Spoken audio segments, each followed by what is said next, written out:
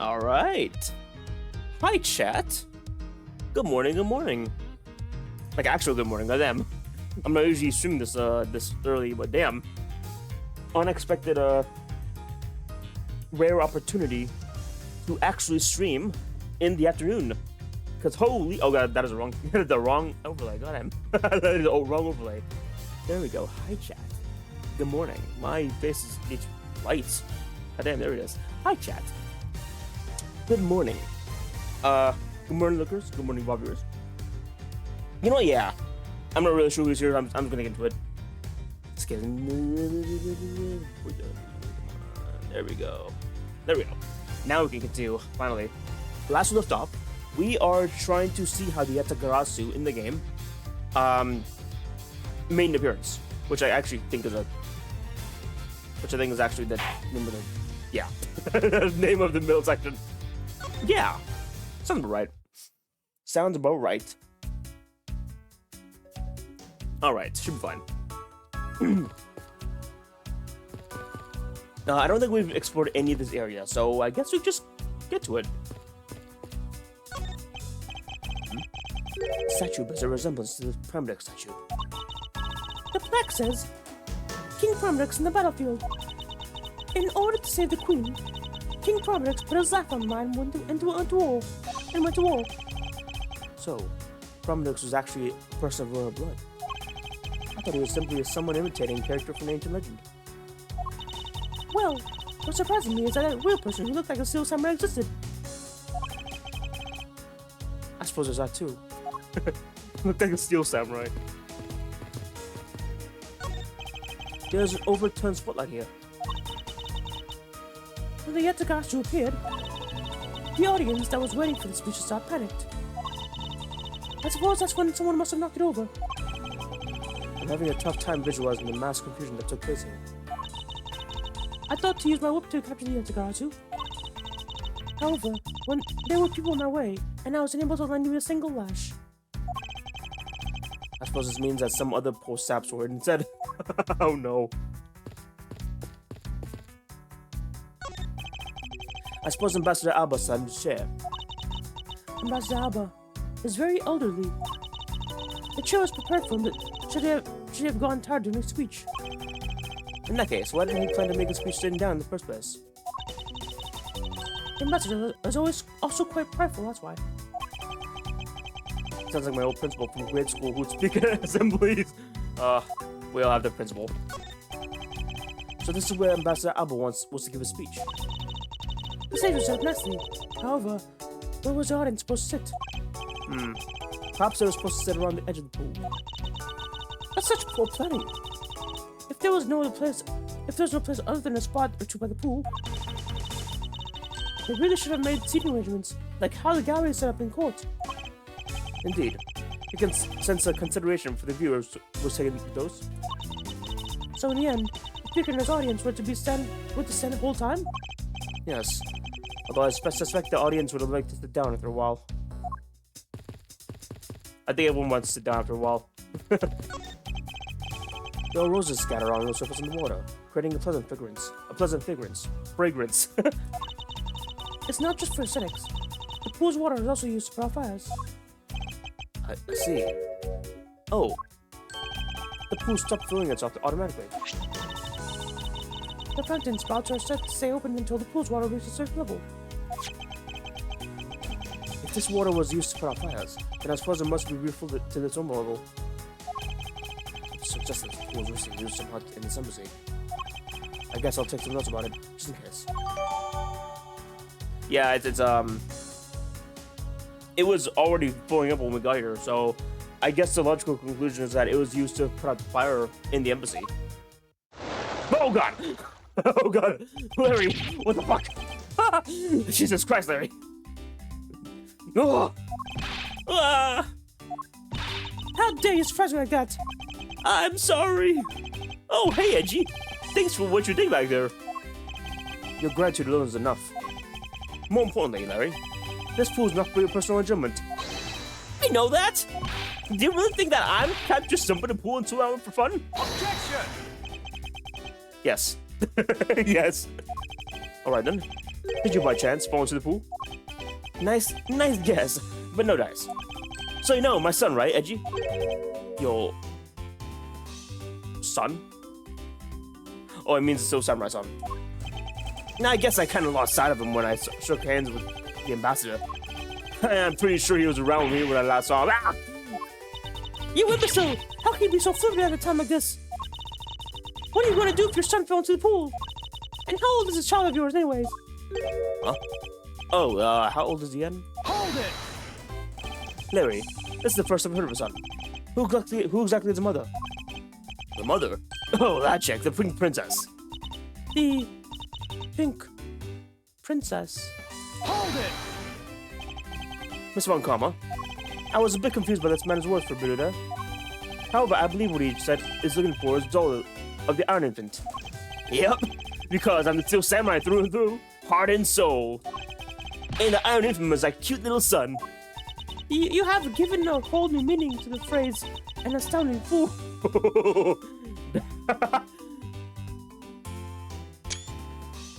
Thanks for that, Francisco.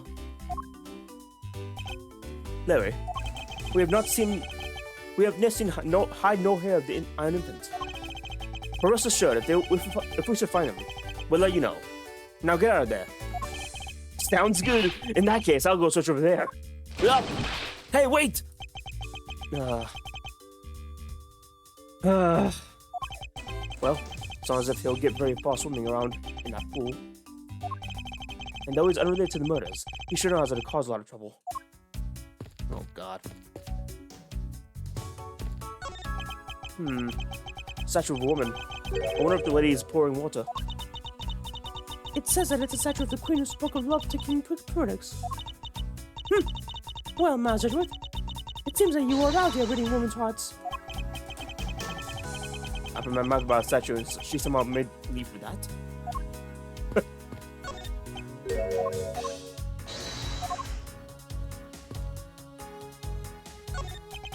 Is it possible that the Yatagarasu are hidden in these bushes? Of course not! They're rose bushes! You've been spending so much time with Scruffy and that girl, they're already rubbing off on you. But it's alright. I'll wake you up out of your stupor. Yow! Now, the next time you feel like sweet talking, remember that I'll look for real. All I try to do is offer up some possibility, and this is what I get.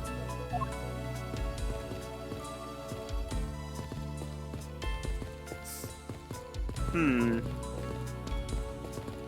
I do logic for the fire? I can't, okay.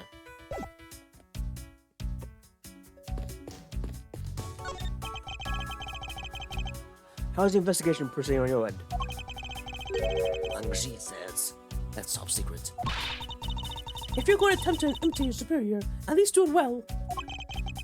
And I suppose he believes in the accidental leakage of information. Have you finished checking out all our bystanders? Yes, sir. And we found 14 counts of pickpocketing, 16 counts of illegal parking, and one person ran a light, sir. Don't tell me you didn't find anything about related to the case. Sir, not a single thing, sir.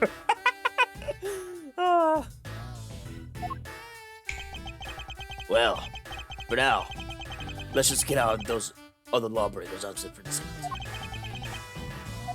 Agent Lang? Well, if it isn't Mr. Prosecutor. I would just like to thank you for your assistance earlier. Make no mistake, it's not like I was trying to help you. After I left, did you receive a word from Ambassador Alba? We're gonna wrap up our bodyguard assignment at the end of today. Oddly enough, we received a word from HQ to return home on an urgent matter. As if I can be so easily called away in this case after I come this far. I swear that I'll find the truth and drag it out screaming into the light. You're with me on that, right, Mr. Prosecutor? You were working as Ambassador Alba's bodyguard at the time. So naturally, you witnessed when the Yatagarasu appeared, correct? Yeah, I saw a thief alright, with my own two eyes. The Yatagarasu was always there, lurking in the shadows. But when the spotlights were turned on for Ambassador Alba's speech, a shadow appeared. That's when the cries of, "It's the Yatagarasu," rang out. The next second, the spotlight went out, and by the time we got the area lit again, the Death Thief had vanished. When we investigated afterwards, we found that the reason the lights were out was because someone had unplugged the extension bolt for all the outdoor electronics. Whether it was someone doing it on purpose, or simply a guest who tripped over it, we don't know.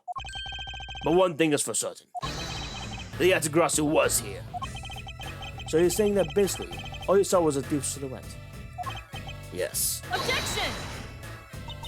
If all you saw was a shadow, then it's entirely possible that the shadow belonged to someone else. Good thinking, sis. You might just be right. If it weren't for the fact that there was no one else with the same shape. Not among the staff nor the audience members. My men have already done a thorough check over everyone, so I know I'm right. Someone else's shadow. That sounds like a possible outcome of this. The sudden appearance of and disappearing shadow of the Yatagarasu.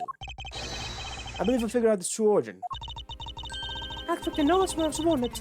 Now, let's hear what you got. Let's see what you know on the subject. What really cast shadow of the Yatagarasu? I guess it's this thing. Take that! Francisca, if we could take a look around this. Don't you? Oh, no, I think we put the wrong one. Oh god. Not at all. Just some ugly. As I thought. For you see, I was really testing you just now.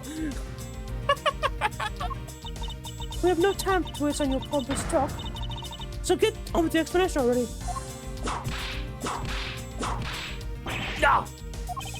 Ugh. I guess Francisco just couldn't understand my point. I need to think this through again. Now the Yatagarasu shadow. There really is only one thing that can explain how it was cast, and it must be this.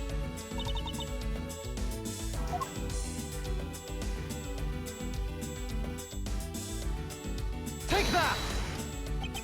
The suddenly appearing and disappearing shadow of the Yatagarasu. Is it not possible that it was just created by the statue? Objection!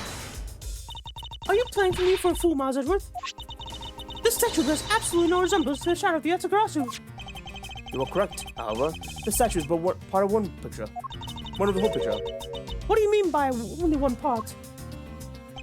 What is the other part of the real form of the Yatagarasu shadow? I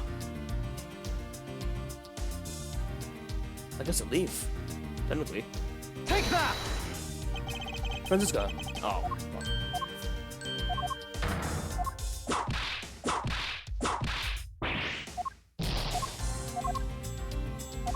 I guess the rose bushes?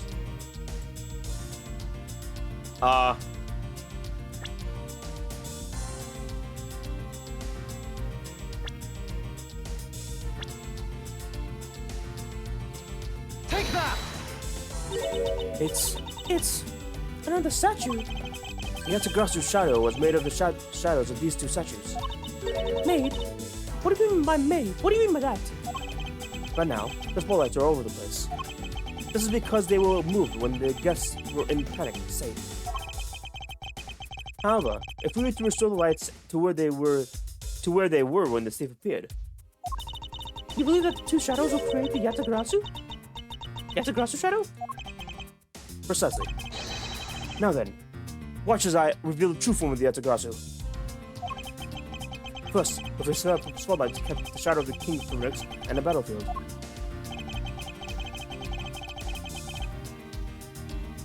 The shadow of the king statue would appear on the backdrop of the stage. Likewise, if we set a light on the queen who spoke of love to King Primadux, her silhouette would also appear on the backdrop of the stage. Aha!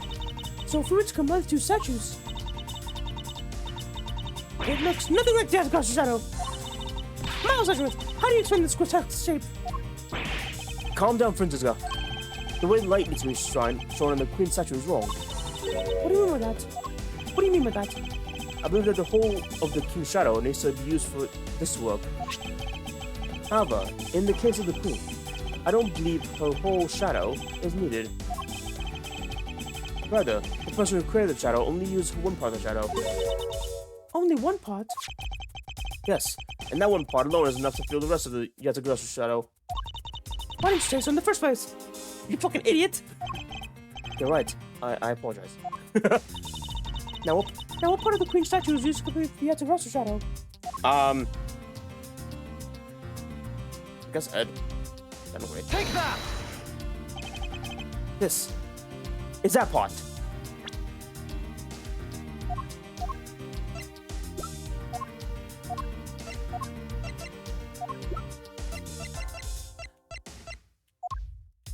I don't know why, but the game just won't let me see the Yatagarasu shadow again.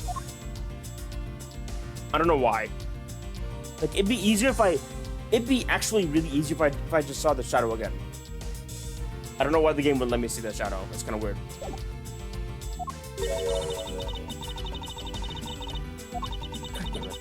Because I can't see how this would fit at all. Alright. Perhaps I was wrong. Francisco, it's not there that we should be shining light on, but different location. Miles Edgeworth, why are you withholding correct information from me? No! But please forgive my transgression. Transgression. Very well. Don't mess up again. I guess a hand, maybe. I guess a hand? Take that! Think back to what is missing in the shadow. 5 long, thin areas, correct? Now, what does that remind you of? Ah! That's right. It can only be the shadow from the Queen's left hand. Francisca, can you please adjust the spotlight position so that it only shines in the Queen's left hand? Alright, let's give it a try and see what we got. It's... Yeah. This is exactly like the shadow I saw.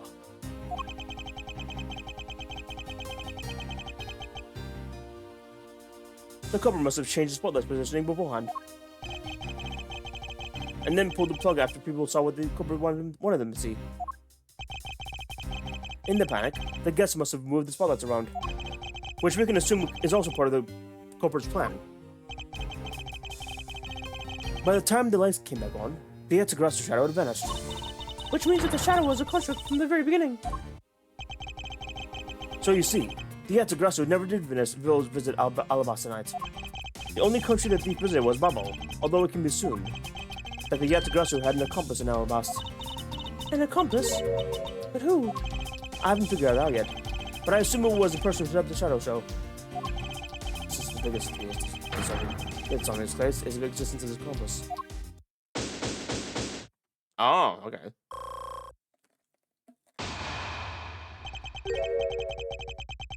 How's the investigation going? Oh, it's bad.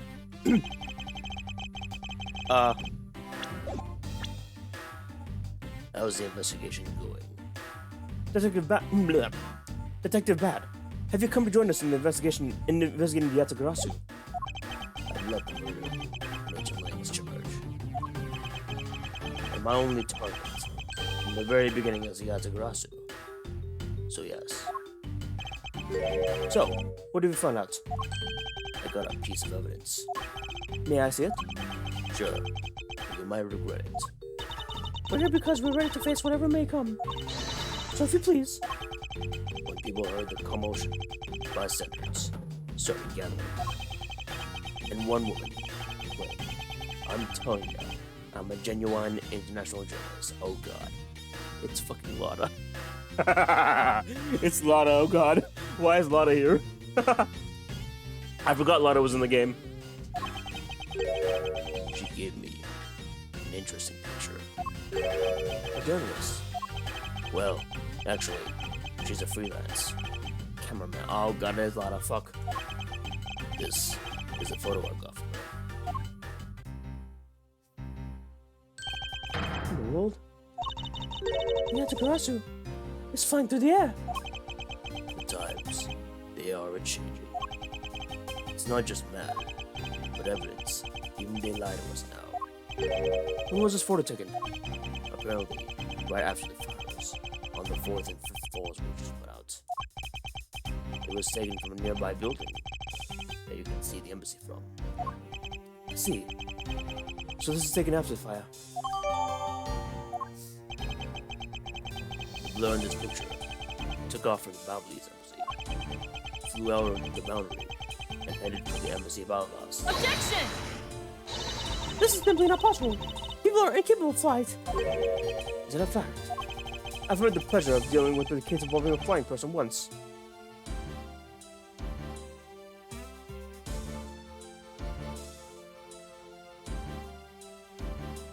Which one was this? What? Wait a minute.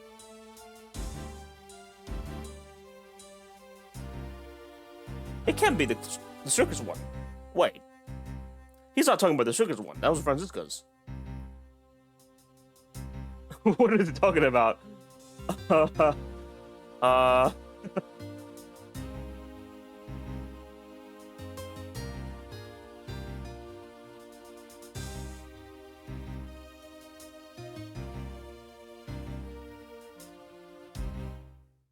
Oh. Oh shit, it's a burning book. Okay. I know what it's talking about. Yeah, I know what it is. I know what he's talking about. It's talking about the, he's talking about the burning bridge from the third game. And Francisco's like, oh yeah, me too. Actually, come to think of it, I've come across a case like that as well. Two, actually. Maybe it happens more often than you think.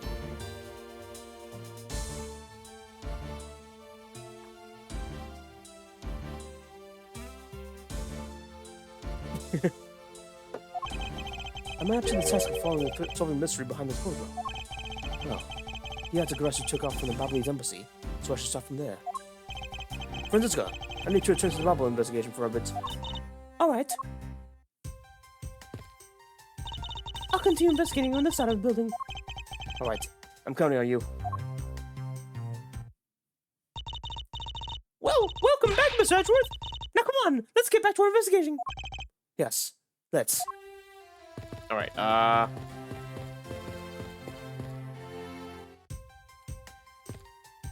damn it. There we go. Like the body is gone. To think, after all that running, we're right back where we started. It would appear that way. Hi, Mr. Edgeworth!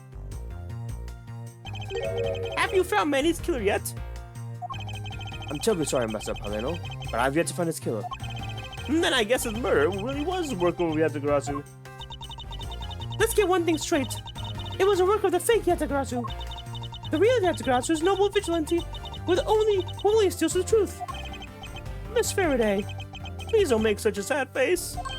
If there's anything I can do for you, all you have to do is ask, alright?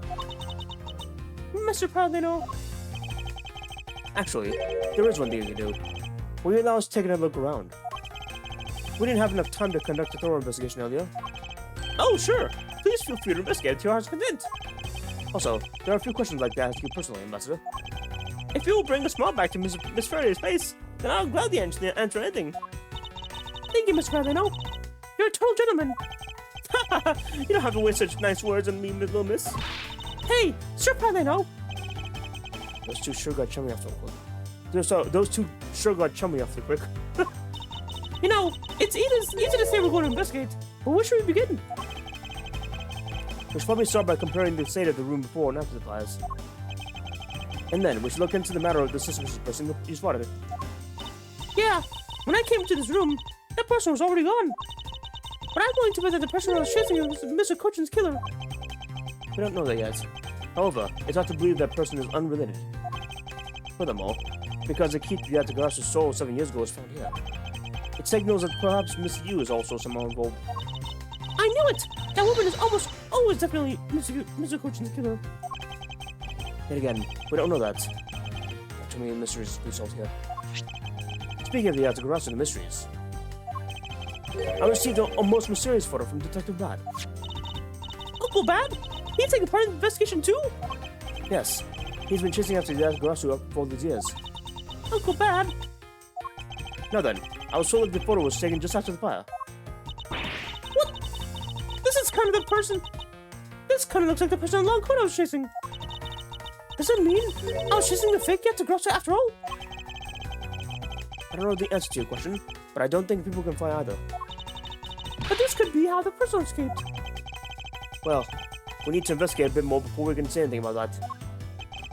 In any case, let's not dawdle anymore and pick up our investigation where we left off. Alright. Part 2 of the Bobbly's Embassy. It appears Mr. question body and taken to our country. The white outline out is all that's left to tell a tale of his murder. The safe wasn't open at the time of the fire. You can tell because the inside wasn't burned, right? Yes, it makes the safe's fire resistance. Smuggling evidence was preserved. Aren't these safes great? Aren't safes great? They always hold a wonderful promise of treasure within. Well, this one certainly did have a few inside. Okay, I don't think we actually saw this part of the room before, so I guess it's actually a blessing in disguise. Or just a blessing.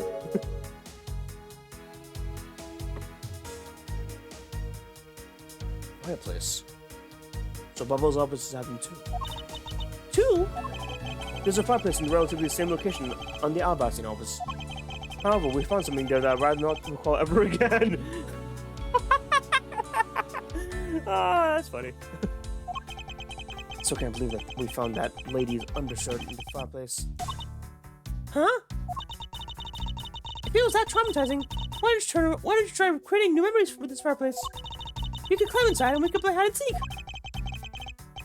And come out covered in soot? I think not. Ah, you really have no sense of fun, Mr. Edgeworth. I can't. I wonder if there's another fireplace on the other side of the wall, and it's also like a turnaround.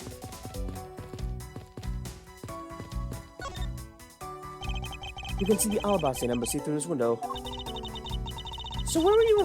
Where were you when you were investigating over there, Mr. Edgeworth? Ah, you can see from here. I was there on the 5th floor.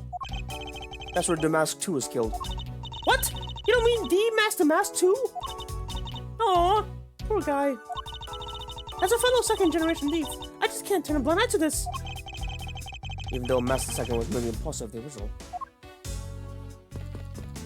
Not our Ron. Not our Ron.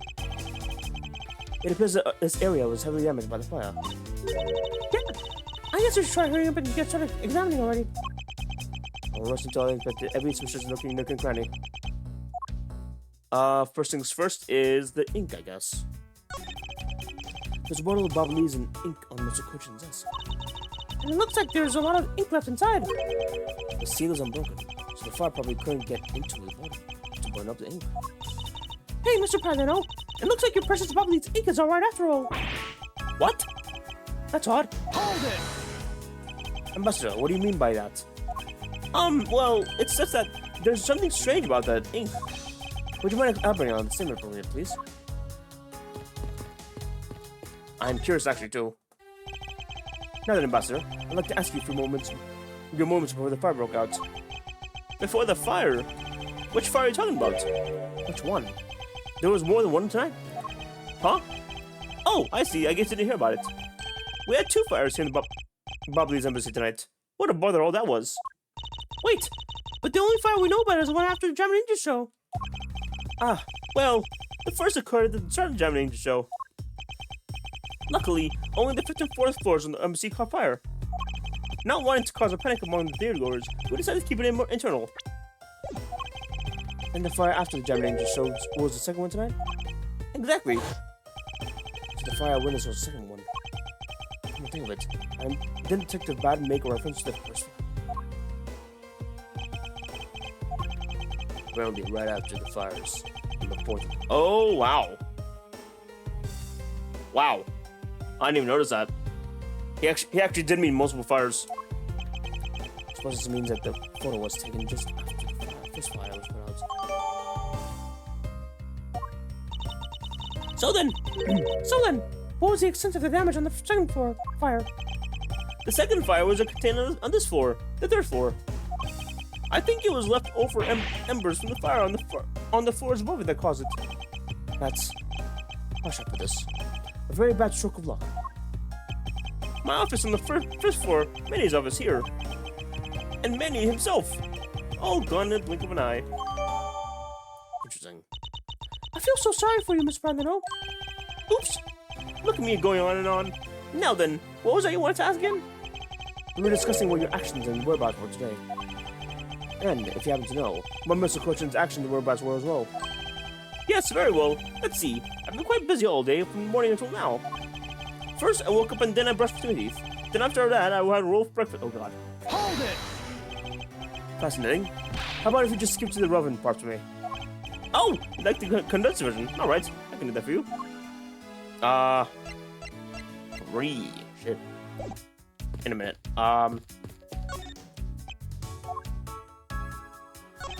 Looks like a bunch of plans with coupons on them.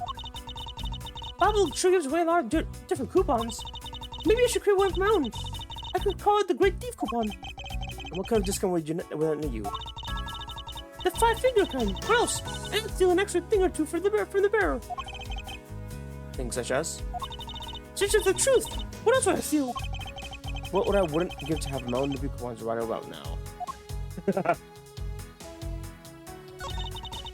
So I guess the embassy phones are just like home phones. Well, what did you imagine them to look like? I thought the Babblies would look like a flower, and the receiver would be a butterfly.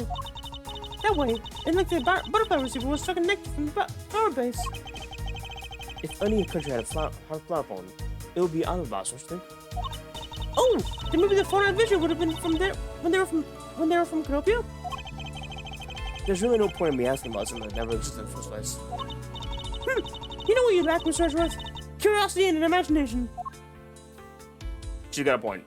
He does need more imagination. There's only one book left standing here. Treasures of the World. Wait, what? Let me see that. I see. The most important part is blacking out by the fire. Why, Crew Fate? Why? Looks like the map of where the treasure are located have been burnt. It appeared this desk also fell victim to the fire. But it doesn't look too damaged. Oh, I think we can rifle through his drawer a bit. Suppose we really should take a look. A pen? What the hell is that? This is a rather unusual shape for the notepad. I suppose it must be another souvenir from somewhere. It seems the contents of the drawer to survive the fire as well. Now that's a sturdy deck. I guess it's a value of solid wood construction. Let's see if there's anything useful in here, Mr. Edgeworth.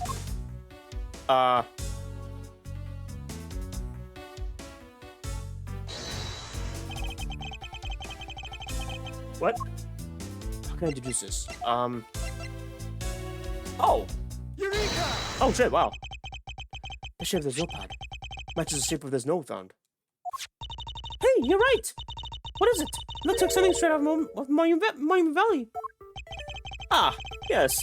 That notepad has a souvenir from somewhere in the country. We've been collecting them for the purpose of studying them, you see? Yes, I do. You seem to be quite passionate about it. Oh! Would you like to see my souvenir collection? I'd love to show you for you.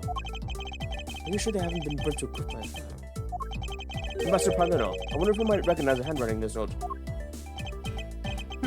This looks like Manny's handwriting. I see. In that case. Ooh! Did you figure out something? This note was found in Alabas. Specifically, it was found being firmly grasped by the murdered Damask. Damask too? Then this note! Yes, it was a request from Mr. Cochin for the Damask to steal his permanent statue. What? Manny tried to steal Alabas' permanent statue? We would know for sure if we could run a handwriting analysis. Ambassador, do you have any documents that were handwritten by Mr. Cochin? Yes, I can gather a few and give them too. I have to ask Detective Gumshoe later on the analysis. I can't believe that Manny would even think of doing something like this. Do you have any idea as to how we will request a thief of the statue? There is one possibility, but mind you, it's my personal speculation. Anything you can tell me would be of great help, Ambassador.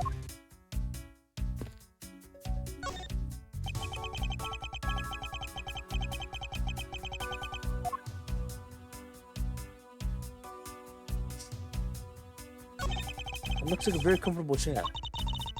Well, it doesn't seem like all that broken. Why aren't you sitting in it? No, I'd better not. It's very important that we preserve the crime scene at all times. Wait, But you're always searching all sorts of things, stuff like crime scenes. Because I'm a prosecutor, and that's part of my job to examine things. And my job is to be a great thief. Which is exactly why you're not allowed to touch anything. Okay, now we're good. Actually no, it's worse. Wow, okay. Ambassador Paleno, where exactly you used to be here? That used to be the stack of brand new pamphlets. But it looks like they're all burnt up. I guess we'll just have to reprint them. But no matter how fast we reprint them, they always disappear so quickly. This Bobby's tourism industry really hot right now. Of course!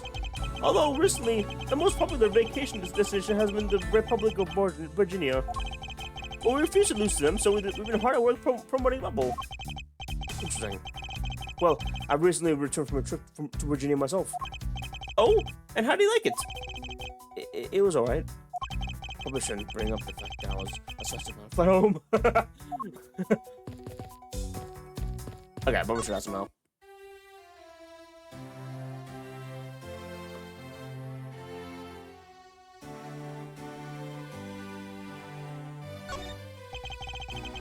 So, what did Mr. Cochin and you do this morning? Well, originally, we were supposed to meet and shake hands with Gem Ninja. But Manny and I wanted to turn into a photo op, so we were here tidying up his office. Did you help to clean Mr. Cochin's office? Why are you not cleaning your own? Oh, I think I forgot to mention this, but my office is currently undergoing renovations. Huh. Interesting. Interesting. Which is why both pyramid statue and the Bobby's knives are down here. I see. Oh, but the tidying didn't take much, really. We just burned some files that were no longer needed and fried coupons in the fireplace. I bet cleaning up the fireplace must have been a real pain, though, huh? Ah, about that. I kind of forgot to clean the ashes out. I guess I'm a creep. Well, many up here that get angry at me. Hold it! An ambassador like yourself has been on the receiving end of Secretary Zenko. Oh, he was very good at being very mad. Why, even this morning, he got mad at me. I spilled some Bobbly's ink on the back of the wall when I was burning the files, you see? And he got mad at me, saying that I should treat the ink with more respect. Talk about the boss and the boss alone. Oh. That's about it for what we did this morning. Just some cleaning. Don't tell me you had nothing work to do. Being an ambassador and all. Now then, if you could tell me about what you and Mr. Cochin did this afternoon. Well, Manny and I went down together to Theatre Neutralis. We had to be there for the start of the Steel Samurai show. After the show started, I went back into my office on the fifth floor alone. So they were together until the start of the Steel Samurai show. A little while later, after I had straightened out myself up a bit, I returned to the theater. Because I was to take part in a photo op on stage at the end of the show. It was a commitment of the photo op again. It was a fantastic photo of the three of us, Ambassador Alba, the Steel Samurai, and myself.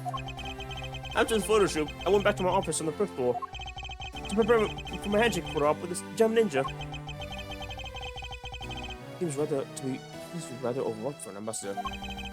When I got to my office, that's when the first fire broke out and I escaped to downstairs. My office was completely destroyed, but thankfully no one was hurt. I admit I ran away from the first fire as fast as my legs could carry me. But during the second one, I pitched in to help the embassy staff put it out. So you didn't see Mr. Cochin again after the start of the summer show? Yes, that's right. The next time I saw him, he was lying there in an eternal sleep. I see. Ambassador Paleno, I thank you very much for your help. I'm sorry I couldn't be of more assistance, Mr. Edgeworth. But if there's anything else, please don't hesitate to ask, alright? Okay, so he last saw him after everything started. Before everything started. Okay. I wonder if you might tell me what you noticed about Mr. Cochin's bottle of ink. I just thought of it right now, but during the second fire, Manny was worried about his office, so he came rushing back to it. I called out to him, and when I received no reply, I used my spare key to open the door. But when I did, I was greeted by roaring green flames. The flames were so big that I wasn't able to see into the room at all. Hold it! That was green. What was the cause? Well, White crystal oil burns green when it's lit, as you can see by this lantern. Oh, the ink. Okay. And Bubbly's ink is made from the single, which means it's also burnt green. You know, I too had thought of Manny was ink. It was Manny's ink that caught on fire. So that's why I was surprised to find out there was still a bottle of ink left on his desk. The case of the perplexing green flames. Talk about a mystery. What exactly was it caught on fire here?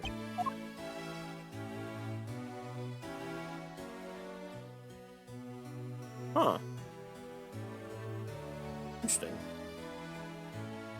That's curious, actually. What caught on fire here? Unless Manny purposely made a fire. He might have purposely made a fire to get rid of the evidence. To get rid of the Bubbly's ink. I believe that you said you might have an idea as to why Mr. Question hired the mask too. Actually, I fear it might be my fault. As I was telling you earlier, we were to determine which statue was the real one at the part of today's event. But because you had to cross in the fires here, I got cancelled, didn't it? I'm actually relieved that the rest of the event has been cancelled. Well, you see, Bubble's statue, well, it's just a replica. And did Mr. Coach know about the Bubble's turnback statue? Of course he knew. That's why he was the only person I could consult with. We'd have to do something once our statue was revealed as a replica. And to be expected. I was very nervous today, as this would impact our country's authority. Well, yes, I understand. Well, when I told Manny my concerns, he said, "Let me handle it. It'll be alright. I'll find a way to make sure you're the ambassador of the reunited Kotopia." At the time, I thought it was just trying to trim me up. But when I saw the note, I realized it was serious. Hold it! Mr. Cushion conducted a lot of business behind your back. I assume he did all of that to ensure that you were the next Kotopian ambassador. But why was he trying so hard, I wonder? He was so much better at getting things done than I ever was or will ever be. I don't have an answer as to why I was trying so hard. I suspect he had an ulterior motive in mind beyond just simple moral kindness. Oh! Here you are, Miss Edgeworth! Detective Gumshoe, have you collected the information I requested? Yep, got all right here, sir. Here you go, Kate. Feel free to take a look around. It's for you, after all. What is this? What is all this gummy? It's information on the room that I got from the embassy and Poland people. Now we know how exactly this room was before and after the fire. Good work, Detective. No, I was nothing, sir. I'm an expert at getting people to talk. Wow, you two remind me of so much of my father and Uncle Bad. What do you mean? As prosecutor and detective, your dynamic is just like theirs back in the day. Well, don't you worry. I'm gonna find my own people a wonderful partner someday. And when I do, I'm gonna become a good Yatsukarasu, just like my father, right? Hold it! Please don't ask me questions like that. Everyone is 2K. However, I can say that there's a truly wonderful thing to find a partner you can trust. You bet! So I know, Mr. Edgeworth. We're gonna do the program thing that she has, I think. Well, I'd like to ask you for your favor. Yes? That gadget. That Mr. Thief, is it? That thing you call your secret weapon. Oh, you mean Little Thief? You're coming to rely on it, aren't you? Hold it! I don't need a question for that. I'm only asking because I need it for investigation. Because the information Detective Gumshoe gathered and the ambassador's testimony. I'd like you to please recreate this as it was during the third floor file. You got it. All right, here we go. Dark skies of evening with no other bird dares to take wing. One alone remains all seeing. Now, what is the true path for real modern day Robin Hood? Beep. Woohoo! It seems there are other things besides what the ambassador mentioned that have changed. It's possible that we might find a secret the person say case I'll use as well. Ooh, what is this? Is this some sort of light show I was not told about? This is the power of a true Vanchati. It's recreating the room with the info I imprinted. Really? That is certainly one interesting device you have there, Miss Faraday. I believe it's time to return to our investigation. The flag is burnt. Fans there. Knife, of course, being there. The clock was moved. Okay.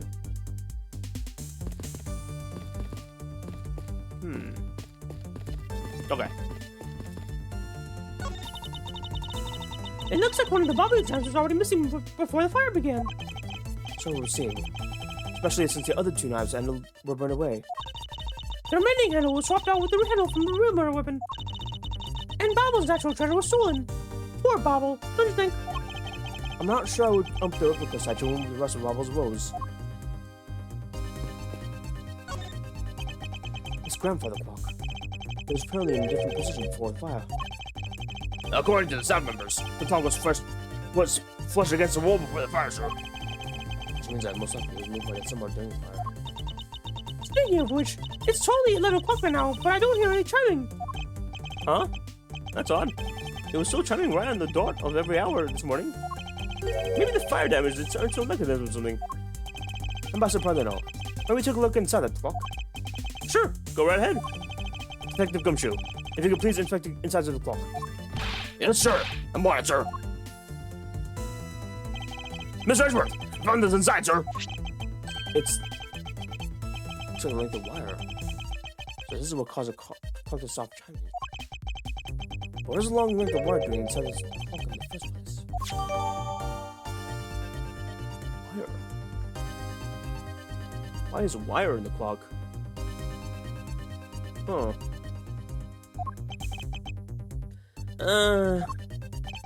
Why would someone do this to such a valuable clock?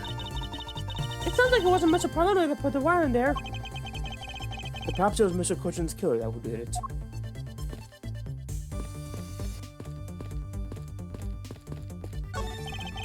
The national symbol Papa was on here. There's nothing especially strange about it. It's just me, but if the butterfly gained antenna since last saw it? Even if it did, would it really have any bearing on a case, K?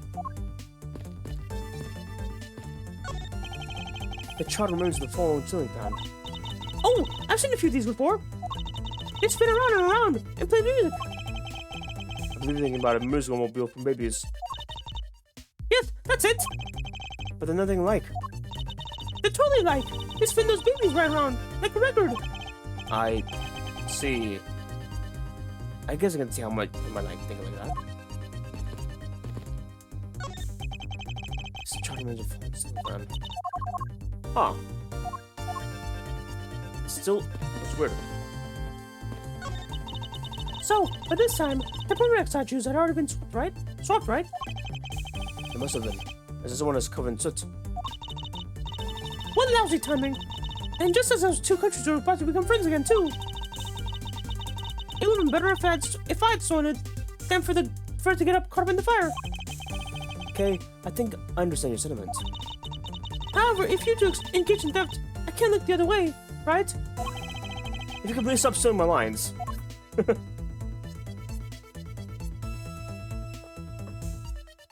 Christ, it's been an hour already. My throat's already parched. So, Bob is really pushing on into the tourism industry, huh? Yes, it would appear that way. You know, I'd really love to take a trip. Hey, why don't you take one after this case? Do you already have a destination in mind? Well, ideally, I'd like to go someplace where I can continue my thief training. Well, if you want to learn and find out yourself, perhaps you should visit the studio where they make the Diamond Ninja TV show. Hey, that's actually a really great idea, Mr. Edgeworth. I can't believe you took me seriously. A fireplace, huh? So Bubble's office is having two. Wait, this is the same text. This is the same text, what the fuck?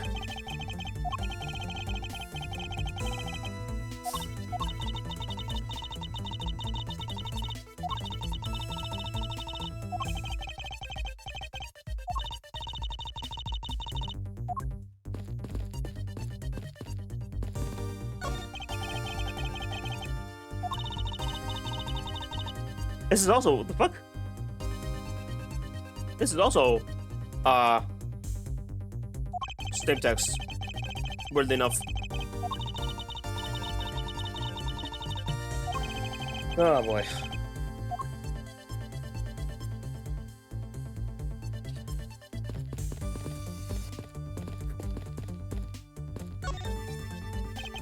You can see the outbox then basically through this window. Oh god damn it, the same text again. The fuck? I'm trying to look at the fucking yellow overlay thing. Yellow outlines and shit. Fuck!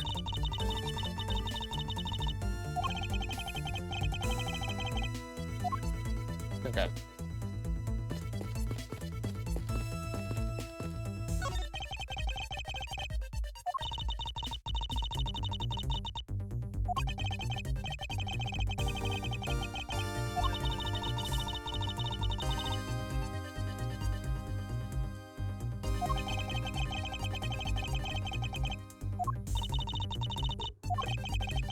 Oh my god.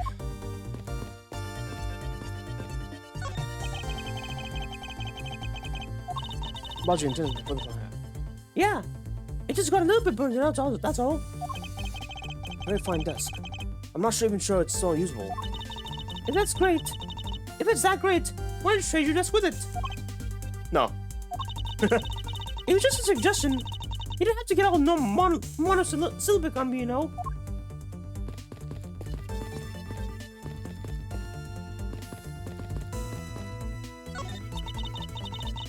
It looks like all the souvenirs suffering from damage from fire. I don't believe it! Murder on top of arson? What a disgrace of a name to the Yatagarasu! The fate Yatagarasu was guilty of more than just theft, it seems. I know, because if you were me, my first priority would have been to loot this bookshelf. With still ordinary souvenirs they can buy virtually anywhere? You can't buy them anywhere. Each one is specific to a location and it has its own value. And items that have memories attached to them are the most valuable of all. But could you really rob someone with the valuable memories just like that? No, because even if I were to take a souvenir, I can't take the owner's memories. Hey, Burnsy, welcome to stream. Welcome. Hope you have a great time in this great time zone. How have you been? I gotta warn you though, ads are gonna start in like 2 minutes, so hope it's okay. Be wary of ads soon.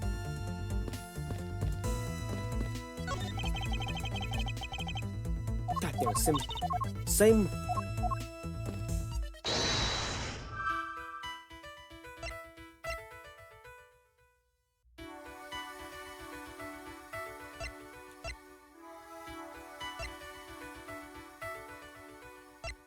I can't do these, can I? I don't know if I can do these. Yeah, okay. Makes sense.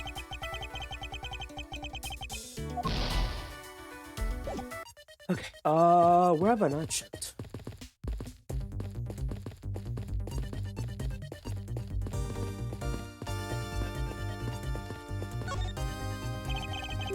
Detective, you took part in the initial Bible investigation, correct?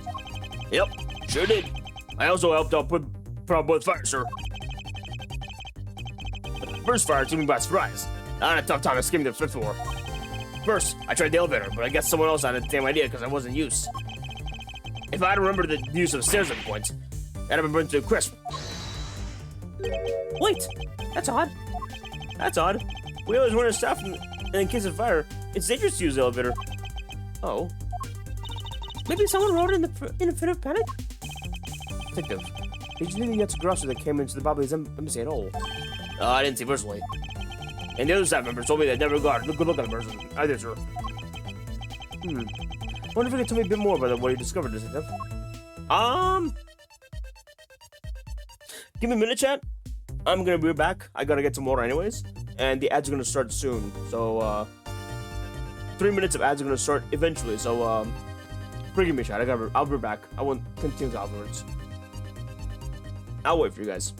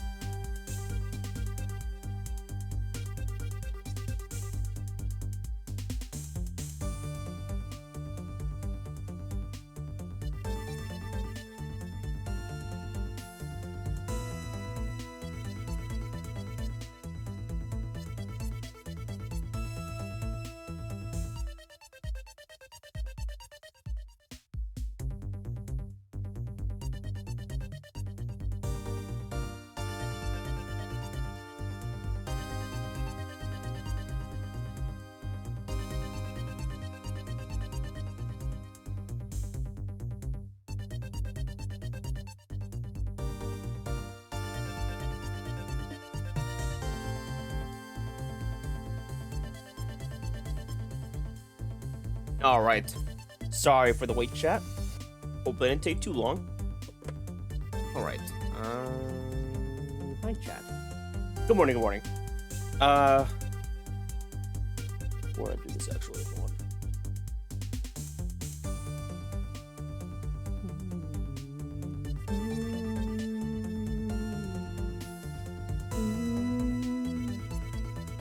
on. Okay. Okay. Okay, what do you got, Gumshoe?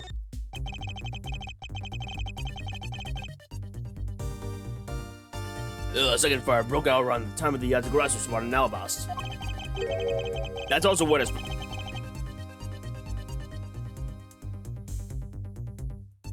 Should be a better one, yeah. Fine. Should be fine. That's also when a suspicious person was spotted in Babel, which caused some sort of panic. Hold it! So no one was able to get a good look at the Yatagarasu that entered Babel. Yeah. Oh, so it's a mysterious person wearing a long coat. Well, that's not enough for me to make a positive ID, you know. Still, it was enough to make people who received the calling card panic even more. A person in a long coat. Sounds like the exact same person I saw too. The Yatagarasu that appeared in Alabast was proven to be just a fabrication. Shadow. A matter of that fact, the Yatagarasu that appeared in Babel was also suspect. You can't be serious. Not when we're this close to capturing the fake one. I mean, close to you. So the Yatagarasu appeared, caused massive confusion, killed many Koshin, and then disappeared. By the by, Detective, why did you not chase after the Yatagarasu? I did! Well, the embassy is huge, sir. I got separated from the other staff members I was with. I was off for a while there. Hold it! You didn't even memorize the layout of the building when you were to guard, Detective. I'll be sure to do that now, sir. But you know, it was thanks to me that being lost that I was able to come to Kay's rescue. Oh? Is that a fact? Yeah!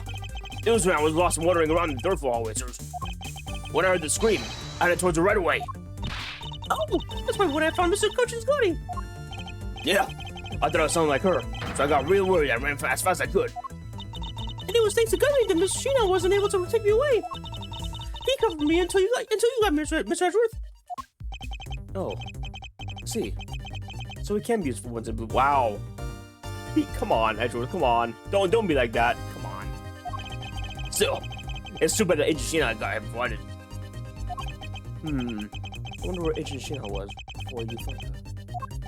Well, this is where I got to the room. I saw her coming out of the room next door. What? Agent Sheena mentioned something about chasing the Yatagarasu surface earlier. Well, she apparently helped to put out the first fire. Then during the second fire, I heard she was busy chasing the Yatagarasu. She seems to be a very dedicated agent. You would do well to learn from her. Why are you pointing me at me when you say that, sir? Oh, man. I think I didn't show Gumshoe, you know.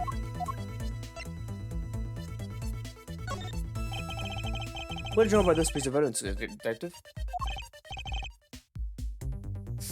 Well, I don't really sense anything about it, Special. But the embassy is a different story. I see. I'm not really sensing anything special from you, sir. Sir. Well, I'm sensing a special looking at your mental salary, Detective. Oh my god. This guy. Why is he always being penalized?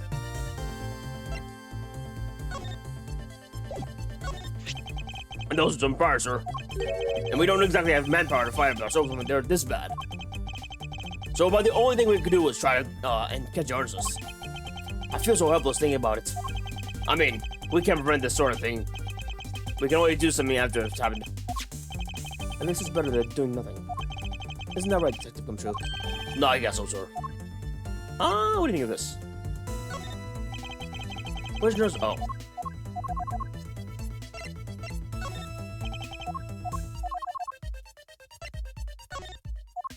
Nothing else.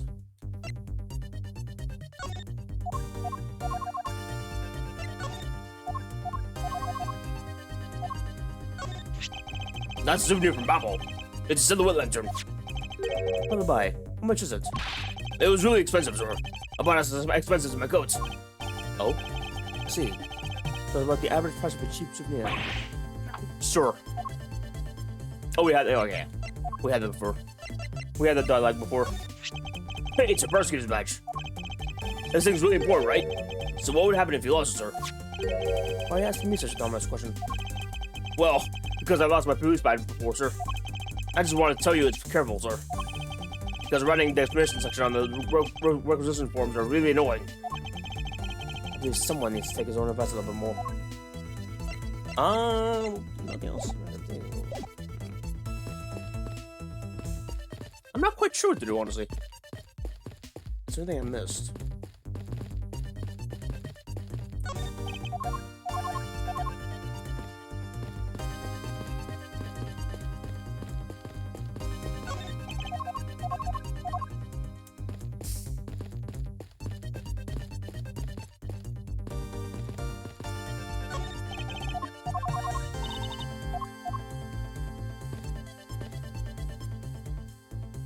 Why?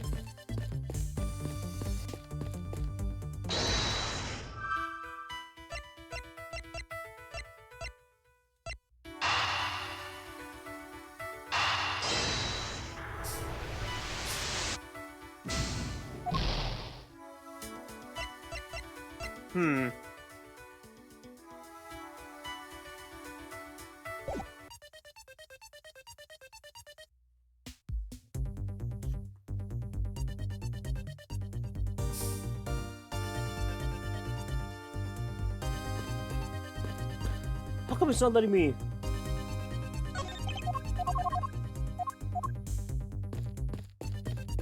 Literally can't even get to that. There must have been large green flames or Mr. Ambassador Panino saw. With flames like these, it's no wonder you couldn't get in. Hey, by the time you came to this room, had the fire already been put out? Yeah, the fire died out or something by the time.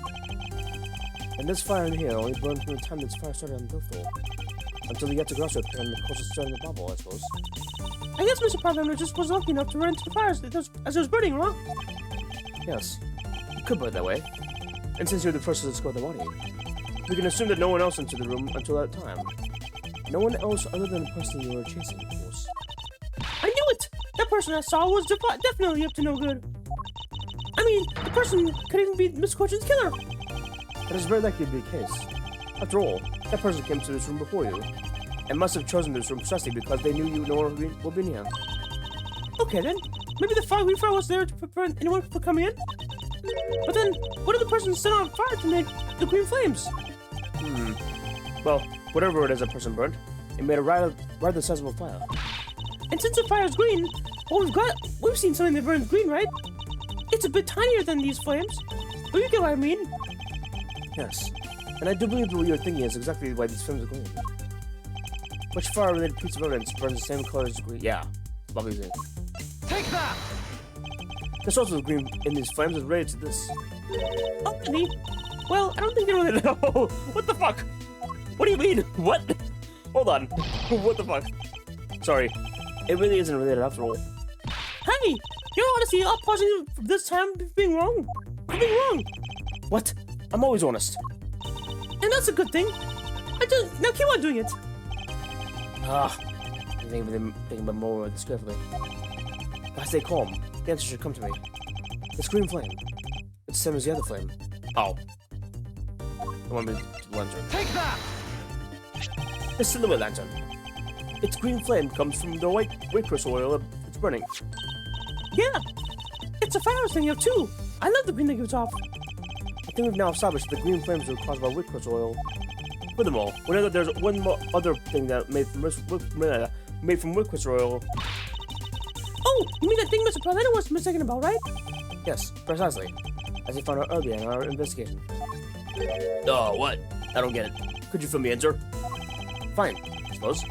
I'll explain it in a way that even you can understand. This is the thing made from wood crystal oil that Ambassador Panero was mistaken about. Now wants me to do the Take that! Babyliss ink is made from wood crystal oil. Oh! So it should burn the same colors of flames in the lantern, right? Yes, precisely. However, the green flames in this room were not from the boil of Babyliss ink. Because we found the ink and Mr. Cushion used on his desk, right? Yes. However, we know that Mr. Cushion was smuggling the ink in massive quantities. Now, what do you suppose he made use of all that ink? I believe what he made use of that ink is the answer to what gave birth to the green flames. Oh, yeah! I'm beginning to really feel the energy coming from Mr. Edgeworth. It appears I finally found it. Smuggling ring's real goal. Made of Bobbly's ink. This is the source of the green flames.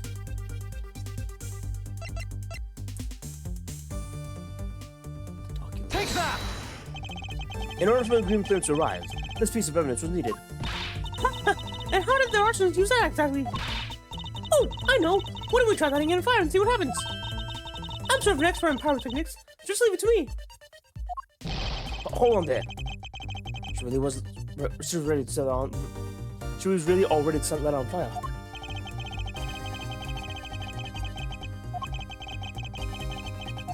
It's not that, but.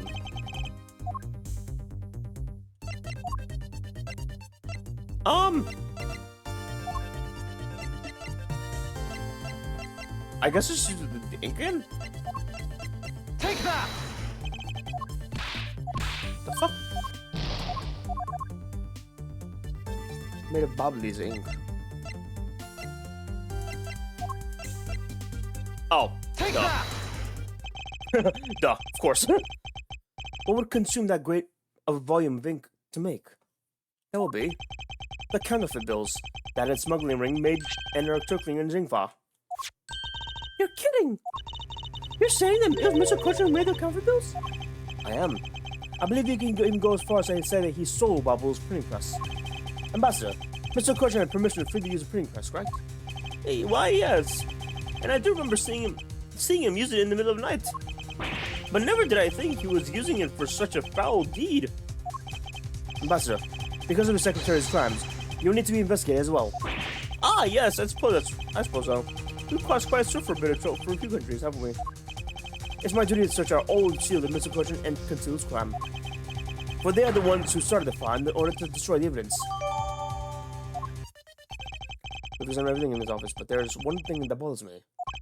Perhaps I should ask Ambassador Palino about it. Ambassador Palino, there's something I'd like to ask you about.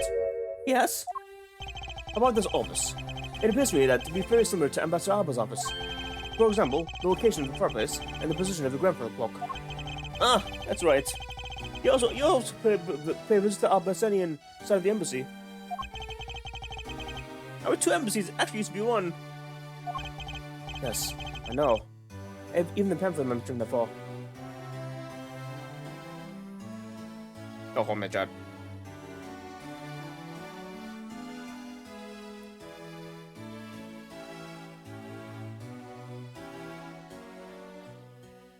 Give me a John.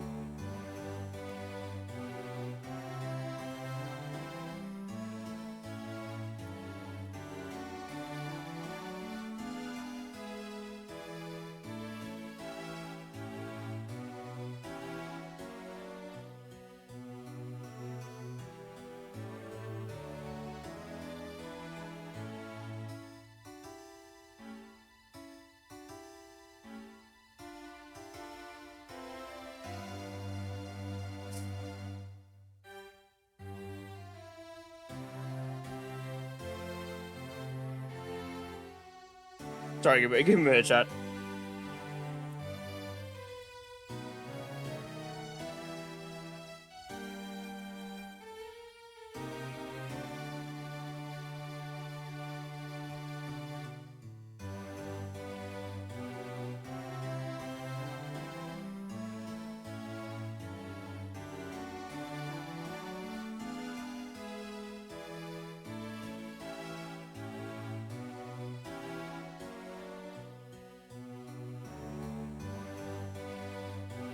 Okay, there we go. Sorry about that. Which is why the building is bilaterally symmetrical. So no matter which room, the location of the fireplace is like exactly the same. Even where the art is located the same, as my room is currently under renovation. We worked hard to make Manny's room look like the ambassador's office. You mean for your handshake photo with the gem ninja? Yes, that's right. I mean, what's a photo like that's worth if it's not taken in the ambassador's office, right? Yet another odd expression of Lovely's obsession with the competitive spirit with Alabast. I take it. Thank you, Ambassador. That piece of information is all I need to connect the dots. Connect what dots? Well, anyways, I'm glad I was able to be of some help. Can I? Yeah, okay. It's gotta be this. The Alabasting and Bubbly sides of the building are symmetrical to each other. As we know that to be fact, then this room's fireplace may also hide a secret passageway. A secret passageway? In Alabast, the fireplace turned out to have a revolving back door. A revolving wall? It sounds like something out of a ninja house. Wow, that's a trick like I built in the fireplace, sir. What? This embassy holds that kind of secret? There seems to be a lot about this room. Did you know about, Ambassador? I guess it's time to pay the bill for letting Manny do so much work for me. Please, I really just want to know about the real Manny, and when you talk about it, we know about this room. What are you waiting for, Mr. Edgeworth? Let's get to the bottom of this. Agreed. And my first thought is that it's likely to kill using the revolving fireplace.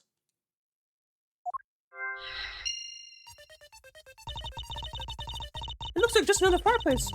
Though, doesn't it? How do you turn it again? In Alabast, all I have to do is push with the X's on the far right of the wall. Oh, I see. I see an X back there. Let's see what happens when I push it. Hold it! Ah! You scared me, sir! There is something about the fireplace that lies in the contradictions of the facts. Huh? I was trying to answer you thought it'd be right? We did, but that's not what I was referring to. Something is missing from the scene. What is this contradiction for me? What does this contradiction mean for us? I won't rest until I suspected every nook and cranny.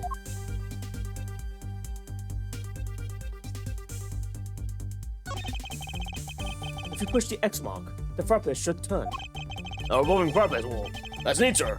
We should hurry up and... Hold it! Wait, Detective. There's something we need to examine about this first. Besides which, there's also something I'd like to test. Like what, sir? I'll tell you about it later, Detective. For now, let's continue with the investigation. All I see inside its fireplace is firewood. Huh? That's odd. It doesn't match up with what Mr. Paleno said earlier. What is the meaning of this contradiction?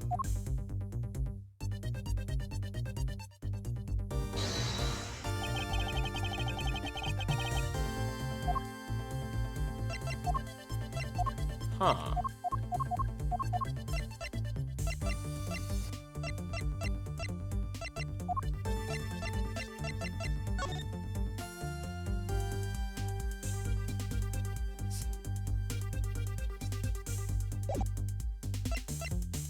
I'm actually not sure.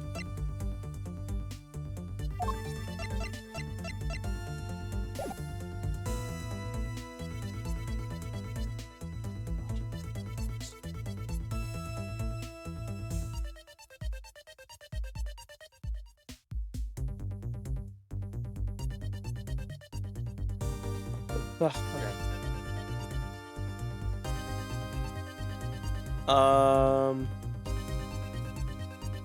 There's an X.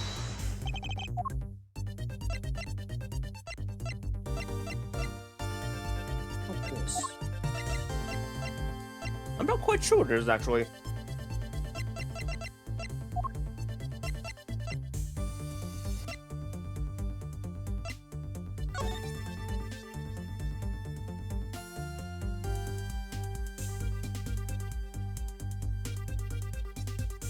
Caught fire during this.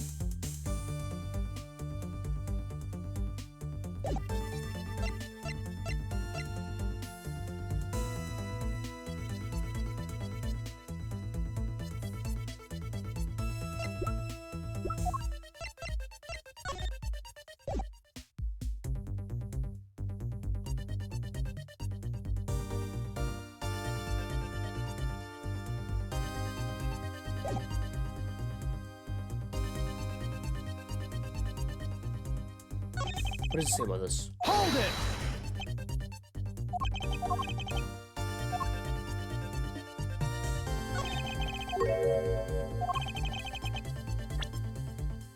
Starter wood.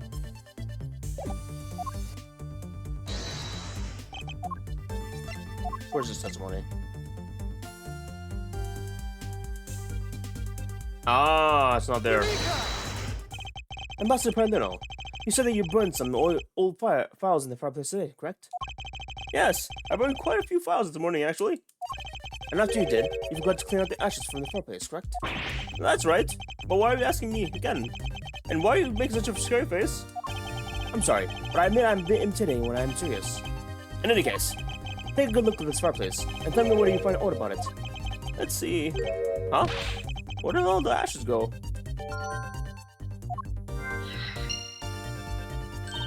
What is the meaning of this, Mr. Edgeworth? You don't really think Ambassador Paulino was lying, do you? No, there's no reason for him to lie. And I don't believe his testimony is wrong either. It is the fireplace that is causing contradiction. Kay, I wonder if you might update the fireplace data for me. You got it! I'll eliminate the fire ashes from the burnt files and... Seems like I pretty much figured out everything now, huh? Well, there was nothing. All I did was follow where it leads us. Oh, I see it coming on! You're about to dazzle us again, right? No, you mean that? Oh, well. It's what Mr. Edgeworth is known for, you know. There really is no need for you to dance around the name of what I'm about to do.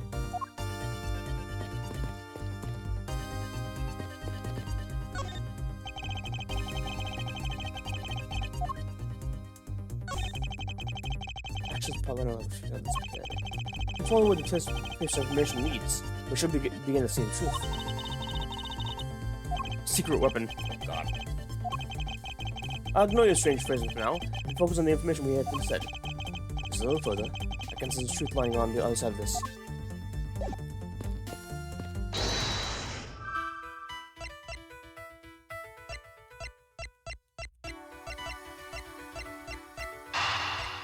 I guess it's this.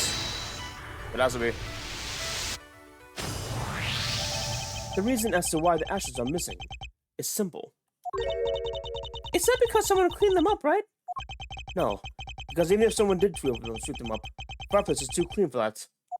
Ambassador Paulino said that he spilled some Babbly's ink while he was burning the files.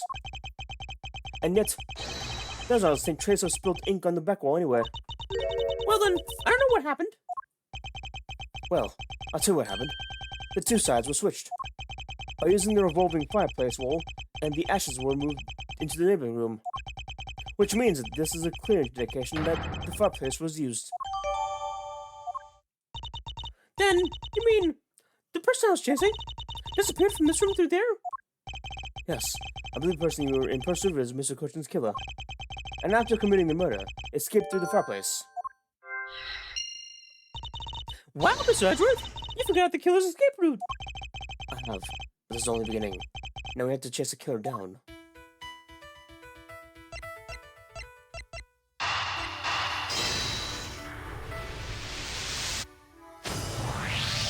If the killer used the fireplace in this room to escape into the next, then it's only logical for us to talk with the person who was in the neighboring room.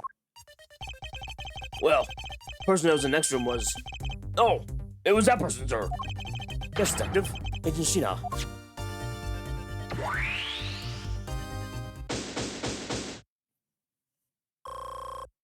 It's all pointing to Sheena. It's all pointing to Sheena. It's looking more like Miss Sheena was the killer, isn't it? Let's not jump to conclusions yet. We need to go through what we know so far. She came running straight into this room from the next one, and instantly accused you. Furthermore, she claimed that it can only have been you that killed Mr. Cochin. I don't really have proof yet. However, I know she's hiding something from us. Okay then, why don't we go and ask Miss Sheena herself? Hold it! No, not yet. There's something that needs to be done first. Detective Gumshoe. Sir, is it my turn to do something, sir? Mr. Edgeworth, sir? Yes. I have a two-part special assignment for you. First, I need you to run a handwriting analysis on the second's notes. Okay, I'll get the lab boys down right away, sir. Second, I want you to see if you can fit through the revolving fireplace wall. Alright, right now, sir? No, next decade. Of course now! We need to test our hypothesis first, don't we? Go on, Gummy! You can do it! Alright, I'm gonna do like a real man. Here we go. Through the fireplace and back. You shouldn't need to psych yourself up for that. Not much for such a simple task, Detective. Wow! The walls of the fireplace did it. Really did turn. That's so neat! Now I want to try going through here. That it really is a secret passageway through there. I had no idea. It appeared that the ash really was pushed into the outside of the room. Furthermore, the bubbly zinc used filled ambassador is on the back wall. Okay, here we go, sir. Hold it! Detective, how can you go through there under the same conditions as a killer? Well, but there's all that ash and stuff. And your point is? Now, we're short on time. If you could please hurry on through. Ah, yes, sir. Okay, so now we pretty much have the whole picture, right? No, not yet. There remains a few more mysteries to be solved. This is the Ethic Garas's whereabouts, and the other smuggling ring members. The two weapons that made it across the border, and the key Miss Yu stole 7 years ago. In fact, we haven't figured out a thing regarding how Miss Yu was related to the embassies. Mr. Edgeworth? A number of pieces connected in a very complicated way this way.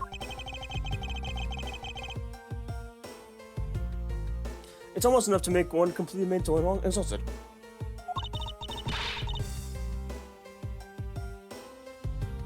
What are you saying, Mr. Edgeworth? I thought you were the one who said it was easy to follow, easy if you follow your leads.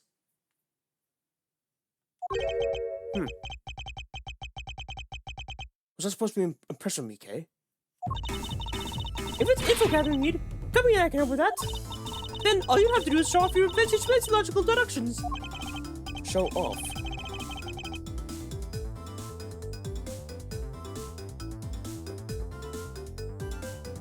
Does it seem like I'm being boastful when I do that? Let's not overcomplicate matters, okay, Edgeworth? We've been so focused, like laser, on only what seems strange in our place. It's not one of the things clicking we haven't unlocked in yet. But if we think things through calmly, the answer should come to us.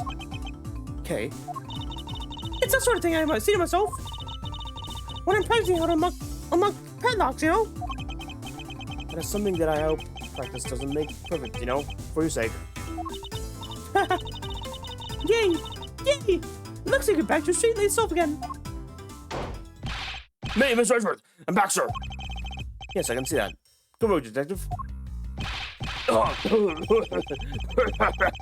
looks like you use the fireplace like a door, sir. Are you alright, Gummy? No, I'm okay. It's a bit of ash and dust after all. Your jacket has gone quite filthy. I seem the hems have practically turned black. Yeah, well, quite a bit of unburnt ink on it, sir. I see. Thank you, detective. You did a fine job. I didn't pay the cleaning bill for the trench coat. What? Oh, no, sir, I can never. This is my old coat, sir. If it was a coat I actually cared about, then it get cleaned. Then I get it cleaned, but you know. I see. Very well, as you wish. So basically, just because Gummy was able to climb through the fireplace, we know it can be used, right? Yes, but that's not all we learned. We actually learned the other important fact. And that is? I will have to explain it to you later. Right now, we need to deal with the handwriting analysis. Detective Gumshoe. Yes, sir. I'll be back before you know it. Handwriting analysis on Miss Coruscant's handwriting will take a bit of time. Then let's go in the actual new trials, along with Agent Lang and Agent Sheena.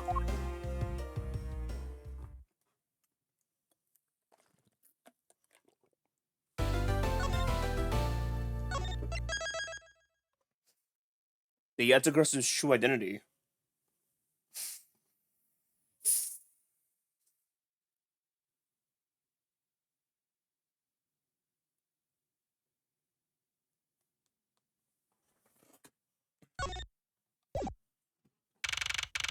March 14th, 11:33 p.m. The Atrium Chalice Lobby.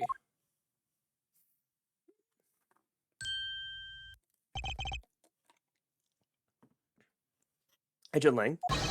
Long G says, little cubs, never do they know the real fury of the elder wolves. These quotes are definitely becoming increasingly difficult to decipher. And what does that mean?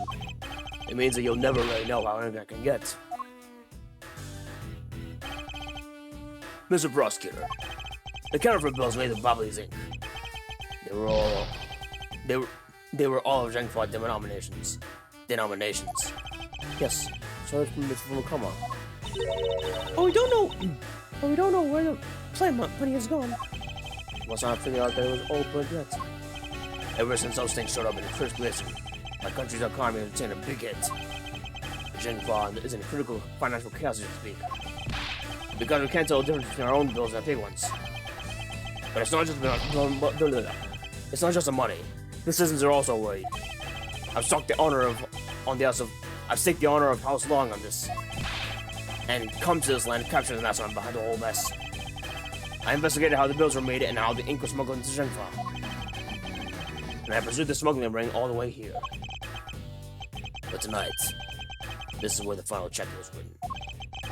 Despite my frantic efforts to chase the smuggling down, someone got to it first. And now I'm called to return home without a single answer. Agent Long, don't start. It's all your fault. It's all anyone's fault, Mr. Prosecutor.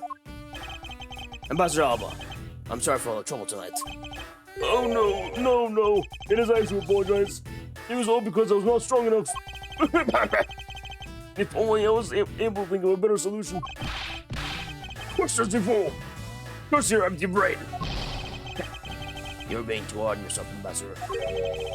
I take full responsibility for tonight. End of story. Tina, let's go. Time to return to our den.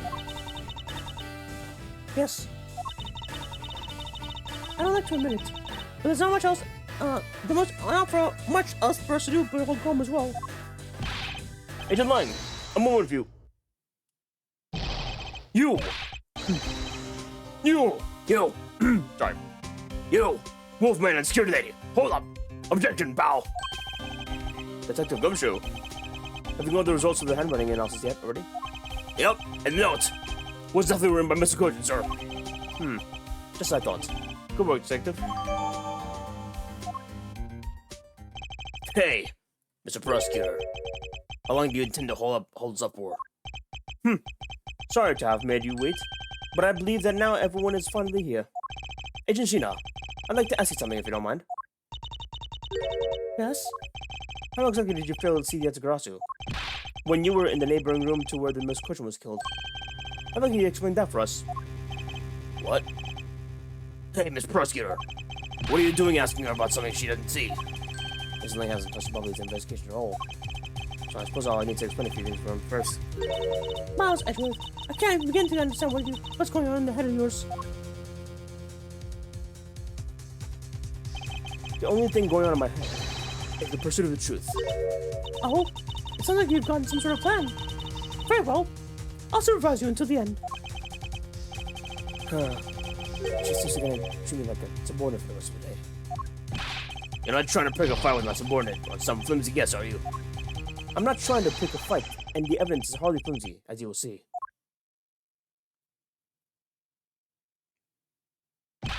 Ha! I should have known that you and I are destined to fight it out to this very end. It would appear that way. Well, I'll prove her innocence. So let's see what you've got, Prosecutor Edgeworth. With pleasure. For my opening argument, I discussed the Yatagarasu that appeared in Babel, and established exactly who was that case all. Agent Lang, I assume that you've been briefed on case testimony. You mean the suspicious person in the coat that she saw? That's right. The person that is the keys to solving the case. The person who pretended to be the Yatagarasu. Pretended? And what do you mean by that? I'll get to that in a second. But first, I want to review what K mystery person did. K, if you could please explain it to us what the person you were chasing did. Okay, you've got it. I first spotted the suspicious person near the opening air stage area in the bubbly side. I called out to the person, but as soon as I did, that person ran off. I thought it was rather suspicious, so I immediately gave chase.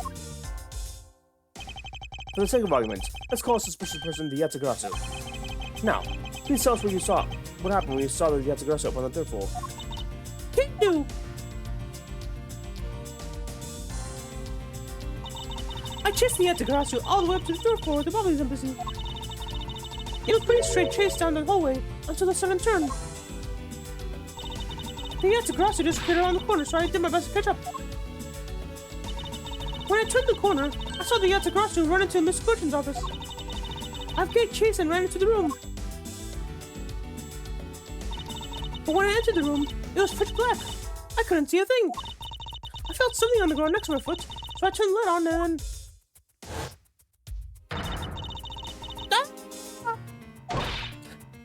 Who's there? By the time I turned the lights on, the Yatagrasu had disappeared. When Kay entered the room, the person she was chasing was already gone. What do you suppose it was, Agent Lang? What do you mean, what do you suppose? Isn't it obvious? That person slipped out the door behind her through the wall under the cover of darkness. Objection! Sorry, but I know for a fact that the person didn't skip through that door. Oh? And how do you think that... How did you know that with such certainty? That's easy. If the Yatagarasu had left through that door, they would have run right into this person.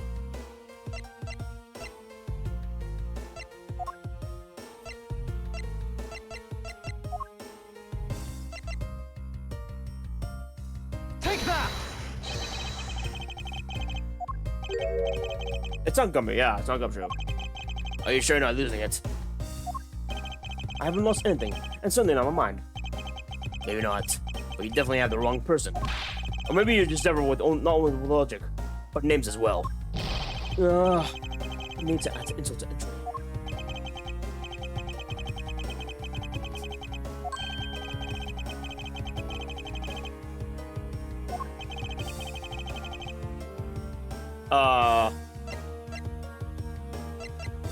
Who the hell?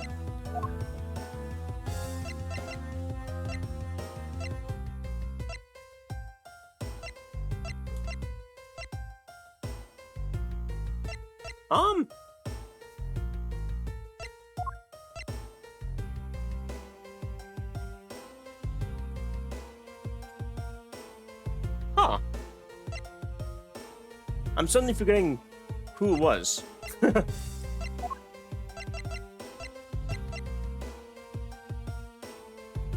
Take that!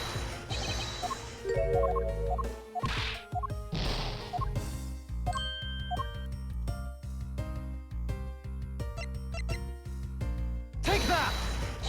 Why am I? Gotta save now.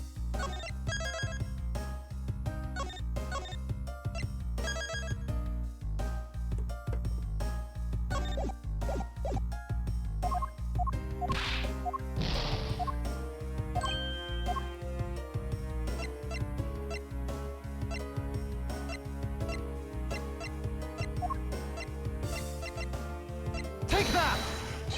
What the fuck?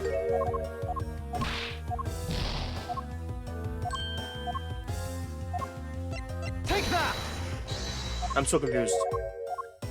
I thought it was us. How do we do us?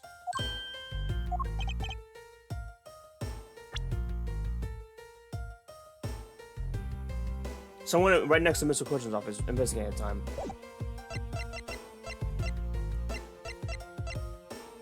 Take that! Oh my god.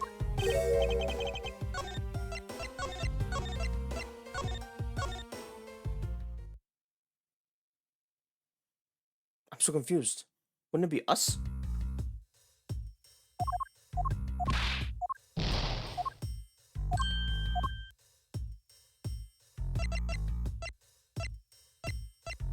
Take that!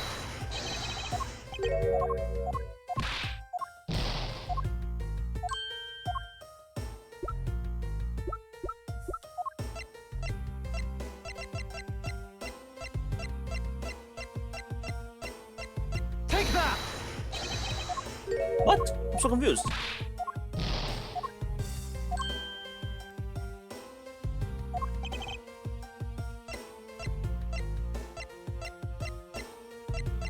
I'm so confused.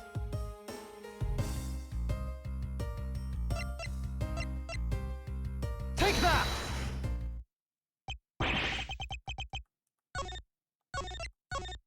So we're doing what?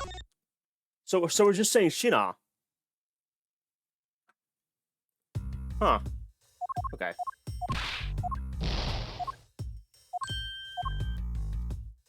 I guess we're just assuming that Shina isn't the killer yet, and we're not trying to pin the blame on her yet. So I guess Take that!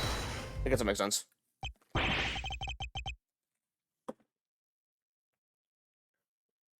Your answer is Shina. Yes, because let's consider what would happen if the Yatsugarasu had used the door. When Kay screamed upon discovering Mr. Kojin's body, the Yatsugarasu would have run right into the Agent Shina, who was in the room next over.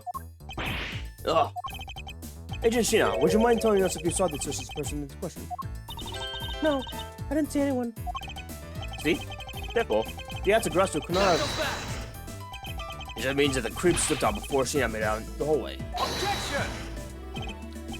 I doubt that, as there was another person in the hallway, a certain detective. Detective Gumshoe, where were you exactly at the time? Me, sir? Oh, well, when I heard Kay scream. I ran towards Miss Kojin's office in the opposite side of the direction of Ichishino, sir. So, Agent Lang, could you explain how someone could have eluded them both? Even you must conceal under these circumstances. The door was not a viable route. Ugh. Way to go, Mr. Edgeworth! You really nailed him with the explanation of what happened. Yes, I've eliminated one of the possibilities. Extra possible escape routes for that room.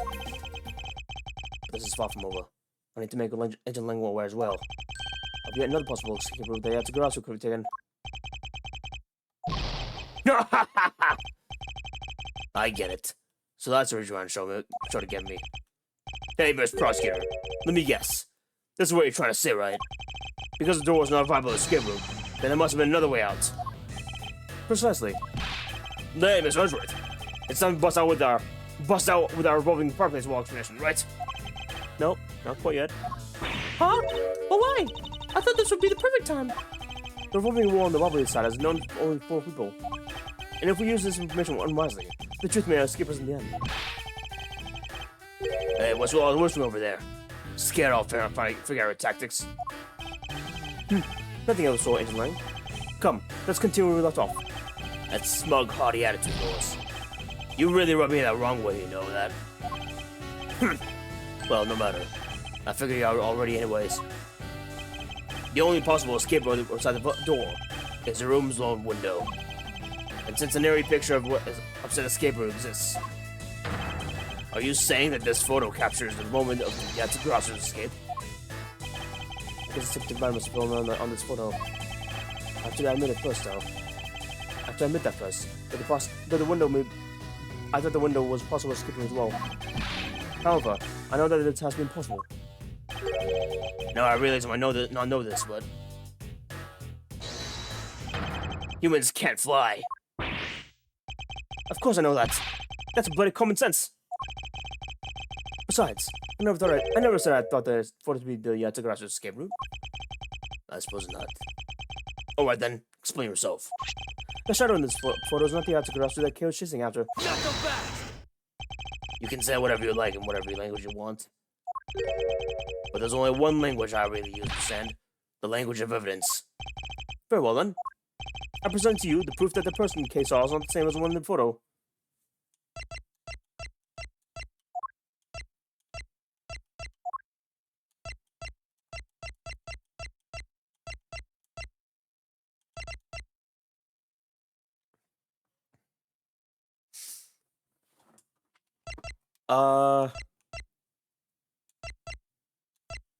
Which was present here?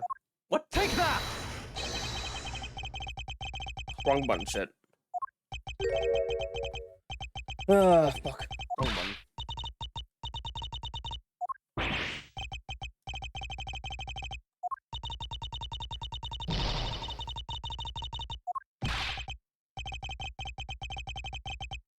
Looks like you got a mute near your hands.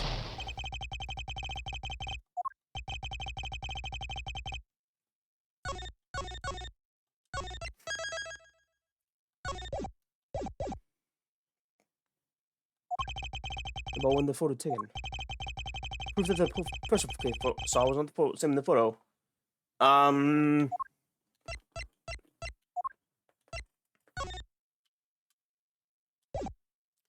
guess the photo maybe? Take that! Okay, yeah, the photo. Let me explain to you precisely why the shadow in this photo is not the Yatsugarasu Kay saw. Kay spotted the Yatsugarasu heading for the third floor during the second fire. However, the photo in question was taken just after the first fire. Yeah, way to go! That's twice you've been in, but now. Not so fast! We're not done yet. You still have to explain what that shadow was, and how the Atsugrasu escaped. I don't suppose you can answer both, can you?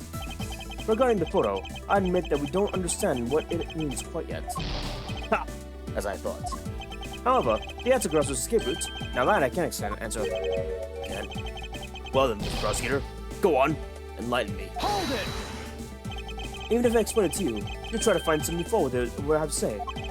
You were busy heading up the Alabasta investigation, correct? In that case, I doubt you have much knowledge about the Bob Lee side of the case. So wouldn't it be best if we leave on that side and just Sheena explain that in my side? Ah! Sheena's my subordinate. If I don't stick up for her now, how can I look in the eye and call myself a boss?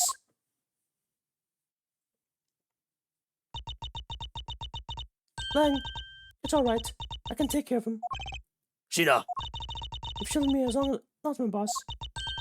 But it's my time for me to prove my worth. Alright. If you're okay with it, then you have my support. Finally, it's just down to Sheena and myself. This is where the battle really begins. Now then, what is it they like to ask? Let's see. Why don't we start with your movements inside the Malblees embassy? Finally, rebuttal time.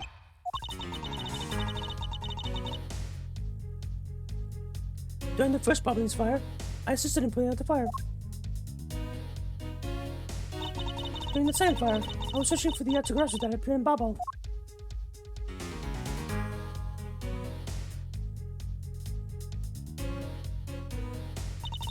While I was searching, I heard a scream coming from the next door over. Although I was in the next room, I was unable to catch a glimpse of the Atsugrasu. To be honest, I'm actually very skeptical that the girl's Atsugrasu even exists. And that is all I have to say. But I'm not bothered when I saw the suspicious person run into Miss Coachin's office. Like I said earlier, I have no intention of retracting my testimony. Good.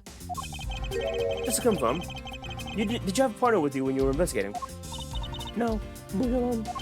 In that case, you have no one to corroborate your alibi. Is that correct? Not so fast! Are you calling her suspicious because she was in the room by herself? How pathetic. And it wasn't when Agent Sheena tried to arrest Kane with the same rationale. And how about when you accused Larry because he was a weapons owner? Not that it's unexpected for that useless son to get into such a situation. Although, I suppose it's never a good idea to let a mistake go uncorrected. I'll make no excuse for what I did in that situation. They usually poison right now for making chaos to be the killer, pal. I'm sorry.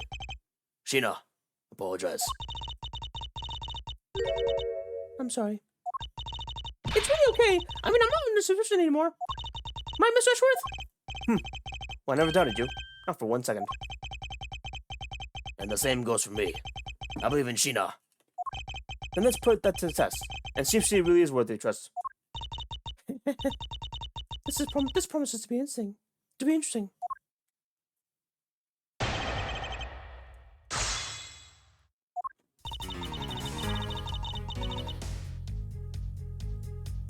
Hold it! So you help with the fire extinguishing efforts? I was in charge of the police on the Babel side, so I helped them with their work. Police doing the job of the firemen. You really know how to work people. She sure does. That's because she's one awesome woman to know who knows how to manage. I guess so. She's always bringing you a business card or a school at the right time. To prepare everything I've become promoted to. That is the definition of a secretary. She kind of seems more capable than Angel Ling, doesn't she? At the very least, she's certainly more capable than you, Detective.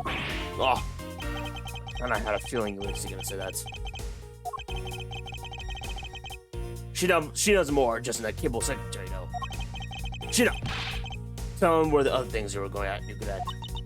All right. Hold it! By the second fire, you mean when they consumed the third floor of the Babel, correct? Yes, that's when the suspicious person was spotted in Babel. And you were the same person as in the long courthouse after. There's no proof the suspicious person that was really, was really Yatsugasu.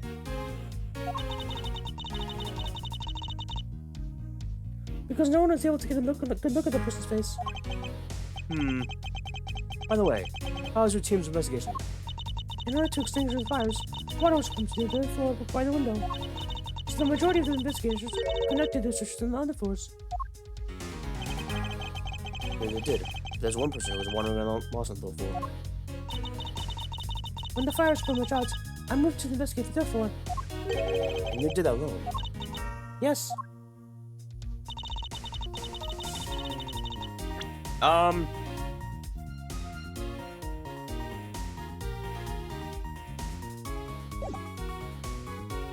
it! So you were in the room next to Mr. Corchin's office? I already told you I was earlier. As I was examining the neighboring room, I heard that the girl scream. Upon hearing her, I immediately ran towards Mr. Corchin's office. Woman, you proceeded to arrest her, as I recall. Yes, I did. But she was totally innocent, pal. I thought we had already cleared it up.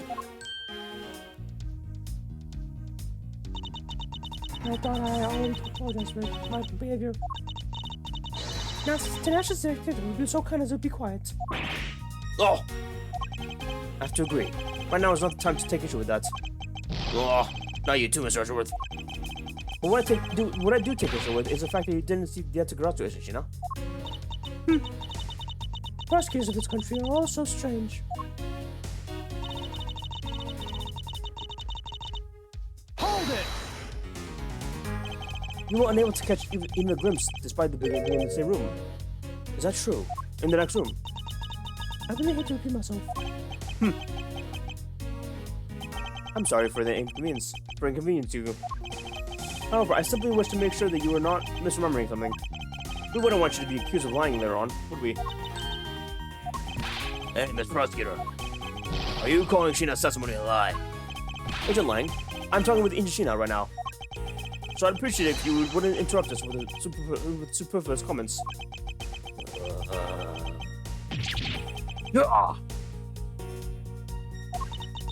Aw, you know, I kind of feel bad for him. I understand his pain at watching one of his subordinates being accused. However, I cannot turn my eyes from the truth. Lang, I'm alright. As for you, I think you should be focusing on your doubts on the girl rather than me. And why is that? Hold it! Are you throwing Kei's words into doubt again? Well, she did come to the Yatagarasu, right? And she did try to chase down the Yatagarasu, despite being just an average citizen. Actually, she came here with the goal of capturing the fake Yatagarasu. That's right! Which is why I would never lie about anything related to the Yatagarasu. And I suppose you have proof somewhere. Not quite, but even without any, I have people who believe me, and that's enough. I see. Kei's testimony is without flaw, but as for yours, well, let's just say that I find your testimony a bit suspicious. There seems to be a very large flaw in the testimony. Oh? Then why don't you show her using what we found out with Millbeef? I will, in due time. Skip over the Yatagarasu got killed in pursuit of. If it turns out that it really does lead to right, you know? Then what is it that she's keeping from us right now? Ads are gonna start to chat. I'm gonna be back, and we will continue momentarily. Give me a minute, chat. We will continue after the ads.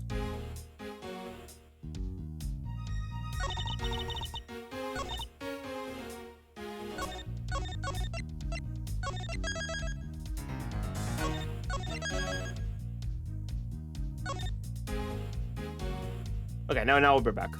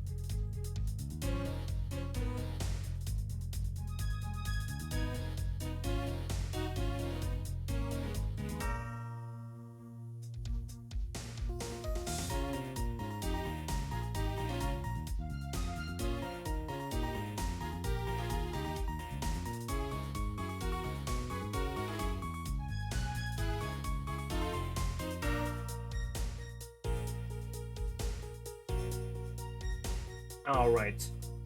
Finally, okay. Let's get back to the matter at hand. Sorry for the wait, chat. Sorry for the wait. Okay, let's get to this.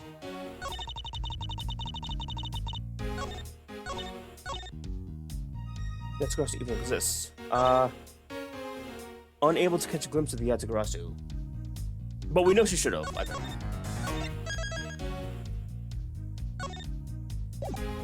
But we know she should have. I wonder if we just present the fireplace. Objection! Yeah, there it is.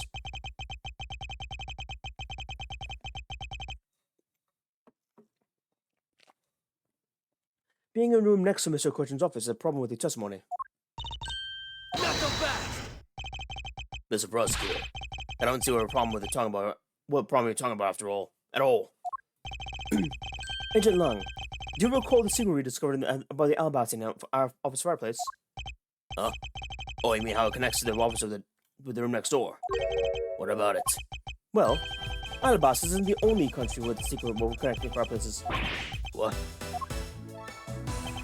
The fireplace in Mr. Koichin's office holds the exact same secret. What? The Yatagarasu didn't escape through the door to the room or the window. The escape route was through the revolving fireplace wall and into the next room over. Ah! Now do you see? If the Yatagarasu had escaped into the next room, then the thief would have run straight into Agent Shina. Meaning that it's impossible for her to have missed the Yatagarasu. Yeah. What is the meaning of this, Miles? Well, would you care to explain, Agent Shina? How you managed to completely miss the fleeing Yatagarasu? Or shall I? Oh shit. Different sprite, her eyes are covered. Your claim is that you were in the next room was a lie, wasn't it? Was a lie all along, wasn't it? The truth is, you were the one that case on the quote. Pretending to be the Yatagarasu, and you were the one she chased after. As you tried to lose her, you ran into Mr. Koichin's office and entered the fireplace. Then you shed the coat in the next room, leaving it there to emerge as Agent Shina. After that, you came back around to place K under arrest. Does that sound about right? If not, then speak now, or forever hold your peace. How dare you make Kid look like a bad guy when you were supposed to dismiss one pal?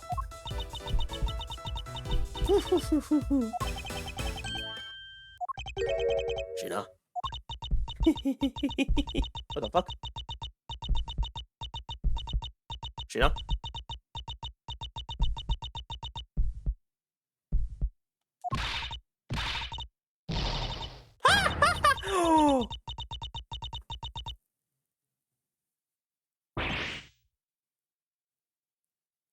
You fucking bitch. Oh, I know I'll laugh anyway, you fucking bitch. Laugh. You fucking bitch. Oh, fuck you!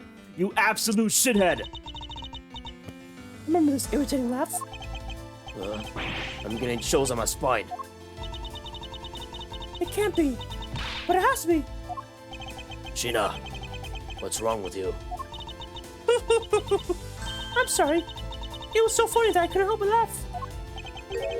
Funny, you say? Yes. That you would accuse me of being the Yatagarasu.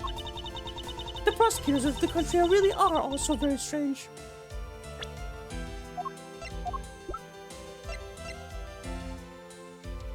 Okay. She has contacts. Making sure. Do you think you'd get away with this by simply laughing it off? Do you think I'm taking things too lightly? If not, it's a prosecutor who is. Look, everything you said earlier is nothing more than mere speculation.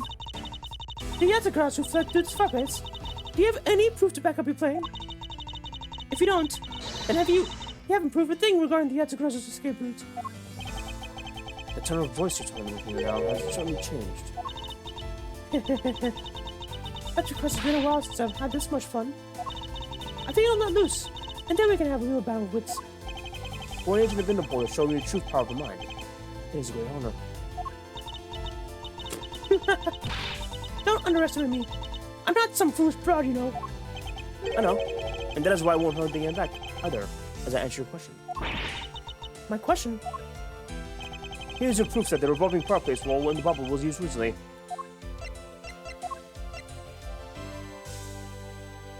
I guess this part? Again? Pretty sure. Take that! I'm sorry, but is this really your honest answer to my question? Yes. According to Ambassador Pylona's testimony, he said that he was burning some documents in the fireplace with Mr. Caution. Oh? The ashes of what they burned were left in the fireplace, so they should have been there. However, when we went to investigate the room, the ashes weren't there. Why is that a problem? Maybe someone cleaned them up. Objection! Unfortunately for you, Ambassador Pylona said this that he forgot to. And so the question remains, why were their ashes missing? The answer is simple. When the Yatagarasu went through the fireplace wall, the ashes were pushed to the next room by the wall as well. The movement of the ashes were in the Mr. Question's office by my proof.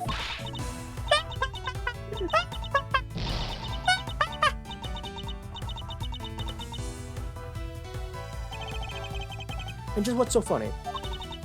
Ashes proof? Are you even allowed to submit such a flaky evidence to court? You still wish to fight us? Of course! Why wouldn't I? In that case, let's hear our counter-argument. My counter-argument, huh? This really is just like being court. Well, to me, we're simply continuing from where we left off all those years ago. I have no idea what you're talking about. If it doesn't matter if we're at a crime scene or not. Let's finish this here and now. I suppose. But a lot of fun today. But I grew weary of this game of cat and mouse. Let's make this the last testimony and wrap up this absurd case once and for all. Shina's rebuttal. In my eyes, all you proved is that the rotating fireplace was used. Actually, no, let me do that first. I'll say that afterwards. But you can't really call that proof that the Yatagarasu used in the fireplace, now can you? So then, who was the user rotating wall? Show me with your answer with real evidence. Remember, we've already finished our very thorough test investigation. And we found not a single suspicious thing in Mr. Question's office.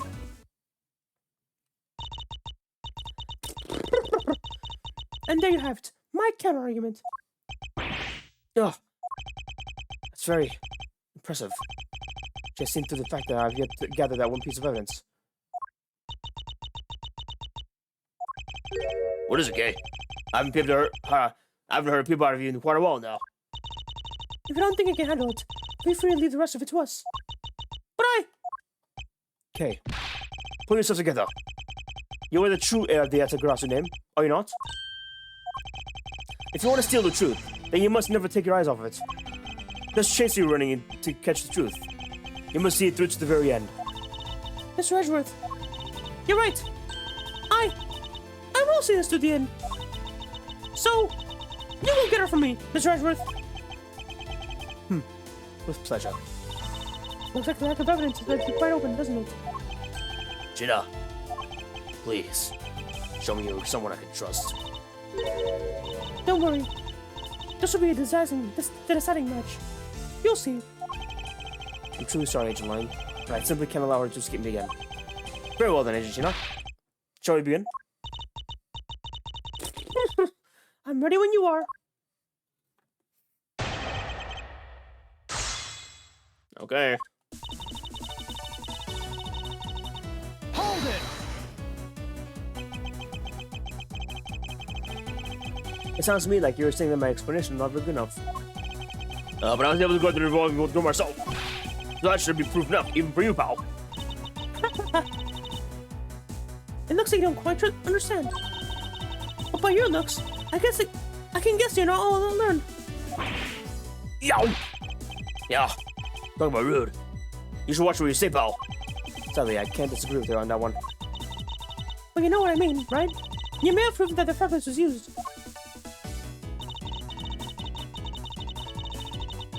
Hold it! So you want proof that the Yatagarasu was the one who used the fireplace? That's right. Well, do you have any? Oh! Can you prove that it wasn't the Yatagarasu who used the front place? I don't need to prove to anything to you. Objection! Hold it! Objection! Okay, if you could please not stim a line. Sorry. Sorry, but I just couldn't hold it in anymore. Well, don't try and leave it to me. All you have to do is sit back and watch. You may not seem to have some wiggle room, but without any evidence, it's meaningless.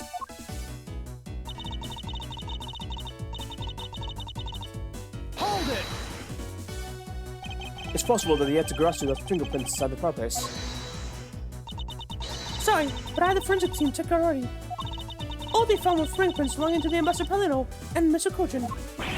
Ugh, nurses! I should know better than think the Yatagarasu would have been so careless. There must be some sort of evidence that we still have to find out. Nah, I think you have no further objections. Ooh, burp.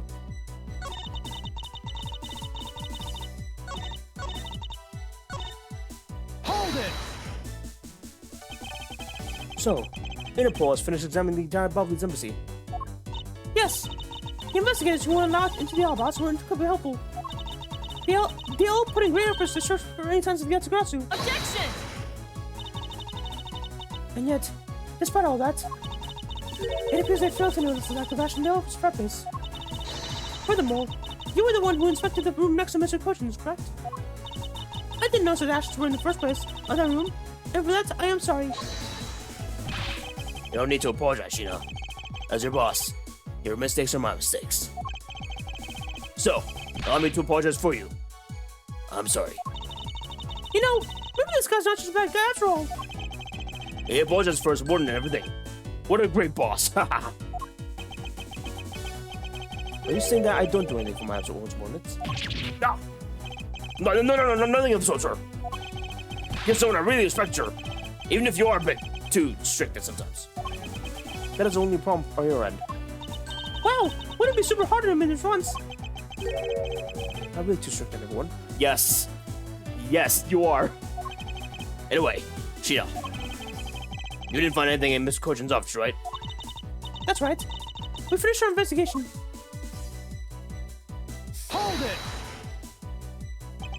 So you really didn't find anything? Yes, as I said, not one suspicious thing. Although, as you already know, we did find the Yatagarasu's key in the document detailing the smuggling operation. But we still haven't found the blade that belongs to Bobby's not found yet. Ah, you see? My subordinates worked so hard to investigate everything. So there was nothing else to find out. Alright. Wow! Agent Lang really sucks up for his people.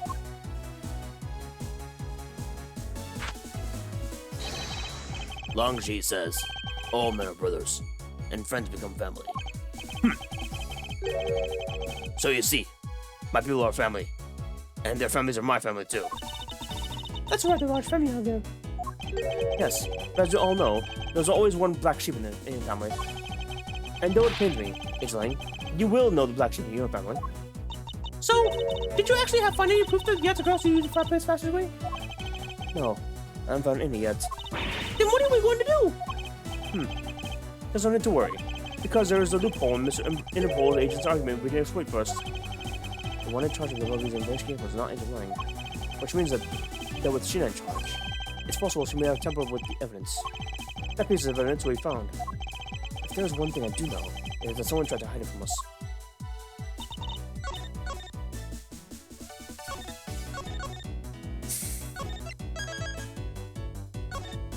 Hide it from us.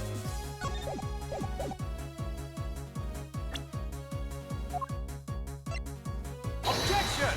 Fuck. The wire's gonna be used last moment, I bet. The wire's gonna be used at the last minute, I bet. Hold it! Shit.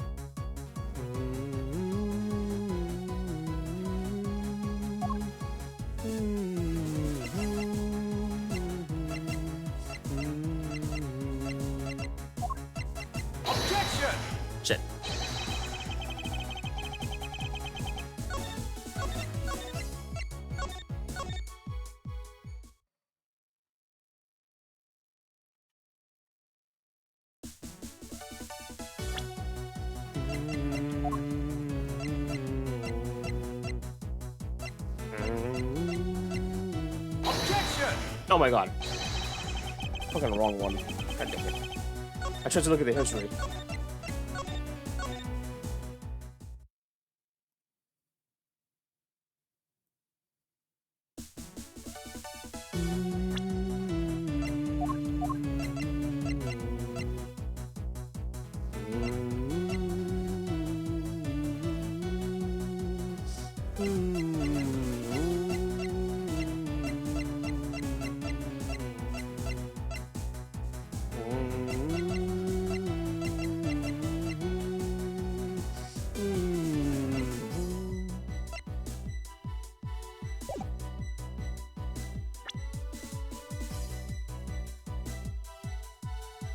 Should hide from us.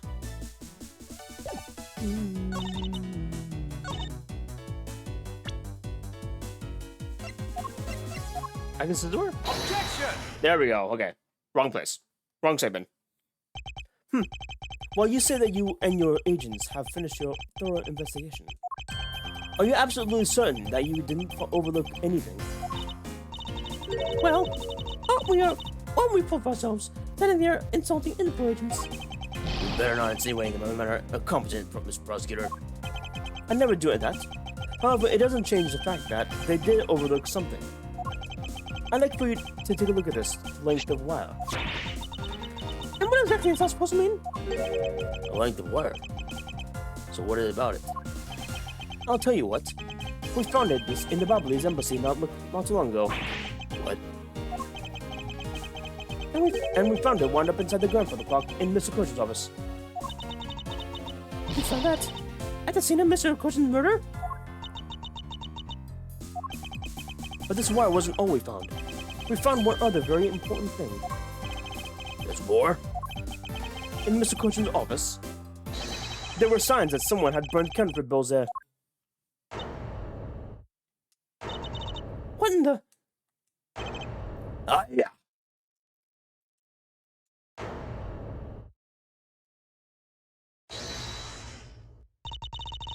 That evidence was something you found out through this girl's machine, right? So what if it was? Ah, that's what I thought. But unfortunately for you, a recreation made by a machine is hardly concrete proof. Among the ashes you found in the room, did you happen to find any counterfeit bills? No.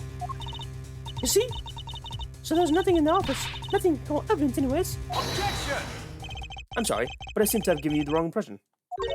How so? I don't recall saying that I was presenting evidence of any sort. But rather, I was pointing out the fact that your investigation was incomplete. And that this throws doubt on the purity of your investigation into the Yatagarasu. You still suspect me, I see. Alright then, I see you point out what part of my investigation is incomplete. The other Interpol agents worked under the command of Agent Shi. I mean, is it not possible that the reason the person K was chasing chose to go for was because that person knew there would be no other agent before? Furthermore, we've come to see that Agent Shina was only pretending to be investigating the Yatagarasu to the point of arresting K. In that case, there's one more location known as its inspect. Your team's investigation was incomplete because they failed to inspect this location. Take that! The other room. The location, Agent Lang, you should know, is of course the room you claim to have examined. I believe the room next to Mrs. Coachen's office warrants a thorough inspection. Even if we do that, I'll tell you find anything useful to you there. I will be the one to decide that. I will be the one. Detective Gumshoe. Yes, sir. I'm on it, sir. I'll be right back after checking out the room next door.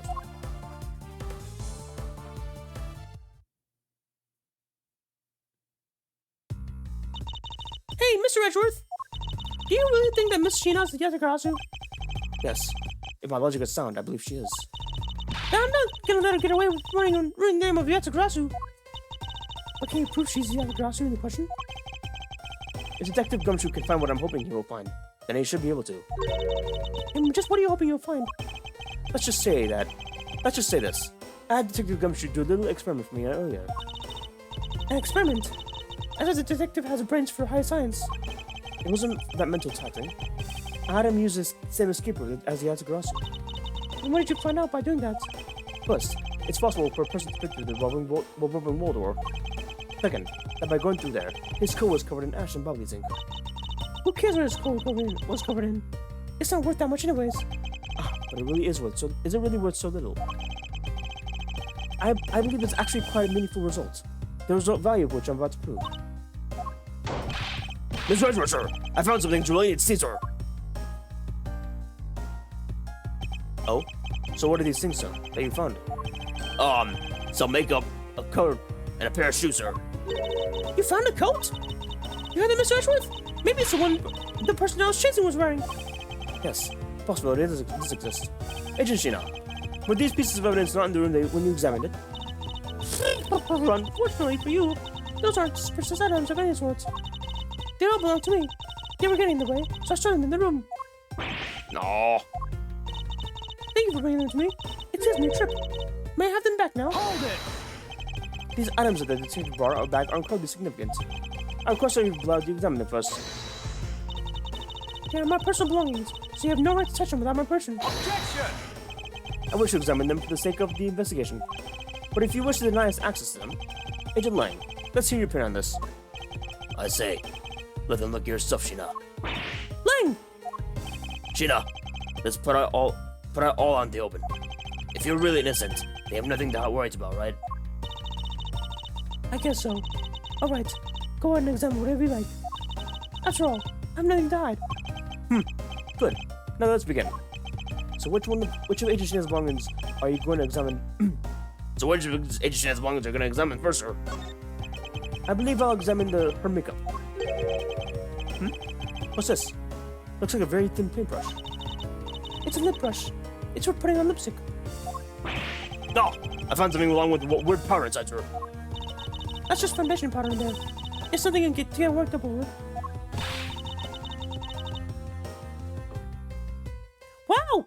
You two sure know a lot about makeup. I think I need to confiscate them for a bit. Ooh! I never knew makeup consisted of this stuff, new. Two? I see. Oh! She seems to be completely absorbed in the city of cosmetics. No, I guess there really wasn't anything special in the makeup, interesting in the makeup. I suppose not. Let's move on and examine something else. Let's examine the coat. Yes, sir. It appears you managed to send the coat rather badly. Agent Sheena, the Yatagarasu the Kei saw was wearing a coat, and I'm beginning to wonder if this same wasn't created when you went through the fireplace. No, you have it wrong. That soot probably was on my coat when I was helping the police car at the fire. And what about this dark substance in the hot and moving coat? Oh, I didn't realize that hem was that dirty. I'm sure it was some water mixed up with soot when I was helping the fire. I don't think so. Do you think you can get away with such a transparent lie?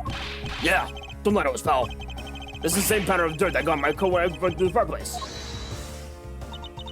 Your words ringing hollow in the absence of evidence, you know? So unless you can prove that the dirt on that coat is from the fireplace... Which I can. What? How? You did a great job, Detective Gumshoe. Oh, me, sir. What'd I do? This coat. This is exactly the piece of evidence I was searching for. I'd begun hoping to find the coat that the person Kay saw was wearing. And thanks to you, we proved that going through the fireplace was where I actually saw the coat. I don't quite get what you're saying, sir, but I'm happy to be brave, sir. All that remains is for us to show what the dark substance on the coat is. Oh? And you think you can do that? Of course I can. This is the dark substance on that side of the hem of the coat. Take that! Bobbly's ink? Yes, this is what will prove that the coat went through the fireplace. According to Ambassador Panino, he burned some files in the fireplace this morning. You told us about that already. I don't really see the point of mentioning it again. My point is that he spilled some ink onto the black wall of the fireplace at the same time. If the dark substance on the coat turns out to be Bobbly's ink, it will prove that you and the coat went through the fireplace. Ah! Sorry, I just clipped out one of your wings, Yatagarasu, but we're not finished yet. We have no way of proving whether or not this is the Bobbly's ink on the coat. Oh, but I do. And I intend to show that it is the ink in a few seconds. How? How, we ask? Well, since you don't seem to know, allow me to show you. This is how I'll prove that dark substance on the coat is Bobbly's ink. Burn the coat! Burn the coat! Burn the coat!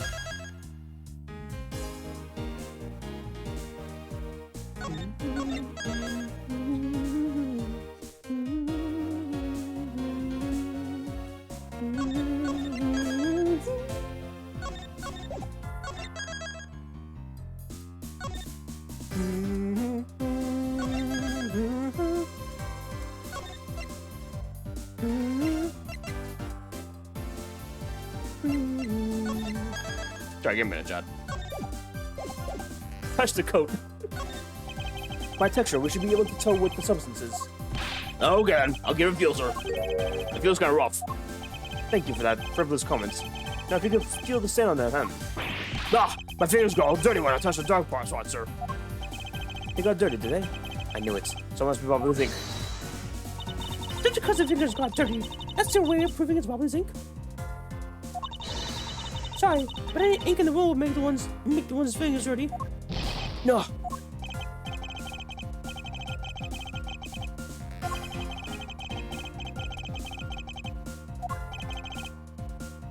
Wear the coat.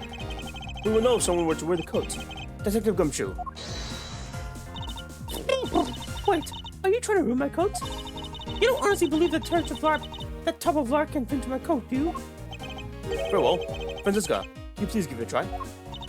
There's absolutely no point in me wearing the gaudy coat.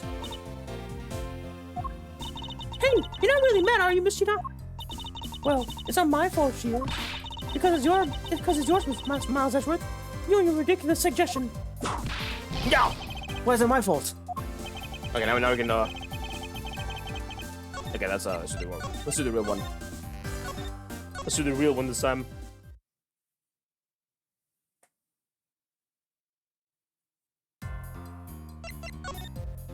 We can find out whether which Bubbly's ink or not by lighting it on fire. That's how you're gonna prove that it's Bubbly's ink? Yes. If you could please cut a section of the dark cut stained cloth area for me, I'd appreciate it. Because I will show you, here and now, what the dark substance is. Gina, sorry to do this. I'm going to cut a bit off your coat. Go ahead. I wasn't planning on wearing any more anyways. Now then, if someone could please loan me a lighter or something. Oh, I've got some matches. I always carry them with me, so I can light some smoke bombs. Then, if I could please have one, Kay, we can get this experiment underway. The flame. It's the same color as the flame's white wick crystal oil produces. Which means, Bubbly's ink is a product of wick crystal oil. And when lit, the ink produces a green flame. I believe the time has come to put the Yatsugrasu's other wing. Miss Sheena, you're the fake Yatsugrasu, the one who killed my father. It's about time you become clean, ain't you, now? Or should I say, Callisto you? Hey, Miss Prosecutor. You're not serious, are you? Don't look like I'm joking that to you. Callisto, you. I've never heard that name before in my life. That manner of speaking and that attitude. You haven't changed a bit in 7 years. You're the defense attorney that killed Miss Verde and then tried to frame her for me for it. Oh, really? And you have proof? You insisted I am this Callisto you woman, but you can't prove it. If you have no proof, then I'm afraid you won't be able to lay a single finger on me. Objection! The raven is a very unique bird, one that flies by the darkness of night. However, the light of dawn has arrived, and it will reveal a true ugly form to the world. Enough poetry. I want you to see some evidence. Do you really have something that can prove that she is Callisto you? I do. It's something that the second Yatsugrasu has preserved for us these last 7 years. Do me the honor, Mr. Edgeworth. I will, Kay, for we have finally come to the end. We'll prove to her to be close to you with this, and clip this Yatsugrasu's wings for good. Take that! This perfume. This will prove to you that to be close to you. It will? Kay has preserved it perfectly for us. Surely you remember the bottle. This belonged to Miss Yu before she disappeared 7 years ago. Naturally, this means that a few of the fingerprints are on her as well. This is the bottle of perfume you spilled, which I have preserved ever since. I hear it from my father, Brentford, that if stored under right conditions, the fingerprint can be preserved for decades. Which means that your fingerprints are still on here. Every last one. We can clear everything up if we to compare the prints in this to your own. Now, come, Agent Shina. Will you submit yourself to a fingerprint test? Oh god. Oh god.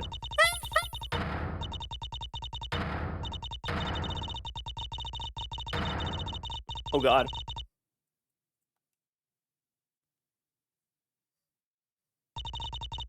It looks like you've seen right through me yet again. You're sitting the biggest shoulder on that spine, Edgeworth. Callisto, you. So, you finally showed your true face at last. This feeling of thrill, it's a greater feeling than at that time, 7 years ago. Gina! You're... Lang, I really enjoyed our days together. You're an insanely strong, nice, kind-hearted idiot of a man. So you were a spy all along. A mole sent by a smuggling ring that I've been chasing after. Someone who has been feeding them intel on Interpol all the time. Ha ha ha! Very good! Maybe you're not as big of an idiot as I thought. So, the one who killed my father 7 years ago! You're her, aren't you? The fake Yatagarasu! That's right. Calypso you. That's just one of my many names. But even that is just a facade. Good evening, ladies and gentlemen. I am the great thief Yatagarasu. You are not. Calypso, you. This time you won't escape. For this is the end of the road for you. Now come along quietly. You know, you're the one who left me the strongest impression on me, Kay. Kay Faraday.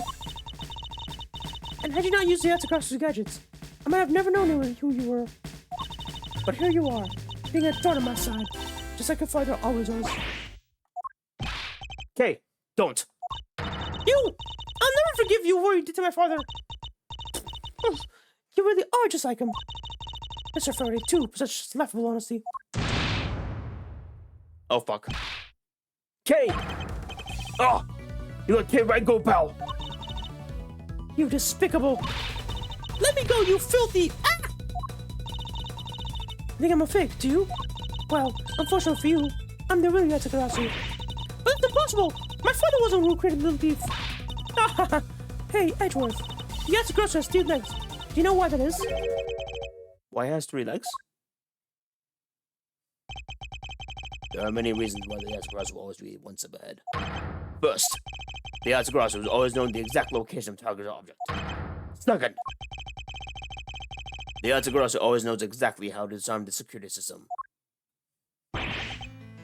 No, it can't be. Did you finally figure it out yet? Do you finally know the real identity of Yatagarasu? The real identity of the Yatagarasu is... Do I say you?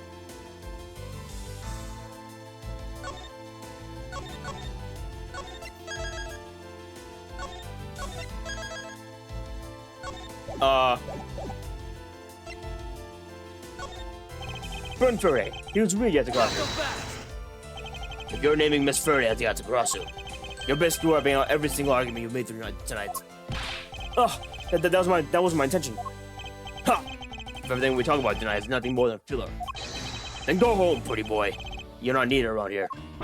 No, this thing is correct. Miss Furry really was a Yatagarasu, and that fact alone would have caused a slew of contradictions.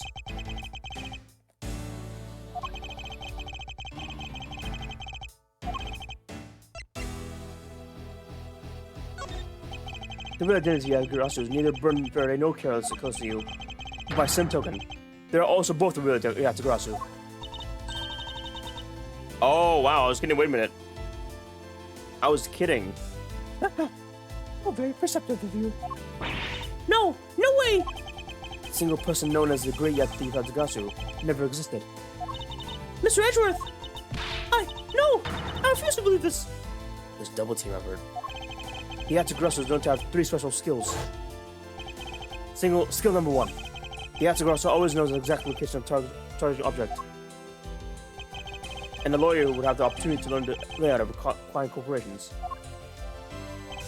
Skill number 2. The Yatagarasu always knows exactly how to disarm the security system.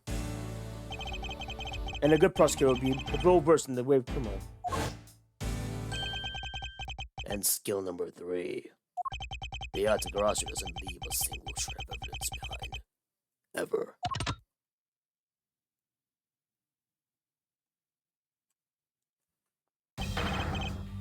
Detective Bad.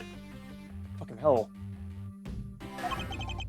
It was only natural for the Yatagarasu to never leave evidence behind. Because of the detective on the case, hid it all away. You're the member of the Yatagarasu? You. I've been looking for you a long time.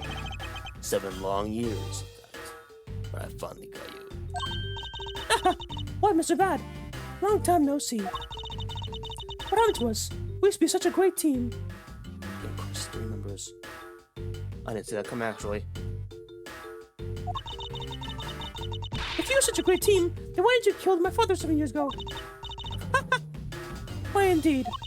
It was nothing personal, Ruby. He was just another person I had to kill. How can you say that? I grew weary of this, and it's about time for everyone to come to an end. And this time, I won't miss. Stop! You! Kay! It's over, Sheena. Your leg! It's a Lang! Ugh. You idiot! What were you thinking jumping in front of my gun like that? What are you risking your life for? I'm sorry, Detective Bad. But no matter what sort of past she may have had, or even if she's a spy, it doesn't change the fact that she's my subordinate. And as long as she is, I can't allow any harm to come to her. Not even from you. You really are an idiot, you know that? Ha! That's fine with me. You should know by now that this is just how I am. Hey sis, Yes? I want you to conduct a full body search. Tina might have another weapon on her. Alright. Detective Gumshoe, your assistance, please. Sir! Hey, I found something. What is this? Looks like a blade of knife, but doesn't have a handle. I knew it. This is a great find, Detective. Huh? It is, sir? Let's try pairing up this blade with its handle. Take that! I believe this blade actually belongs to the handle that was once on the murder weapon. Hey, they fit together perfectly. This blade must have been taken from the crime scene when the knife handles were pushed.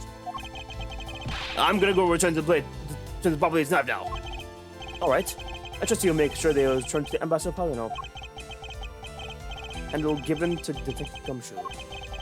I believe this makes it perfectly bit close to you. For the only time the candles could have been switched is just after Mr. Cochin's murder. Which means that you must be Mr. Cochin's killer. You killed Mr. Cochin with the alabaster knife. Switched the handles, and then took the original blade of the Bobby's knife with you.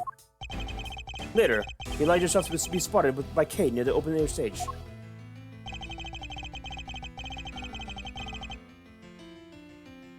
You used the fireplace to lose her, and then you went back to accuse her of murder. Does that sound did that about sound about You cut an engaging tale, Edgeworth. But there are 2 problems with it. Problems? In what respect? What do you think my real reason was if I was going to chase after me? It was all so I could capture Kay Faraday. What? When I saw you using that device that gave water then, I knew right away that you were Burn Faraday's daughter. I became curious, so I researched into a little bit into your background.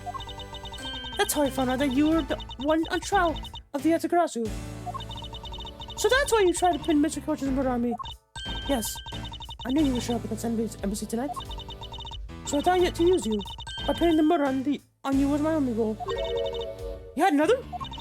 Yes. Once I had you on arrest, I had planned to search you and take back the device that rightfully belongs to me. That rightfully belongs to me, the true Yatagarasu. You were going to take the little thief away from me? 7 years ago, you synced that device that Faraday was able to infiltrate this place. But he stole more than he should have. I had a tough time recovering the precious key. Then, the person who stole the Yatagara's key was Mr. Faraday. You. That incident 7 years ago was like the callous behind it.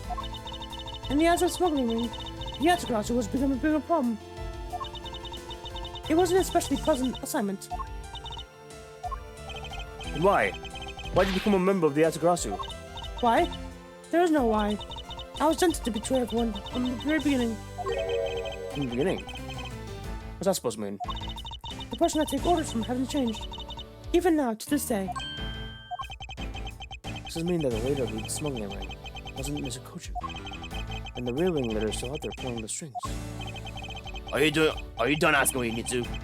Because if so, we probably should get going. And you're going to tell me everything you did tonight. You understand, Sheena? I guess I should tell you then. That I was the one who set the Bobby embassy on fire. And why did you do that? I suppose it was to destroy all the evidence of the comic proposed. That was what the smuggler was trying to do. But then, why start the two fires? Sorry, but I can't tell you anything about the ring. It's your job to complete the investigation after all. I've had fun, but now it's your turn to enjoy the ride. Wait! I mean, Machina! Yes? When I fell into the floor, these fell on my feet. What about them? They're such pretty hair sticks that I thought, well, I should return them to you.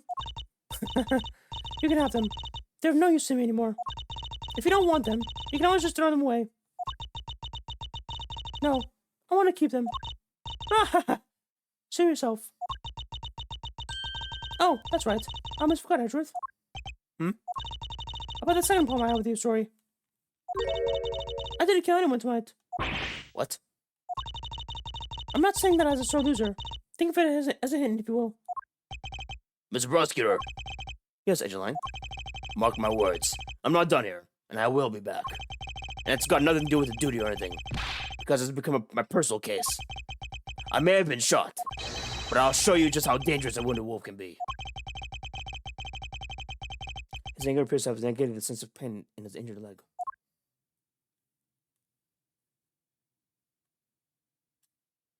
They're going so slowly. It's finally over, Kay. I feel like I've been peered into a heart in the room, you know? And it's so cold and dark, and incredibly lonely. The person who was giving her all the commands was the one who thought my father was probably to be moved too. That person is a really ringleader behind the smuggling ring.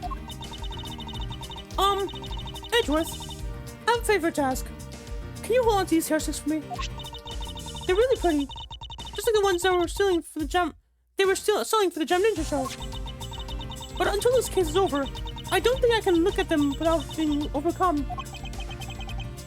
I understand. I'll take good care of them for you. You're so stuck on the end of the 6. It's not over yet, goddammit. Oh! I guess it's time already, huh? So it's midnight, the dawn of another day. Hey, Pops! Hey, Pops! Thanks for a bunch. You've done a lot for everyone all these years. Detective Bad. Don't tell me that today is the day. Yeah, it is. With this, I can retire in peace. It was down to the wire, and we almost didn't make it. But we did it. We solved everything. But that's just it. We haven't solved everything yet. The ringleader of the smuggling ring you and the Yatagarasu we're chasing after. The legend of the Yatagarasu is now over. Mr. Edgeworth, that bit of logic earlier. It was brilliant. I feel like I can leave it all in your hands. I'm counting on you. Is it really true, Uncle Pat? Were you also part of the Yatagarasu? As I said to you earlier, Kay, I'm truly sorry. I wanted nothing but a peaceful life for you. Uncle Bad? Yeah, I don't take it seriously. It's just one big good joke, alright? Unfortunately, it isn't. Oh, come on, sir. She's been getting my chain, isn't she, Mr. Edgeworth? Detective Bad. Wait. No. You're no longer a detective. Mr. Bad, I'd like to ask you about the Yatagarasu. Not you too, Mr. Edgeworth. Mr. Edgeworth. Here. I should give these back to you. These are the pages from my KGA case files that the Yatagarasu stole from my office. Oh, wait. What?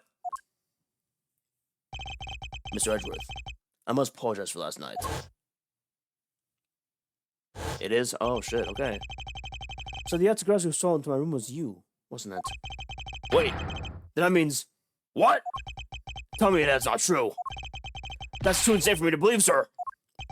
It's true. Even if it's not something you want to hear. The KG8 incident. It was a very emotionally trying case. We were sitting in the courtroom. Birdie as a prosecutor, and I as lead detective. Birdie had evidence in his possession that would prove the defendant guilty. However, because it was stolen, the defendant was found innocent. You was the elder sister of the victim in the case. When the defendant was pronounced not guilty, she let out a great wail. That's when we realized that there was a limit to what the law would do. The only way to bring someone like that to justice was to do so outside the courts. That's what we thought at the time.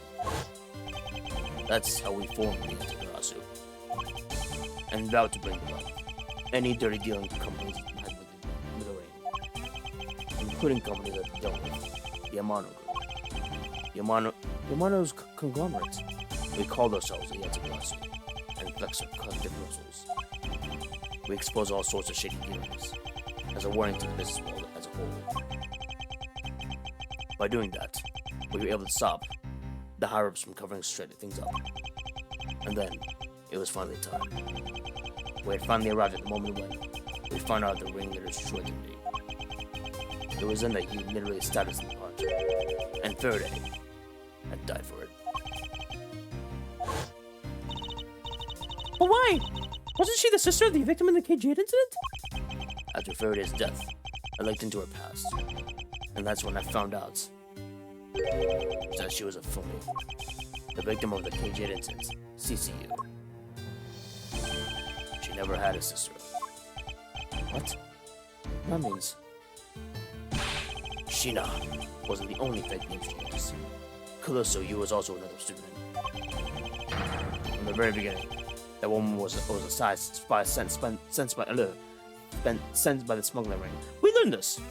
We already learned this though. She literally told us. She literally told us it was another fake name. I don't know why they're treating it as another revelation. She said it herself. In that I was destined to betray everyone from the very beginning. Anyway, let's return to the real topic at hand. Mr. Edgeworth, this trump card that we struck on this page of the case file. Please use it wisely. Trump card. That photo that we stuck on there. Try peeling it off. Behind it, there's a piece of evidence that Faraday knew away all these years. It's the mark of the Yatagarasu. Why? This is a directives card from the big boss. Take a little look at the back. This was something Koji had on him at the time of the KJ incident, 10 years ago. That blood is from the victim of the incident, CCU. Why is the card drawn with the mark of the Yatagarasu? The reason why we call it of the Yatagarasu was because of the three-legged raven mark that the smuggling was used. Huh. Interesting. So they took the symbol of the three-legged raven and turned it into the Yatagarasu symbol, even though it was for the boss? Apparently, orders from the boss would come on these cards without fail. The person who received the order was supposed to burn it immediately after reading it. But apparently, it burns a bright green flame when it's set ablaze. So you mean the cards were written in Babbli's ink? The fact that the card Kojin was sent when made it into Faraday's hand at all is nothing short of a miracle. We decided that whenever we stole anything, we would send a card along with it to the police. So that's what those white cards are. The great thief that used the mark that only those within the ring would know. It was our message to the ringleader that we were only a few steps behind. Interesting, okay. Makes sense. And one more thing. Detective Gumshoe. I'm entrusting this to you. What's this, sir? This is what I was talking about earlier. During the KJ incident trial, Faraday had this in his possession. This important definitive piece of evidence. I thought it was stolen. How do you have it? The person who stole it from us 10 years ago was a man by the name of Ernest Alano. And he had locked it hidden away for all this time. But we forced him into telling us where it was finally, after the other today's kidnapping case. Oh, okay. This video. Wah! Don't come in closer, I'm warning you. This is the same video that's the one Mr. Portsman was trying to consume for me. Yeah, it would seem that even he was caught up in the going club. Alana was prepared to take on the boss someday, and that video was his insurance. That's where the prosecutor comes in. He was to retrieve the video. On top of that, he was apparently instructed to sneak into your office and steal the trump card. You saw for yourself, right? The card that told him to preserve the evidence. Now that card was not the calling card of the Yatsugarasu, but rather a directives card from the ringleader to Bowman, Mr. Portsman. The two pieces together make a strong weapon for revolt. The evidence Mr. Portsman thought to withhold from me, and the one that you stole from my office last night. Both pieces are legal, and for me to use either of them is, whether you use them or not, it's up to you. But they will be of help to you when you take on someone who is above the law. Is the boss one of those who cannot be brought to court? That fair, Mrs. Poker? Detective Bad. There's no limit to the law, but it is a people who determine the limits to them. You still insist that, even now, you really are something else. I'll leave the rest in your hands. Now then, Detective Gumshoe, the handcuffs. It's time to lock up the last remaining member of the Yatsugarasu. Pops! Don't ever lose your detective spirit. Aw, Pops! Why is this happening? This isn't justice! Like I always told you, do not get emotional and bold. Now let's go. Yes, sir! Oh.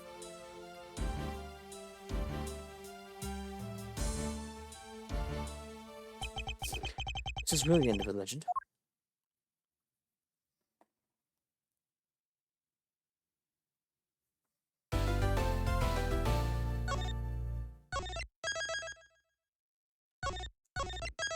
Finally, the videotape's testimony. Goddamn. Sheesh.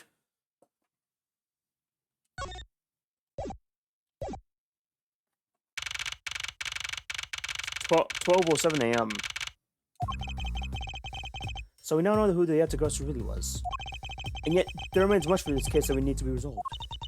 Like how the weapons cross country lines, for example.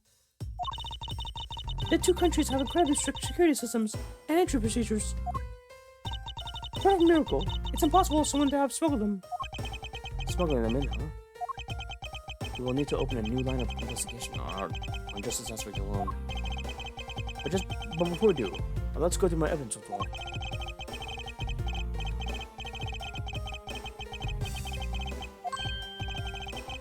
Hey, it's a VCR, sir. Now we can switch on the detective bad take of us. Give us this piece of evidence from the Kajit incident, and from site for 10 more years. I just know that this is related to the current case somehow. Detective Gumshoe, if you could please play the tape for us. Sure thing, sir.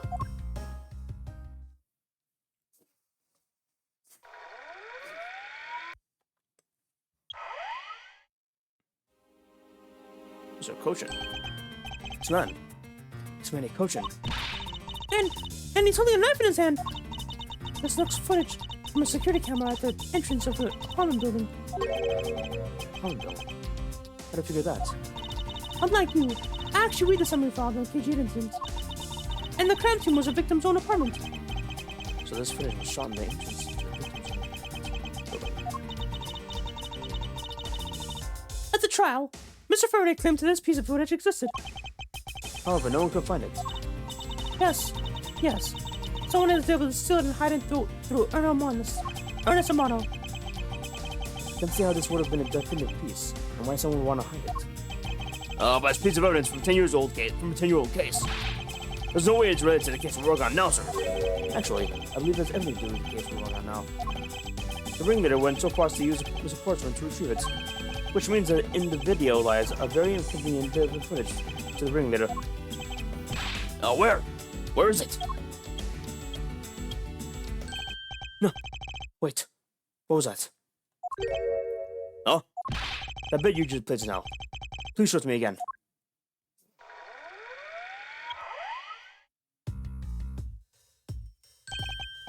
This car. something we cannot overlook. Why is that, sir? Why is that, sir? I'm gonna be back. Ads are gonna start soon anyway, so yeah, I'll do this later on. Give me a few minutes, chat. I'll wait for you guys.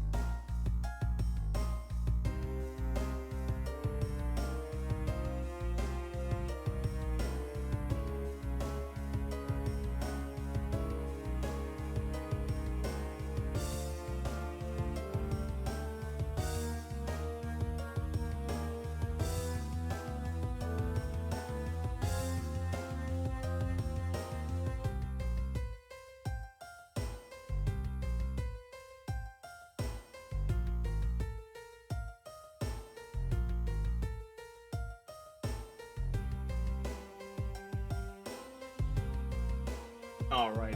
I might have lied a bit. I'm not actually sure if I can finish tonight. Honestly. I'm not sure if I can finish the game tonight, actually. I'm like legit not sure. I'm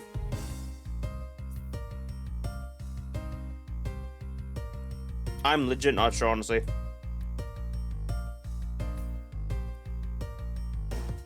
It's actually longer than I thought it'd be. I thought I'd be finished by now, but sheesh. I can try this at least. Let me switch back here. Oh, this is probably the most important part. There we go. The Coropian flag. Take that! This is the national flag of the Principality of Coropia. And because it has a national flag on it, we know there has to be an official government car. But the question we should be asking ourselves is, what was a government car doing there? Oh, Mr. Fucking Christ. Jesus Christ, on.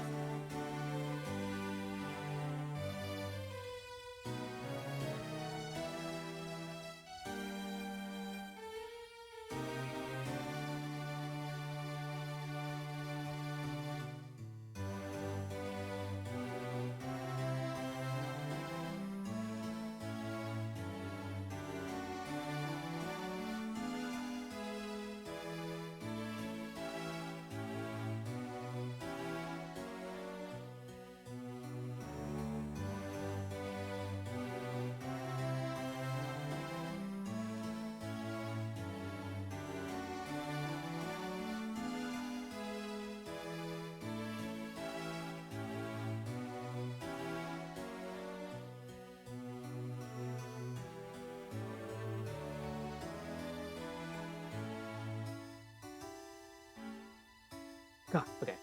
Stop that. Okay. There we go.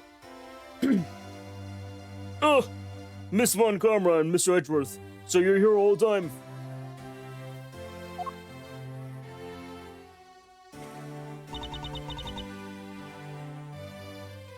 And Master Abba. Thank you very much for continuing the investigation, even at this time of night. Oh, if only I was even a bit more careful. This is a tragedy that would never happen if it happened. I truly am sorry. It's also your fault, sir. This has nothing to do with how careful you were. You idiot, Quirsus! You can't chase after a simple thief! Now then, let's get down to the real reason why I came looking for the two of you. I would like to put the investigation on hold for a while. Can you do that? Excuse me? I heard you apprehended the thief that turned this embassy upside down. And we are in the middle of an event celebrating our country's reconciliation. We can't exactly have police and detectives walking around here forever. You're scaring the visitors away, so I hope that you can understand how I feel. We must finish our investigation and resolve the remaining issues. Why don't we leave the rest to the Bassani and Bobley's police? Ambassador, we're so close. Just a little more and... Miss Von Karma, I'm afraid that I've made up my mind. And without my permission, you can't proceed your investigation anyway, right? That's true. However... As he said at the very beginning, this area can be considered to be Albastian soil. In which case, we're nothing but foreigners in their land. This is really where our investigation ends. Ah, shit! Oh, what the fuck? Why is this lying back? Shifu! We found Mr. Edgeworth, sir! Shifu, this way! Why is he here? Yo! He's back? Unexpected, but okay. There's a lying. You're back on the scene of rather quickly. If I laid back and took a break, I'd leave this end of my prey, Mr. Prosecutor. Agent Lang! Why have you returned? Because I had to solve this case, no matter what.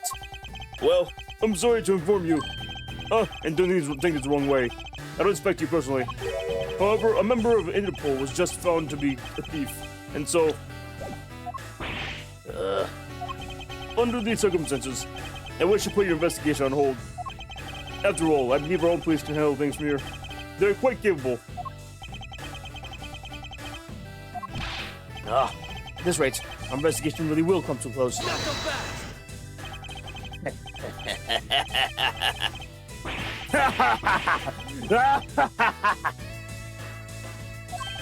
Ambassador Alba, I get it now. I really do. Oh, I'm very glad you understand what I feel. No, not that. What I was talking about was... I know who the killer behind the night's murder is. You... No? The... Killer? Do you really mean that, Angeline? Wolves don't lie. Then who is it?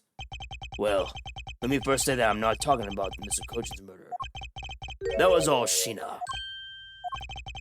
Longji says, the truth lies not in the exit, or rather shines outside the maze itself. What the fuck does that mean? The truth is unexpectedly simple. So let me ask you this. Who do you think was Damascus 2's killer? I'll tell you who. It was you! Francis Gumvar, come.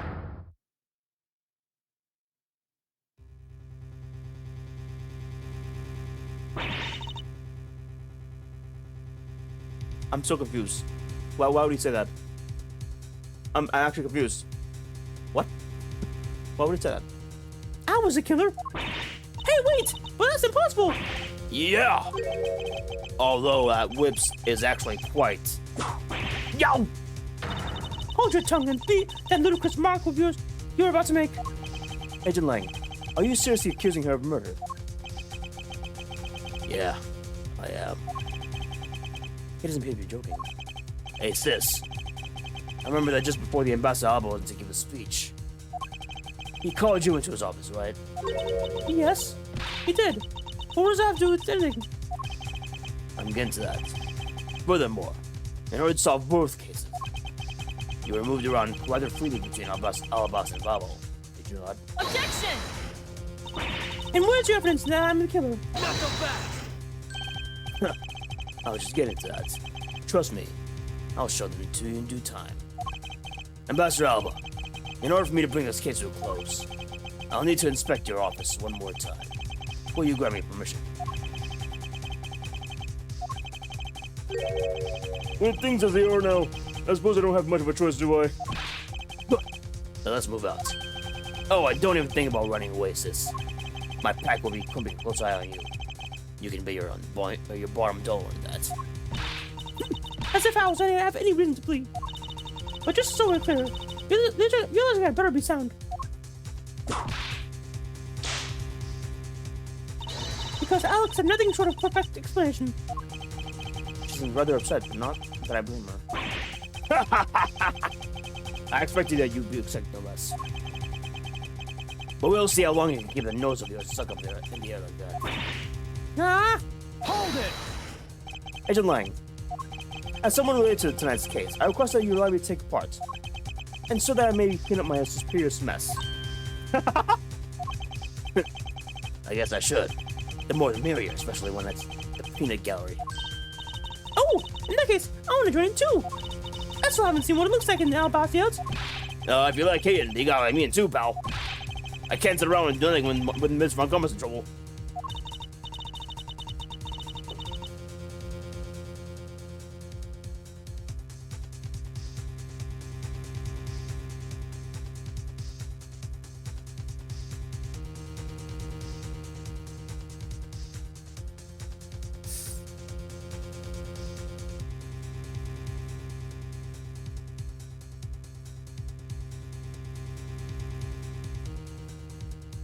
Huh.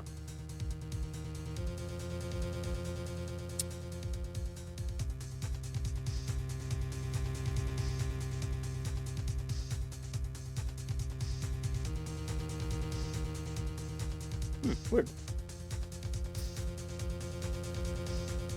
Sorry, give me a shot.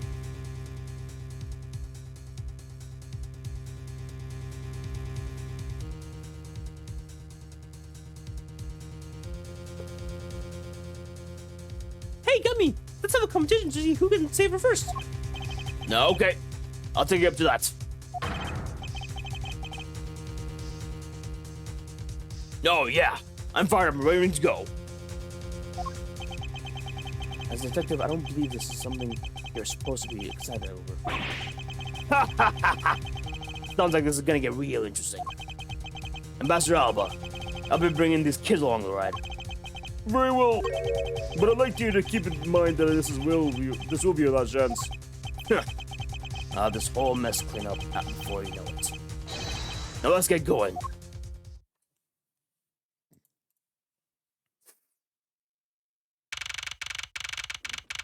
12:53 a.m. Okay. Why would you think it's Franziska? I'm curious. Okay, now, let's first go over the facts one more time. Manny Kochin's body was found over in the Secretariat's office in Babel. The weapon that took his life was one of Alabast's ornament knives. And then the body of Damask's second, Mr. Kashino, was found here in the Alabastian ambassador's offices. Through our investigation, we found out that the murder weapon was his primitive statue. And this is actually Babel's statue. This case, no matter how I look at it, if it wasn't for you, then there's no one else who could have it pulled off. Objection! Agent Lang, do you understand the full implications of what you're saying? Of course I do, sis. And I'm serious. You were on the trail of the smuggling ring, and you wanted any evidence you could find. And so, while people were distracted by your Diasagrasso's appearance, you snuck in here. That's when you two ran into each other. You and the other thief took advantage of the confusion from the fire. Objection! Even if this all were true, how do you explain the movement of weapons? Don't worry. I plan to show that you're the culprit behind that too. You have permission to investigate both embassies at will. With that kind of free reign, you could have easily taken the weapons across any lines. Hey now! Wow, holy shit. He actually grabbed it, wow. That is a sight you don't see all the often. Look, sis. I thought I already told you. I'm not messing around here. Ah! This case isn't directly tied to the smuggling ring. But Sheena certainly is tied to the smuggling ring.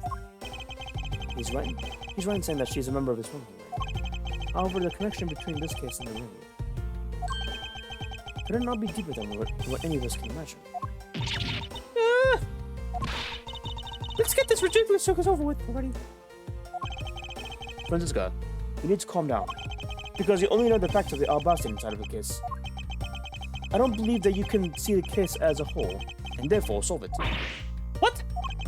But don't worry, I'm taking this seriously as well, and I'll prove your innocence. That's the only way to be, Mr. Prosecutor. But can you come up with anything else that can top my hypothesis? Of course, your explanation has to solve the mystery of the moving weapons as well. Of course I would, and I will. Now, let us delve into the truth behind the murder of Damask II. You do understand, Mr. Edgeworth? This isn't just a confrontation against Agent Lang. If you can't figure out how the murder of the Damask II is related to the smuggling ring, it will mean the end of our investigation.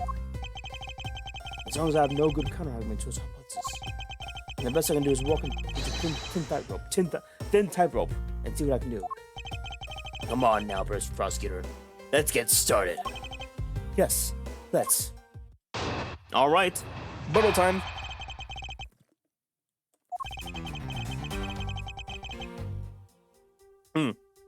Sorry, I'm drinking water. Hold on. One of Alabast's knives was used in Babel to murder Mr. Kochin.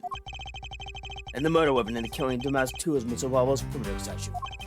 Somehow, these two objects were able to penetrate two countries and penetrate security. The only one who traversed the two countries was born after the crimes was you. So long as I can't explain how the weapons move about, Franziska will remain a subject. You got it, Mr. Prosecutor. So why don't you stop and give me a hard time? Under these circumstances, who the heck can carry a weapon across country lines? I've worked through every possibility, but there's only one that it's possible. Your boss. Agent Lang, what I've learned from you just now is that you're outside of yourself. What are you talking about? By focusing too intently on which is in front of us, we become too blind to the truth. Don't tell me Longji never said anything like this to this effect. Damn. Bring in Longji. You know what that is. You prosecutor. Who do you think you are, speaking about long sheep's proverbs like that? I don't need his proverbs. Because my words are all you will need to see the truth.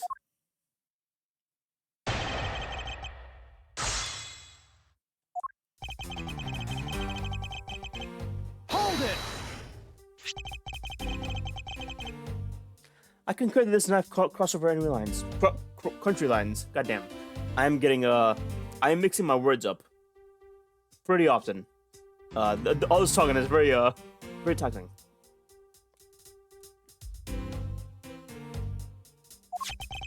Good. Well, that's not the only thing I did. We mustn't forget about the other weapon. The knife that was the only one.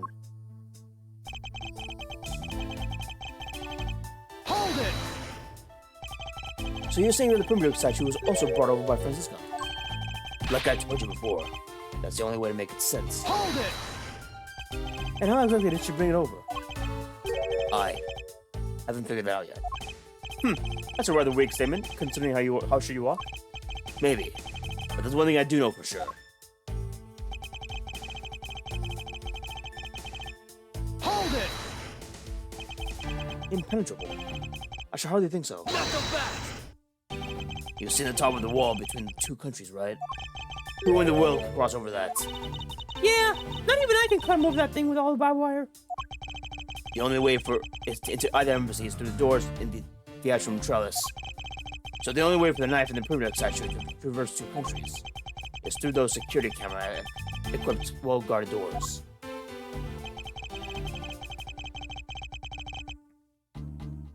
Hold on.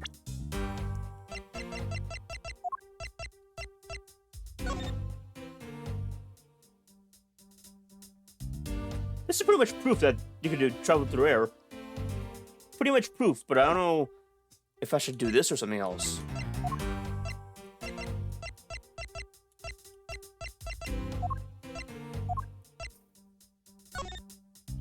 Let me just examine this real quick. Hey, take a look at this, Mr. Edgeworth. There's dirt on here. It's totally ruining the beauty of the hair stick. I suppose. That's what dirt hair stick on the end of hair stick in this first place. The design of these things are rather eccentric for hair sticks. Huh? Really? Well, if they're that strange, then what should I do with them? I have to say, these are by far the most bizarre hair sticks I've ever seen. In any case, Kay, there's something I've been meaning to ask. How exactly did you stick these hair sticks of yours like that?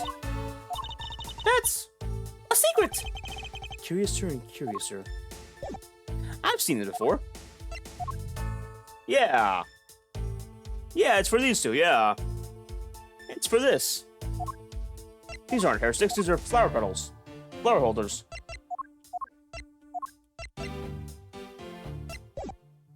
Hold it! Was Francisca really the only person to have traveled between two countries? According to the guards at the board doors, she's the only one to go back and forth. The sister was in the Alabas when the Atagrasso showed. And then, just before you guys found Mr. Cushion's body, she entered Bubble. I think we can assume that's when she brought the knife into Bubble. Objection! Then how do you explain the primitive statue? I haven't quite figured it out yet. However, the fact that the two weapons across the border proves that the killer must have also traveled across country lines. The only things that cross borders are primitive statue and knife. I should hardly think that those are the only two that I don't explain.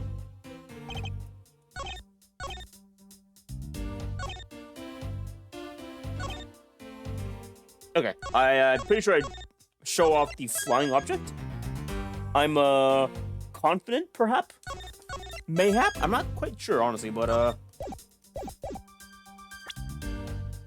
me just go over this real quick. Pretty sure it's this, but let me just check real quick. I have nothing else. Objection! Fuck! I thought it was it.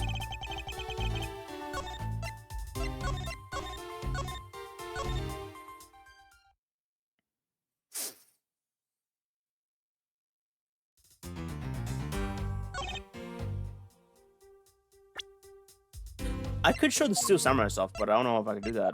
Yeah, don't have any Steel Summer stuff with me.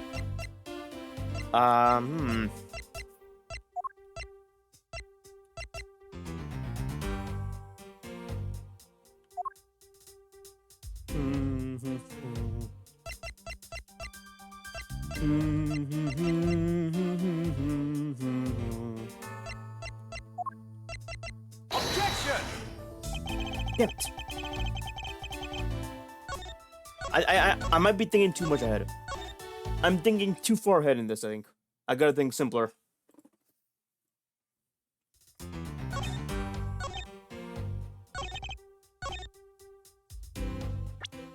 Country's impenetrable security. I guess the Yatagarasu key could also work. Actually, maybe not. Gotta find proof that there's something else I could cross borders.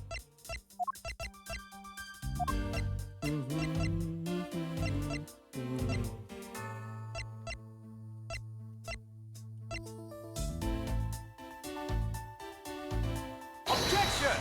Fucking hell, what was that?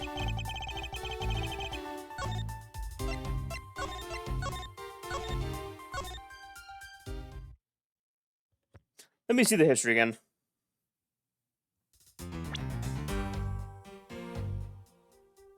Only two. Yeah, I gotta present an item.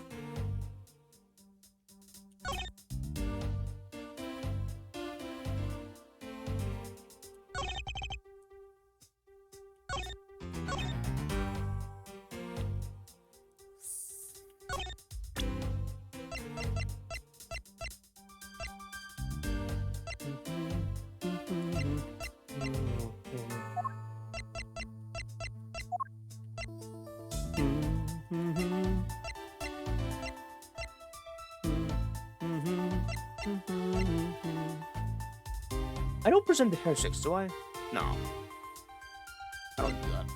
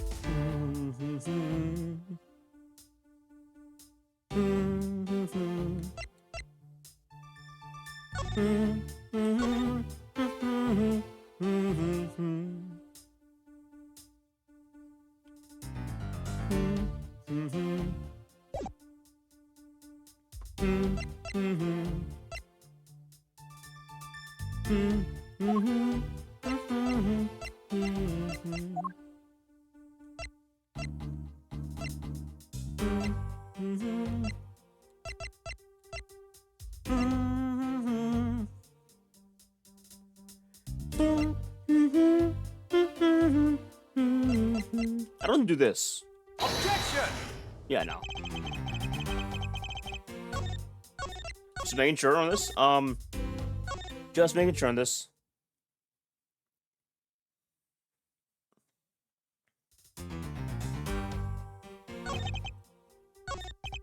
The only things across the border are the permanent statue and the knife.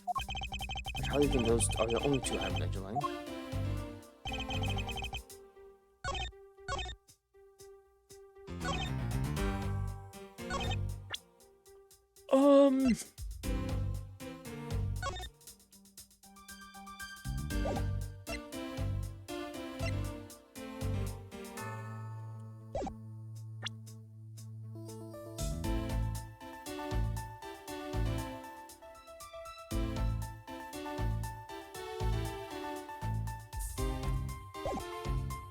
I think I probably should show off something that isn't Alabastan or Bobbleton.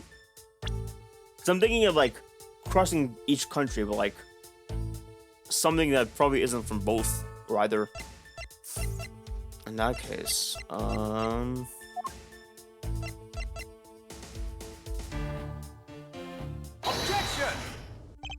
fuck.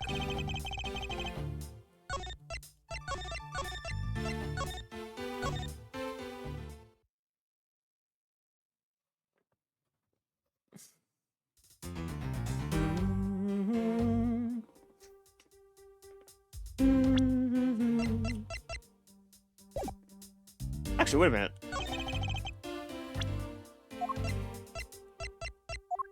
Objection! Damn it. Okay, come on. I thought I was cooking there for a minute.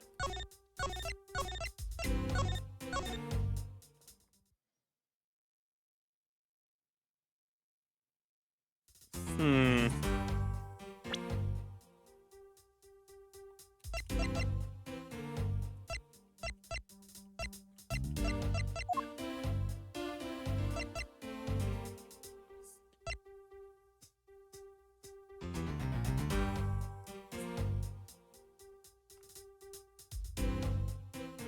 Maybe it is one, but I presented on the wrong statement. Objection! No.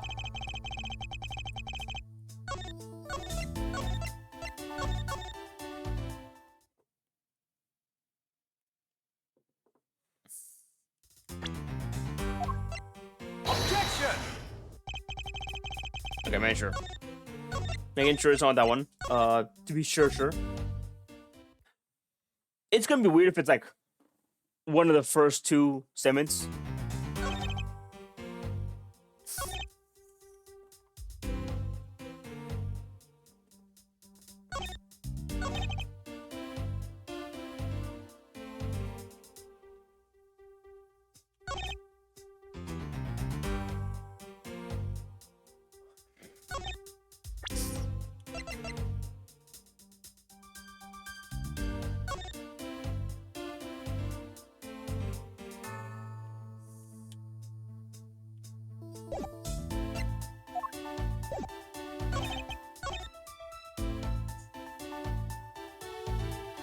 Impenetrable security.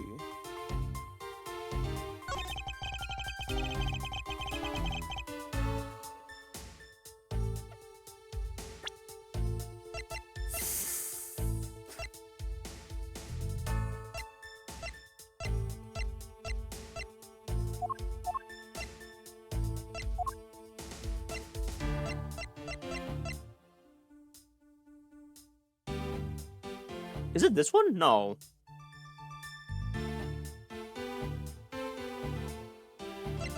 Is it really the Yatagrasu? I don't know. I don't think so. Objection! No, okay.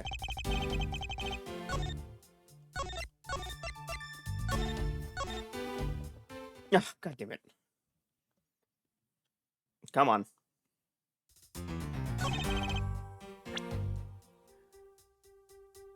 It was you.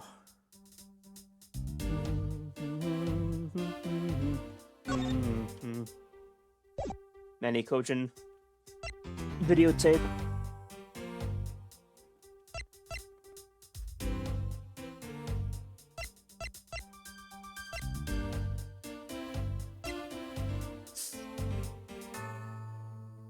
Objection! Knuckle back!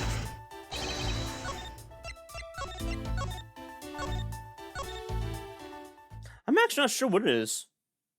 I feel like it's something simple, but for some reason I'm not getting it. Objection! I thought I got it, but huh. Weird.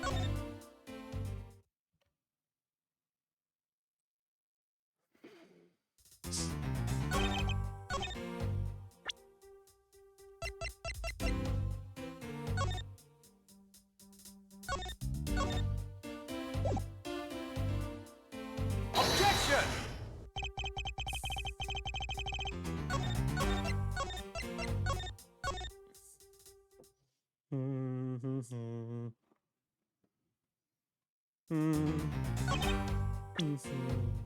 Objection!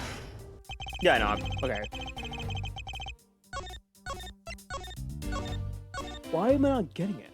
I thought it was... What the hell?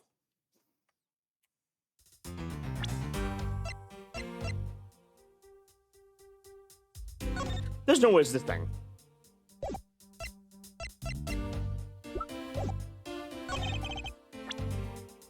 Objection! Yeah, no, okay. If it was a knife, I was gonna be very, if it was a key, I would be very mad.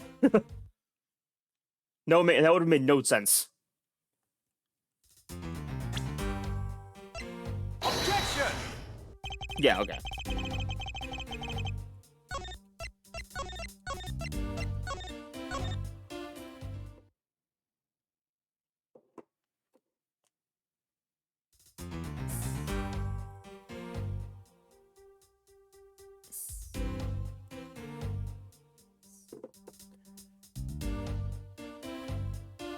Hmm. Hold it! Not so fast!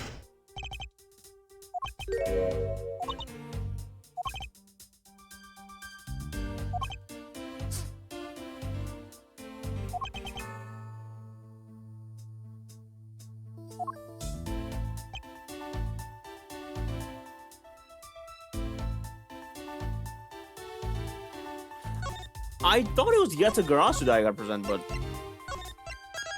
why is it not letting me?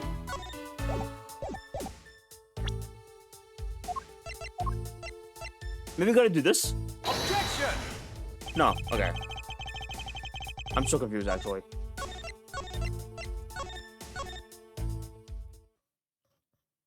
Come on. I'm actually kind of confused actually.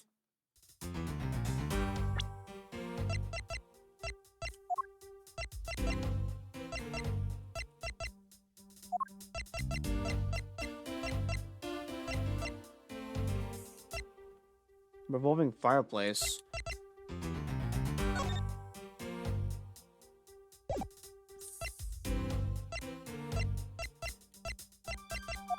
Objection! Hey, I've already done this. Damn it, it's not this. What the hell?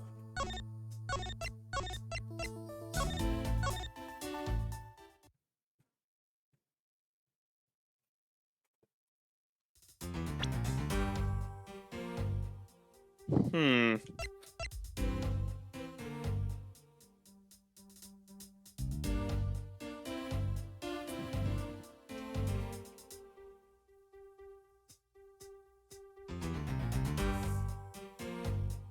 Do I gotta present the fake statue? Huh.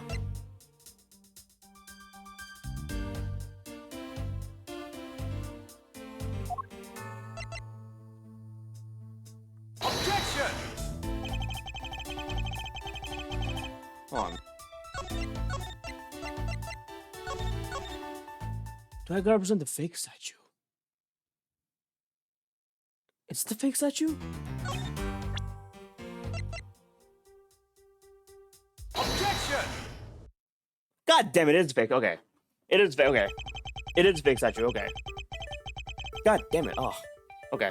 I get the line of logic. I just didn't understand. I didn't get like. I get the line of logic, but I didn't think that I would need to do that because I thought the statue would all be accounted for.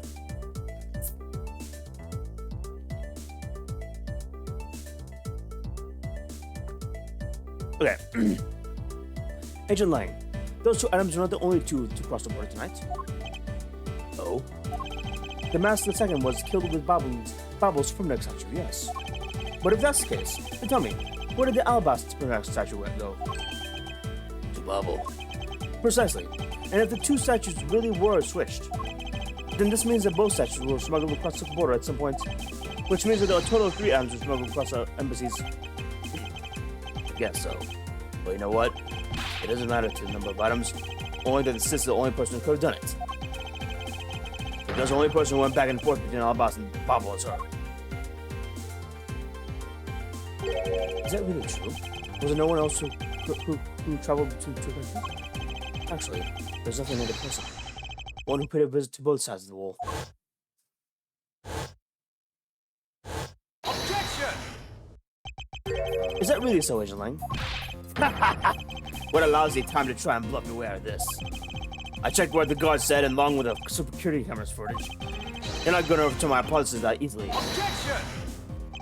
But I suppose there was someone the way to other than through the theater doors. What other way? The other entity that managed to cross border unharmed. But I pointed out, they don't bear hope though, only a possibility. And though I hesitate to bring this out, as long as this entity exists, the impossible road becomes a possibility. Looks like you got some clever idea in mind. I do, and I can show it to you through a single piece of evidence. Fine. Fine then. Let's see this piece of evidence that will show me this other route.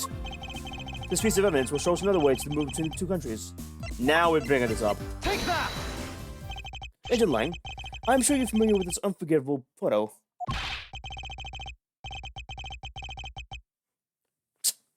That's a natural photo, like I said before. Humans can't fly. No, of course not. I understand that perfectly well. And don't start claiming that Sheena somehow grew wings either. I wouldn't dream of claiming that. And I won't allow you to take back what you said either. I'll say it again. It's not even possible to fly through the air without wings. So you better have a good explanation for this, Miss Prosecutor. No. How can I prove that who was I flew through the air in the photo? Wait. Not humanly possible. Eureka! Very well then. You will have your explanation. It sounds like you have a good idea simmering inside the head of yours. Let's hear it then. The face hidden within its photo is blurry. Showing inside as is.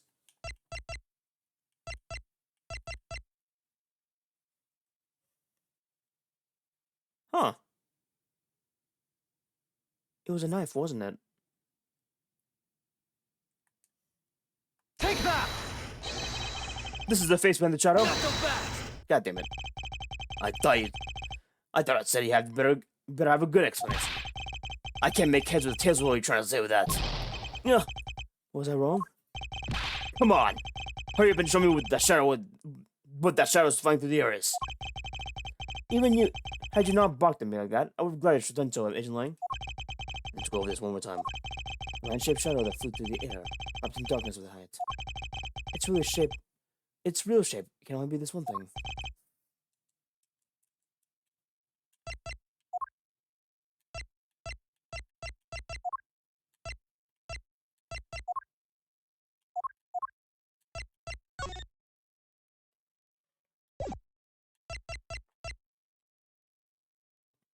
I guess it was the alabaster statue.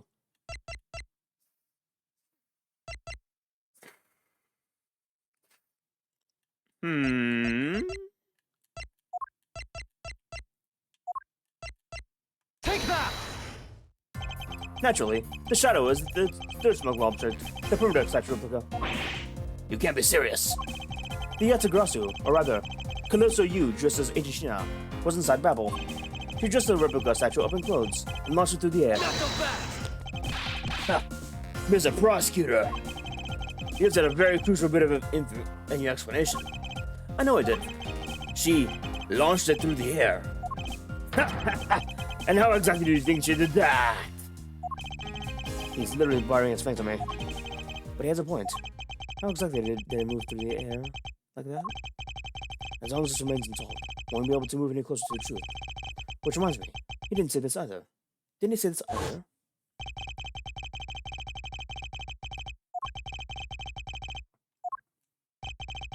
Just before the murder, Francisco was called here, into this very room. If that's the case, then there may be another avenue I can pursue. Agent Lang, in order for me to answer that question, I will need to hear testimony from Mr. Von Kama. Oh? What are you up to now, pretty boy? Earlier, you mentioned something that interested me. You said that just before the murder occurred, Miss Von Kama had been in this room because Ambassador Alba had called for her.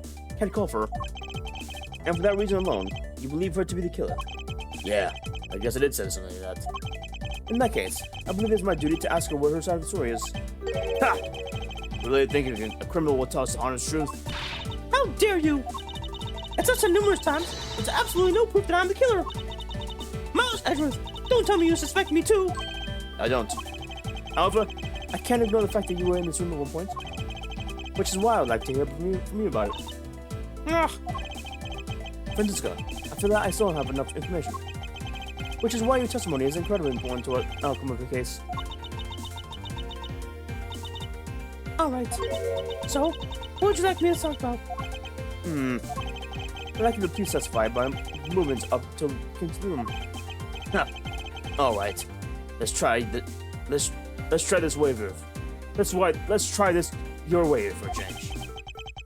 Whatever she has to say turns out to be a waste of time.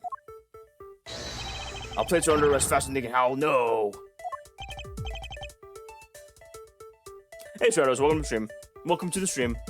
Time for us, you never asked for. Get pancakes and use raspberry and 1/3 blueberry syrup at dinner. It's different. Huh. Pancakes with raspberry and 1/3 blueberry syrup. At a diner.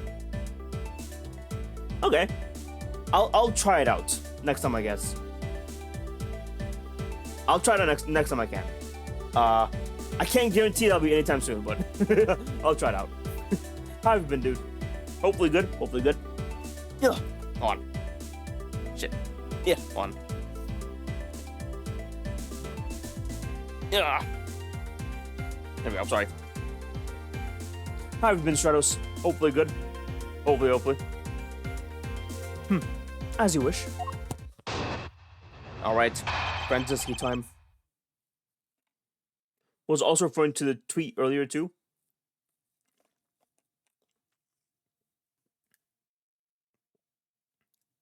Oh. I thought it was just you being you, honestly. Like, it's not like... You saying that is not really advice, but, like, suggestion. Like, you... I get it, though.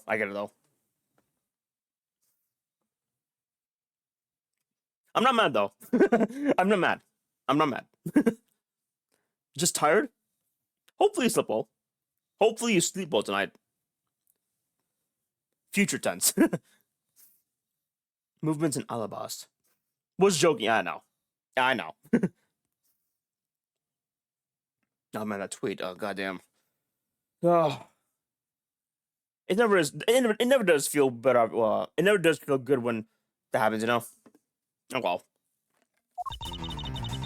As I said earlier, I was assigned on guard duty to the Alabasta Embassy. After I shot the steel samurai off with his way towards the ambassador's office, I returned to the Rose Garden for a bit and checked up on the security situation. After all the preparations were in place, I was called back by the Ambassador Albert's office. Francisco, I want us to make this clear from the very beginning. So what I wish to confirm is that the only time span in which you were in the office was before the murder occurred. Is that correct? Yes, of course. I see. For now, the only way I can see for us to break out of this situation is to ask Francisco about her testimony in more detail.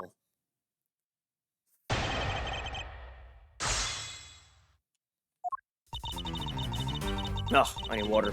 More. Hold it! I thought your duty was to fact-find anything you could about smuggling ring. Yes, that was my job. But upon hearing that the Yetagarasu had sent the Chronicle to the embassy, Ambassador Alba called upon us to protect the embassy instead. That incident 7 years ago. Or have you forgotten what happened back here then? Ugh. Anything related to that case we were involved in appears to be rather painful for her. It's not exactly one I can really figure myself. Looks like you remember the case after all.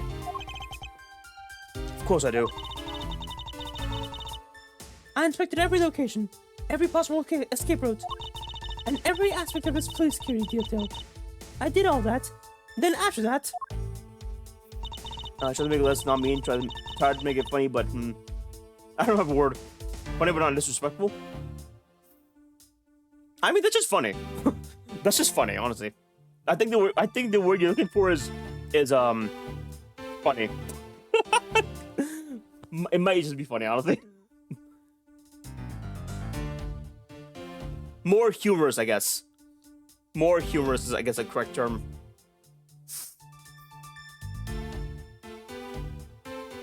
Hold it! So you were at the theater as well? Yes, and I suppose you were out there as well, watching that stage show? Well, yes. So Francisco was there. Well, after the show was over and I saw the steel samurai off. Maybe. Hold it! Why'd you need to confirm the degree of preparation for even the speech? For the security escape, of course. What other reason could I have had? No one knew just how the Yetagarasu planned to get in, right? Yes, I suppose you're right. And in the end, the Yetagarasu did choose to appear in the Rose Garden. Even if that turned out to be nothing more than a shadow. Nah, who would have thought that she would use a shadow? No! Calm down, Francisca. She must still be nursing a grudge over the fact that she couldn't figure it out herself. Anyways, there's no one in the rose garden. And we were aware of the speech set to start soon after that.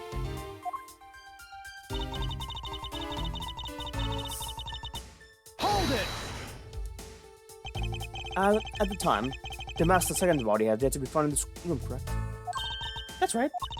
But Ambassador Albo is here. One could hardly miss his rather large presence. A criminal will say anything to get out of getting arrested. How do we know you're not lying? Well, if you need proof, I'd be happy to oblige you. Seriously? Okay, I keep telling you. When I arrived at this office, Ambassador Albo was already here. He was standing by the floor box on the windowsill, watering his plants. Oh, I can attest to that. I remember speaking with lovely young lady around that time here in my office.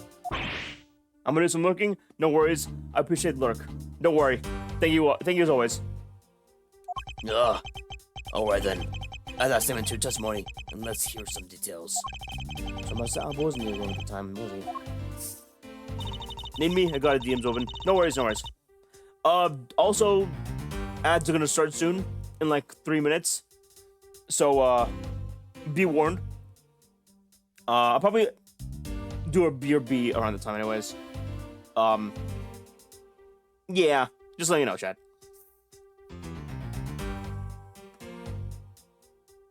Hold it! For the sake of being thorough, I'd like to ask you for something. How did you know that Ambassador Albo was wearing his plants at the windowsill? What do you mean by that? The entrance to this room is on the side, however, the window is on the total opposite side. If what you say is true, then when you entered the room, his body would have been like a wall. He would have been blocking your view of what he was doing. Is that not correct? I suppose it was a bit hard to see around him. But fortunately for me, Ambassador Alba is not a movable wall. I knocked before entering, and as I did, he turned around to greet me with a watering can in his hand. So it's only natural to believe he was watering his plants, right? I suppose. After his greeting, we spent a little time talking about his flowers. He had attained them himself, and is growing them with almost care, you know? Yes! The plants in this room, they are all like my children. God damn it, there's a small fly. God damn it. Ah.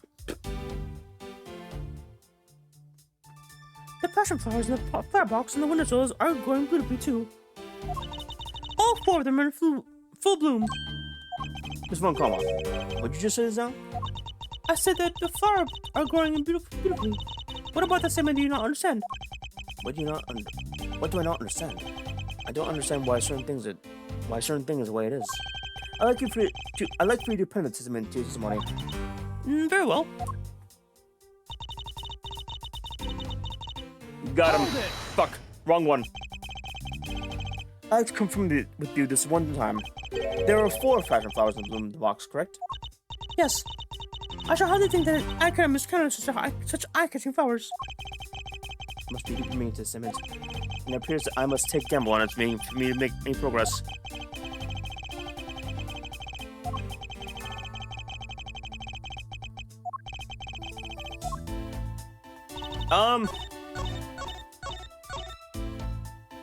Let me save for now.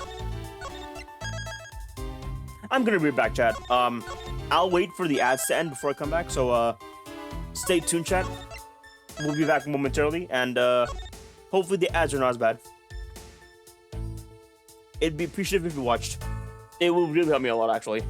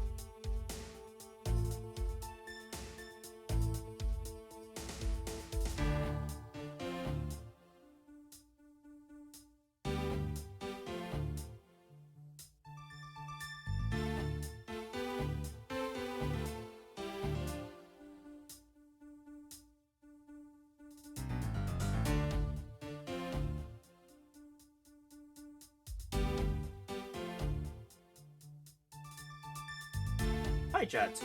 Welcome back. Hopefully the ads weren't too bad, but let's continue with this. All right.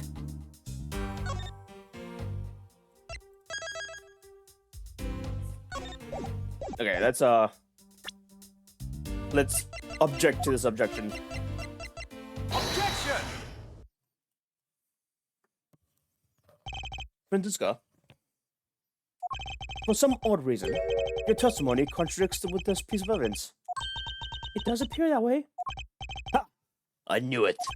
I knew we couldn't trust your words, sis. Mr. Edgeworth, what are you doing displaying those small comments like this? Yeah, sir. If you give this up, she's gonna get it taken away, sir. Yeah. All I've done is take what I saw. I've not made a single mistake in my testimony. And for this, I'm still under suspicion for murder.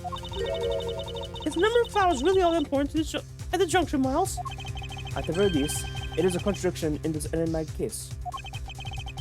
One that I find hard to dismiss as irrelevant. Ah! Let's hear, Mr. Prosecutor. What does the number of flowers have to do with anything? What does it prove? I believe the answer to that will become clear if we examine the flower box. How does this contradiction come about? There must be something behind this discrepancy. They're my beloved flowers. I've got them with utmost care. Can I ask that you please be gentle with them, please? As you examine them, Mr. Edgeworth. I understand. I won't rest until I inspect it. Isn't every suspicious looking nook and cranny? Look at these flowers. I believe they're called passion flowers. Despite being called flowers, they're actually species of vine.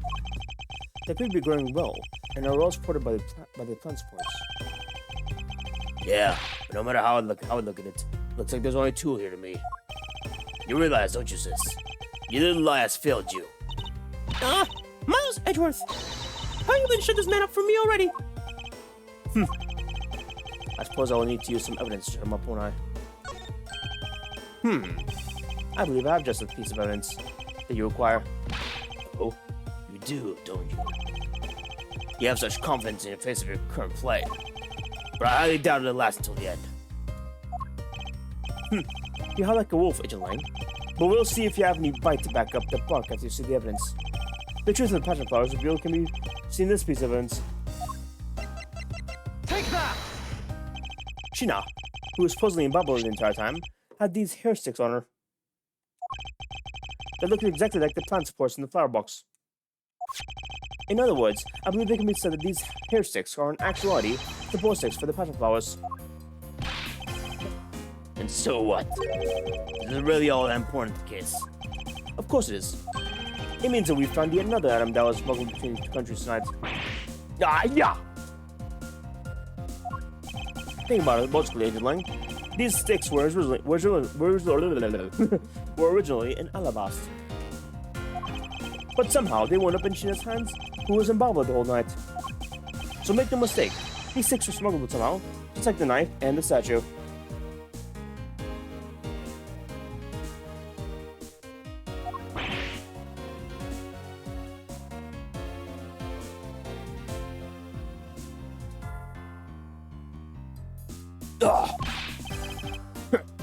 Very well then. I want to hear from you exactly how they wound up in Babel. How did these support sticks find their way in Babel, and why? Must be some reason as to why they end up there. So that's why. Agent Lang, if you'll please take a look at this and tell me its shape. You're just another stick, huh? And so it is. But because of the shape of the support sticks is what's important. For they are what are used in some rooms. For they are used with something in this room. That's when it all comes into focus. The object that completes the picture when used with the support sticks is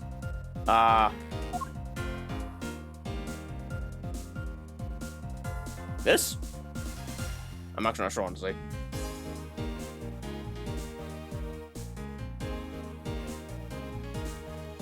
Oh, it actually might be this.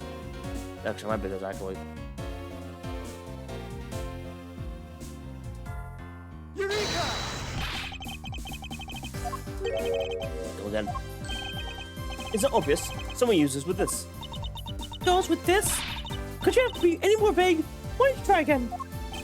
Yes, I suppose I should. It appeared that that was insufficient in conveying what I wanted to say. I'm not quite sure, actually.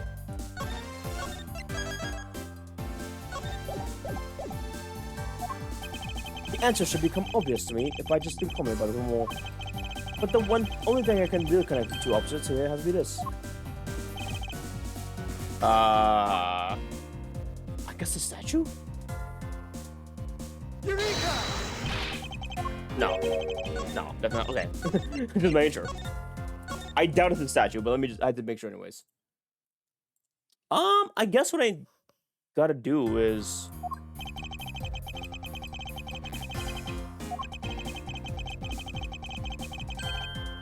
let me just save again. Safe side.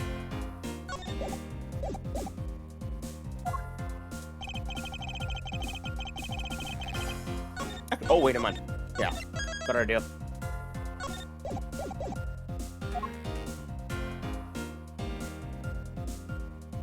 The crossbow? Eureka! Oh, okay, I get it now. Okay. I was wondering what we were talking about, but the crossbow hasn't actually been used yet. Which is why it's been like absent in the mind. I get it. It's a crossbow. Wait, you're not really suggesting. I am.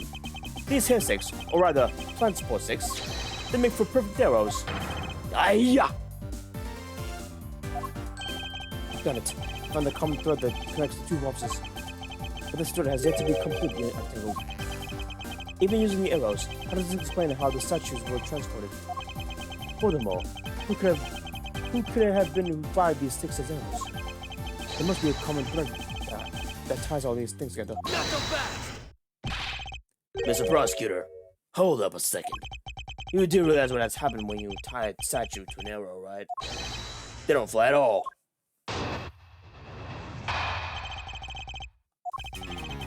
So Balbo's statue was draped in Yatagarasu's clothes and shot over there? Even if you followed the arrows from the side, they wouldn't go that far with a statue tied to them.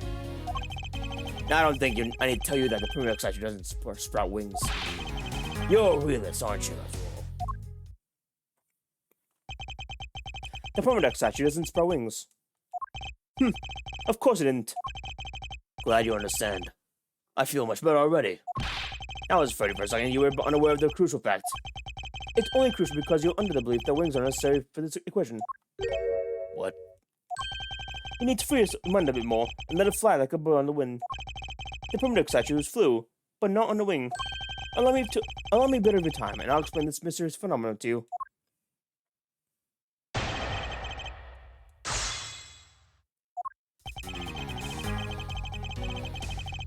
Hold it! But that incredible scene just happened to have been caught on film, resulting in this photo. Ha! And what an incredible scene it was. This photo was taken by a freelance photojournalist, right? Yes, so I hear.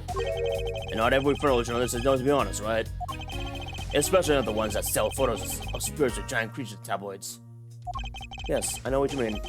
I've seen those sorts of photos many times in court. But there have been times when those photos have turned out to be telling the truth. If you have ever stood in a court of law, you would know that's entirely possible. Ha! You really believe that stuff you're spewing right now? A courtroom certainly is a strange place, if what you say is true. But there really is something odd about this photo, no matter how you look at it.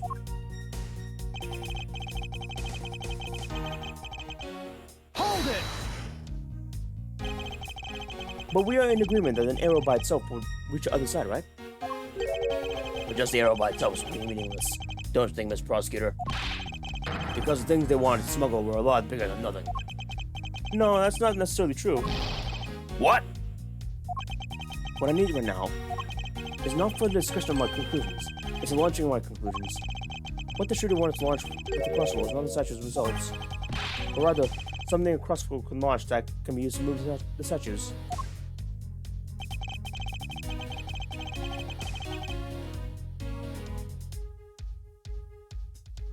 Hold it! thing the crossbow launched. Allow me to show you the answer. Well, come on then. Show me what you've got. But I'll warn you. I'll know that when you're bluffing. This is what the launch for our blasting office with the crossbow.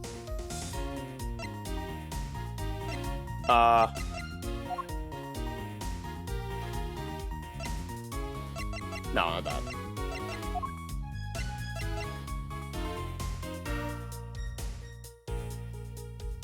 Huh. I wonder if it actually is a wire.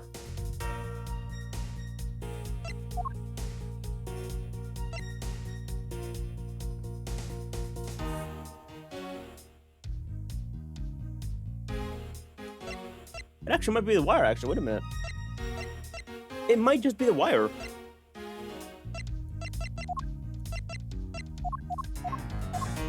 Take that! It was. Okay. Finally. Finally, we have reached this point in our discussion, where I present to you that which carried by this arrow from the crossbow. I get it now, Mr. Prosecutor. I can see exactly what you're trying to say. You're saying that the wire was tied to an arrow, and then shot to Mr. Cochin's office. All the way from the 5th floor of the Alabastian Embassy down to the 3rd floor of the Bobbly's Embassy. If what you're claiming is really what happened, I can see how Alabaster's permanent statue could be moved. Gravity could be used to move the statue down the wire from the 3rd floor. But then, what about Bobble's permanent statue? The dark shadow in this photo is clearly flying away from Bobble, going in the opposite way of gravity, from the 3rd floor of the Bobbly's Embassy, and up to the 5th floor of the Aplastinian Embassy. How do you explain that? Aha! I can finally see how the gears behind this whole trick worked. Captain Lang, the motion used behind this trick. I wonder if perhaps you have yet to envision how it works in your head. Motion? What motion? This is the motion that was employed to smuggle the Bubble Embassy. Bubble statue. Bungee action. Oh shit. Actually, wonder if it's bungee action.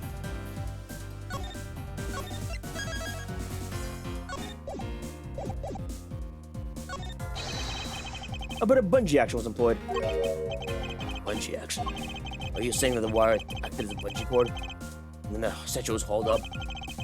It's a simple way of putting it, but yes. Ha! Did you think about the weight of the statue at all? That thing is solid gold. Before that thing ever reached our office window, the wire would have snapped. But okay, let's consider your idea and say that the wire has the elasticity required.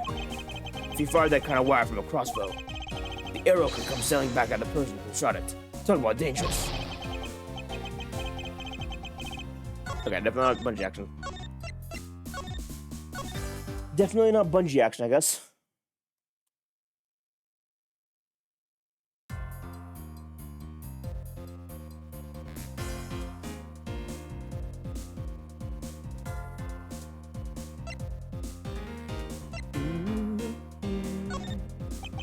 I believe it was done via rotary motion. The two sections were transported simultaneously. I had to do this, chat. Simultaneously. Get real. The statue will collide somewhere along the way. Objection! Did I ever say that there was only one line wired between two opposites? If you shot an arrow with two ends of the wire tied to circular bolts, a circular bolt can be pulled. Long G says, don't object and call success when it's beyond reasonability. Taking into account the tension difference between the two wires. The other one would sag too much at the point where the statue would collide anyways. Objection! Agent Lang. As you know, the primitive statue is one of a kind national treasure, and the fact that the bubble statue is a hollow replica of the real statue, it would naturally be lighter than the real one, meaning that my idea is very possible. Long G says, "Howl!" Here's what I believe happened. Miss Yu and her mysterious co-conspirator set themselves up in two different rooms. The co-conspirator bridged the rooms by shooting the two ends of the wire down on one arrow. Then the two of them covered the statues and proceeded to transport the statue.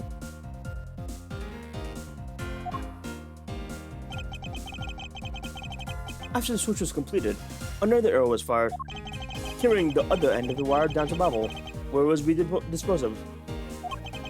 And to do that, Mr. Yu hid inside the grandfather clock. QED.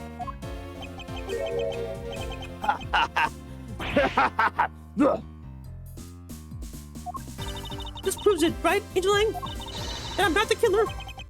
Not yet, sis. I still haven't had my dessert yet. Right, Miss Prosecutor. The proof is in the pudding, as it were. Pudding is a nice dessert.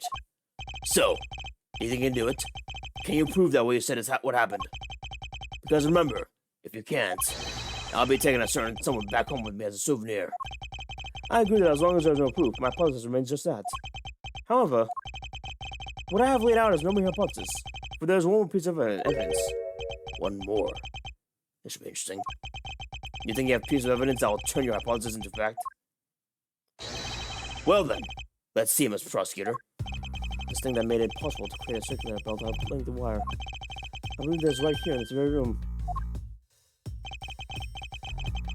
Now, I believe this is what made the circular belt transportation method possible.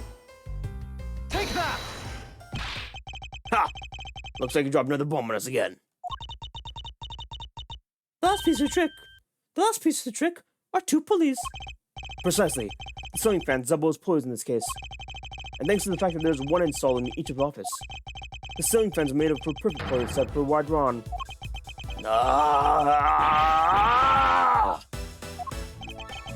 Trust me, Ed. That's how the smugglers bypass the impenetrable security. You really are something else, Mr. Prosecutor. I bet you figured it all out already, haven't you? You know who the big hotshot is who set up this real-life stage show, isn't it? Do you? The person who set up this rather large and complex stage show appears to be someone who had foreknowledge of and existence of the ceiling fan in both Albastini and Beverly's offices. And that the passion cloud support stakes could be used as arrows. The real mastermind in this case. Well, don't you dare make this wolf wait for his food.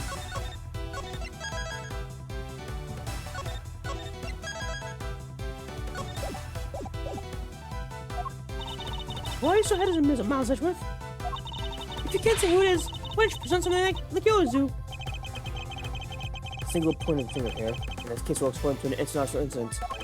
However, it's already too late for me to stop this forward momentum. It appears that I have no choice now but to rush in. Ah.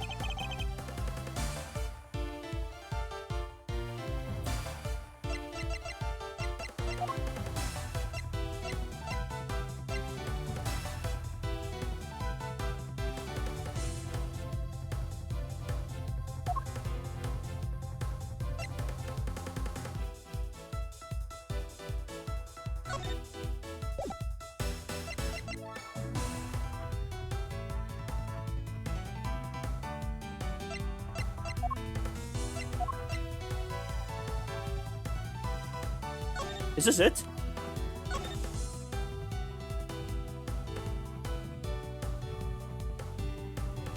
It might be actually, shit.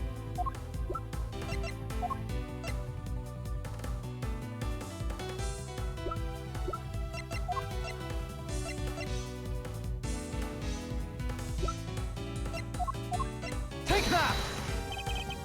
Not so fast! Damn it. So close. Never mind. Okay, never mind.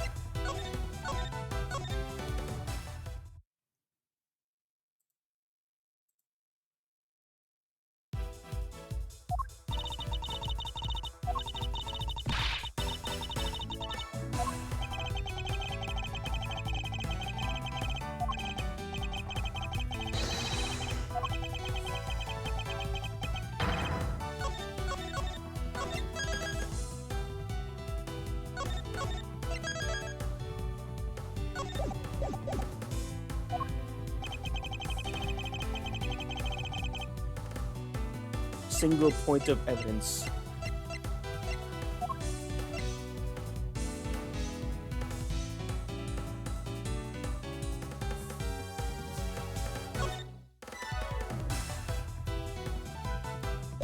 I guess this. Take that! It is not that. Fuck.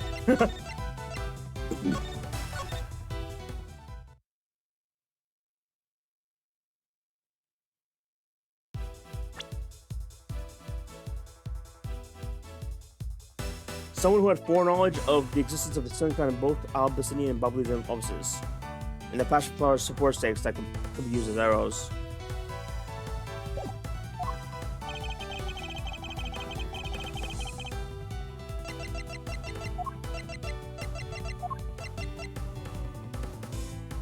Someone who knew both.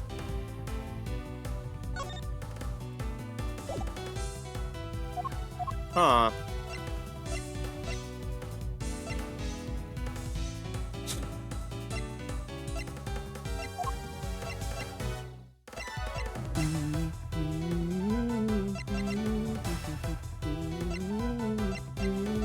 I guess the passion flowers again. Take that! Yeah. I'm sorry, Ambassador, but you are being sus right now. The smuggling could not have been possible without the use of crossbow.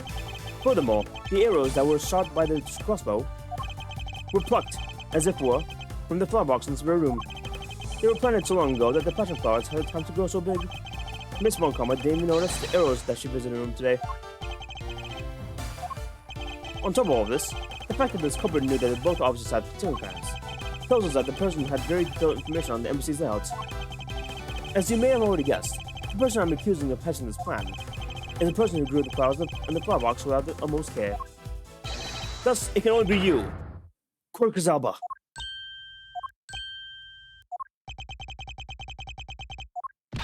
Are you out of your mind, Miles Edgeworth? I'm certainly of what I am saying, and I'm sure that he was a culprit. Tell me, Mr. Prosecutor. What was an ambassador trying to accomplish by doing all the stuff you just outlined? Why in the world would he need to use a trick like that? I understand your need to doubt me.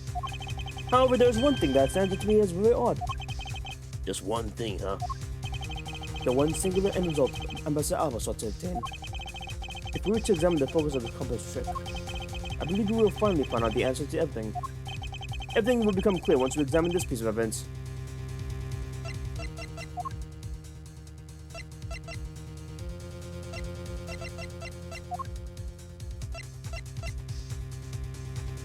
Take that!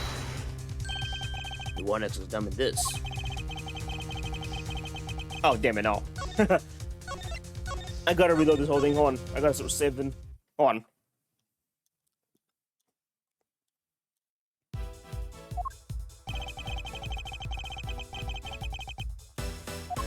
Take that! Okay.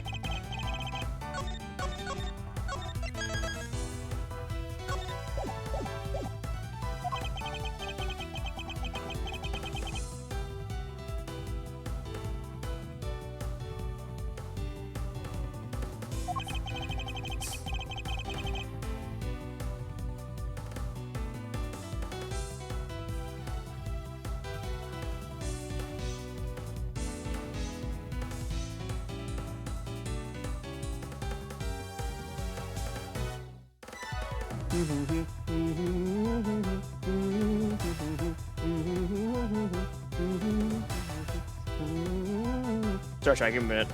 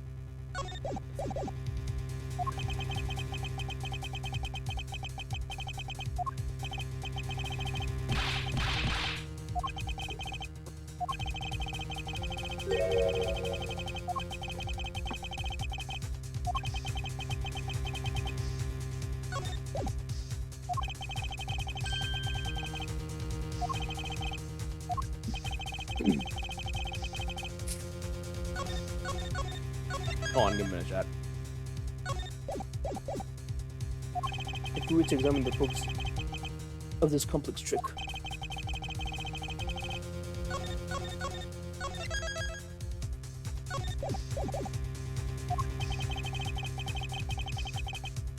Once we examine this piece of evidence,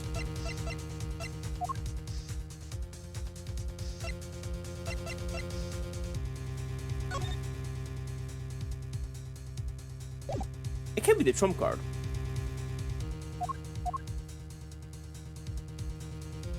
Take that! Yeah, no, I didn't think so. I didn't think so.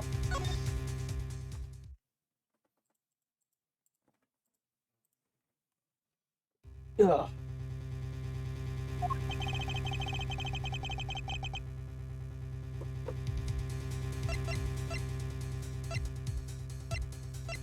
Oh, wait a minute.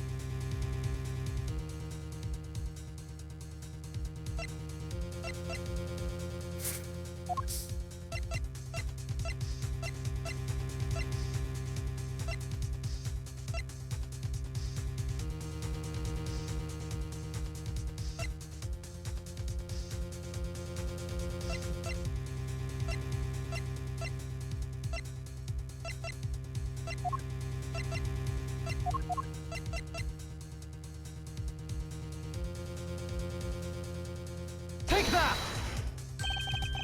No.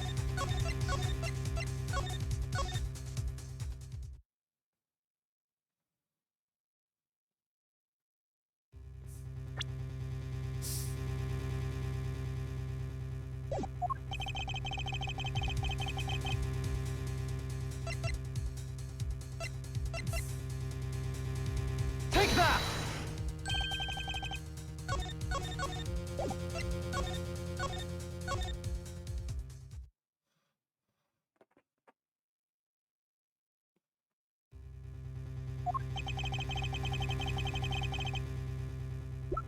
I'm not sure what to present, actually. Once we examine... I thought it'd be the statues, but... maybe it's the wire, actually. No, but the wire would make sense. I don't know. Take that! No, okay. I'm not quite sure, honestly. Huh. Weird.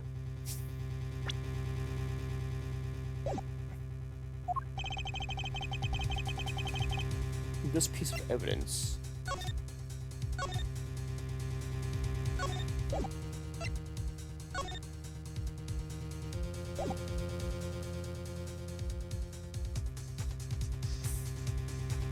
Take that!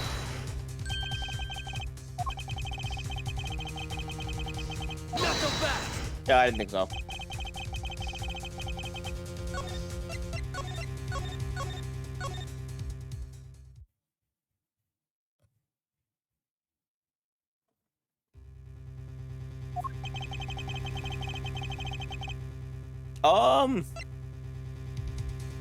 I'm not quite sure. I'm not quite sure, honestly.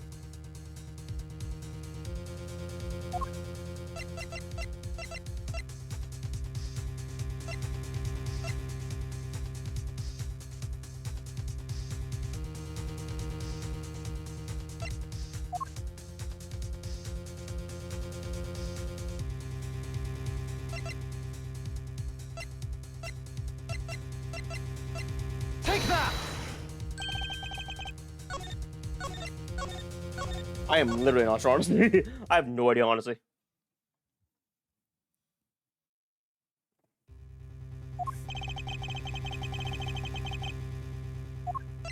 Take that!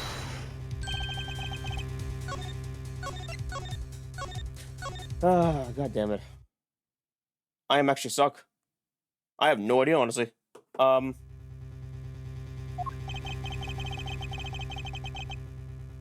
What does want it? Let me see that. God damn it. Man.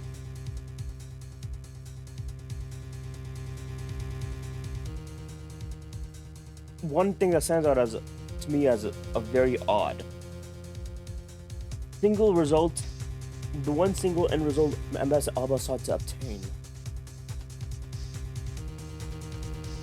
If we were to examine this focus of this complex trick, I believe we will finally find the answer to everything.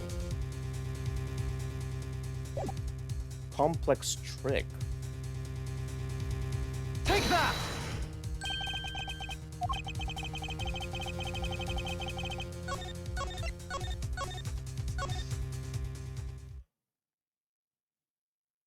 Maybe I gotta show the Yatagrasu photo, actually. Hold on. Take that! Oh, god damn it.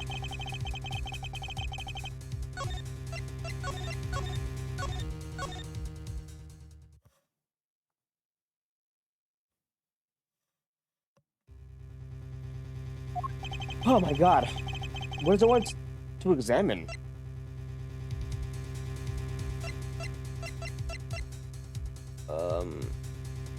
Take that!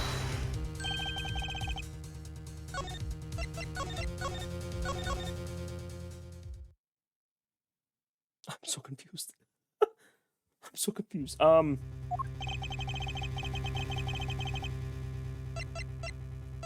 Take that!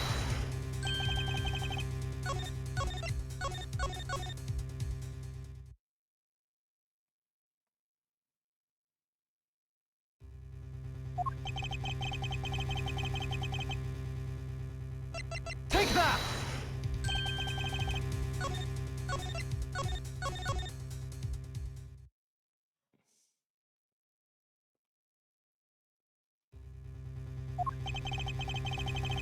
This piece of evidence. Is it this thing? It's not this thing. Take that! Yeah, I didn't think so.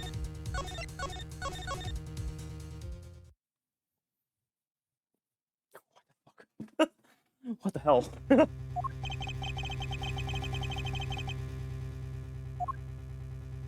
Take that! Oh my god. It was the other statue. God fucking damn it.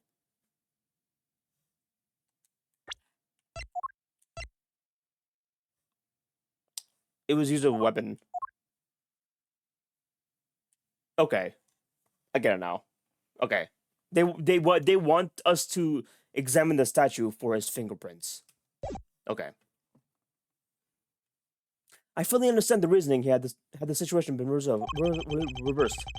However, to go through the trouble of swapping the real primitive statue for the fake one, I think it's a very shady reason for such a bizarre reason. And who better to ask for the reason than the King Primitive himself? I see. Ambassador, we'll be examining the statue now, with or without your permission.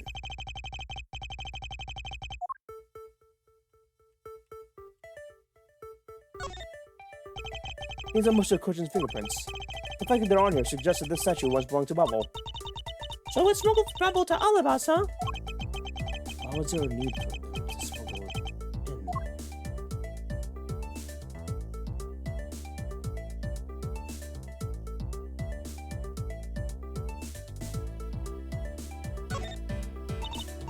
in? This guy kind of looks like a Steel Samurai, don't you think? Maybe it's because it looked like that he was picked to be a goodwill ambassador. I suppose it's possible. Take a look around this area of the base of the right neck. Looks like a gap. Hey, you're right. Maybe it's meant to be some kind of secret. Perhaps it's possible to open the safe from this gap in this construction. What? Hurry up and open it, Miles. Alright. Here goes.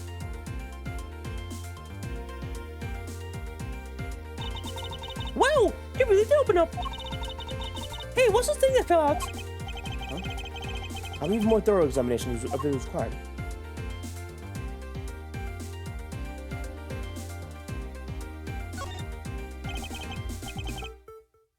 Oh, fuck you. It's counterfeit pressing. Hey! Is this what I think it is? It's a plate for making counterfeit bills. Somehow, it appears that we've at long last arrived at the exit to this complex labyrinth. We finally hold within our hands one of the counterfeit money plates. and the reason why the replica was smuggled into Albas to begin with.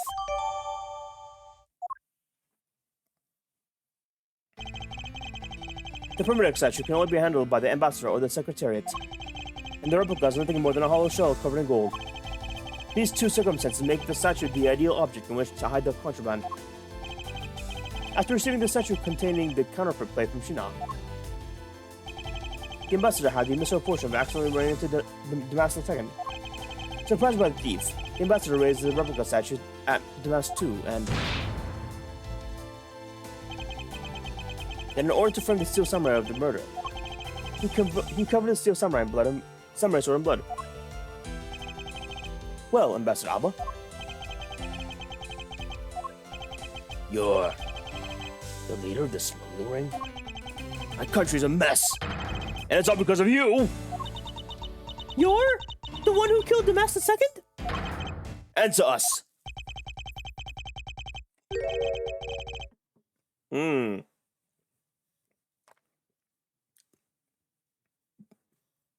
I never thought that you would figure things out to this level.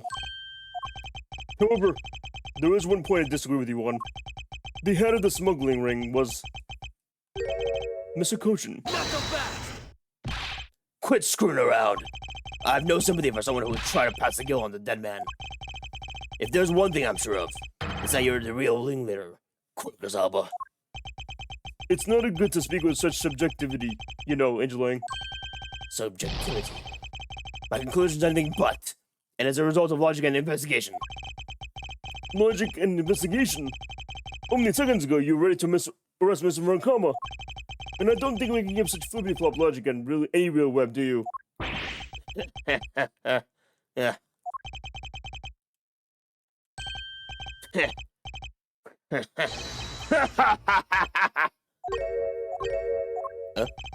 It looks like you still don't get why I came back. Excuse me? You see, the reason I came back is so I could sink my fangs into your wrinkly old neck. From the very beginning, my real target has been you. What? Agent Lang, I demand an explanation. Sorry, sis. I didn't mean to put you through all that. I knew you were innocent from the very beginning. You did? I knew that this whole incident had been meticulous plan and prepared. So naturally, the occupant of this room, Ambassador Alba, seemed the most suspicious. But without the ambassador's permission, we couldn't get to taking a look around. Ah, so that's why you put on a big show to accuse Francisco of murder. Using Francisco as a bait, you were able to get us to entry and investigate rights. Yeah, if I hadn't done that, I doubt the ambassador would have given the okay to poke around. So that's what it's all been about. Very well. I will forgive you. But in exchange for us using my bait, you will take some responsibility and help us find the truth. Agent Lang, forgive me such a great opening. Thank you. You know, I just knew, Miss Prosecutor, that somehow, if we were able to find out some proof by investigating this room, that you will be able to figure out the real couple with a special brand of logic. The evidence detectives collect combined with the logical prosecutor. That's just how it should be as a prosecutor detective team. As a prosecutor detective team, right? I don't know about that. But one thing I do know is that I'm itching to see the old man get what's coming to him. Ho ho! You're quite scary when it was be, aren't you? Hey, you were the one who planned to use me to push all the guilt onto this. But unfortunately for you, you misjudged me. Agent Lang, I wish for you to stop trying to intimidate me. What we need right now is evidence and proof. I wonder if you have what is necessary to prove that I am the head of the smuggling ring. Objection! Don't be such a sore loser.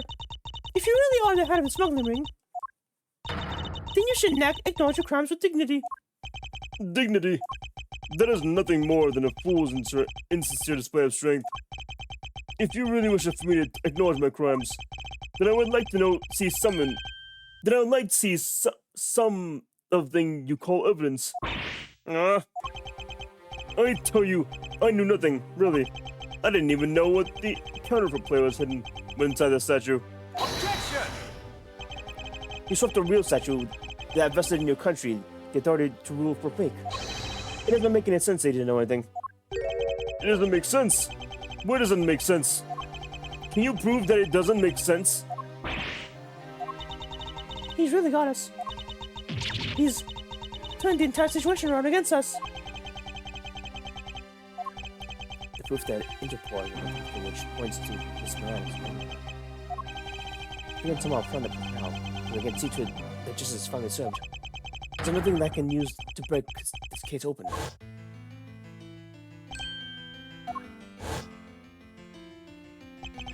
The trump card and videotape. Those two items. We might be able to finally bring this man down. But the counter's evidence from the case of Miss Furry hidden away in secret. And the tape was stolen by Victor Bad from the police. They're both illegal evidence. No matter what, prosecutor law can't be allowed to use such a piece of evidence. Needless to say, we Von Commerce are commanded to achieve nothing but victory. By any means necessary. The only way to bring down someone down is just like that to justice was to do so outside the courts. That's what we thought at the time. I no longer follow the path of Manfred von Kammer, and I won't follow the path of the Yatagarasu. This leaves me with what? What creed will I believe in? If I want to pursue the truth, then I will sully my hands in legality. And if I want to pursue justice, then I will lose the truth. What is the law? What is justice? And which path is the prosecutor supposed to follow? Choice is what I make by my own hands right now.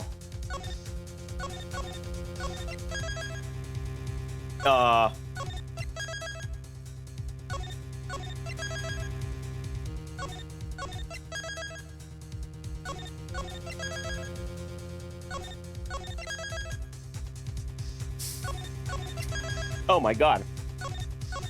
What the hell? Use trump card or don't use trump card? Oh god.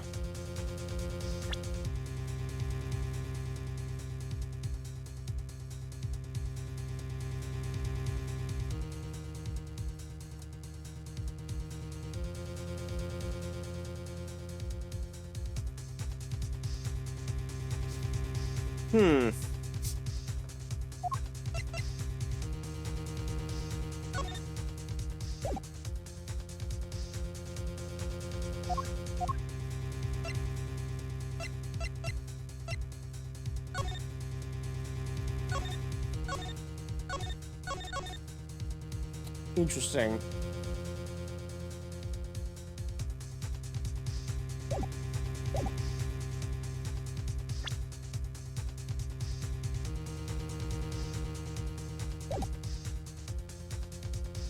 Shit. Oh my god.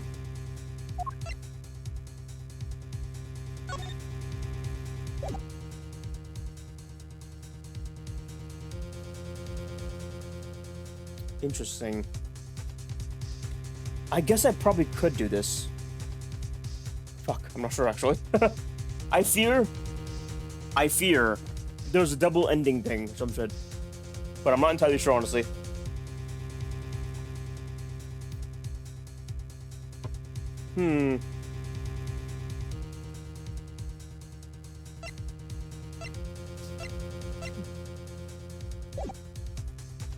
Use trump card or don't use trump card? Goddamn.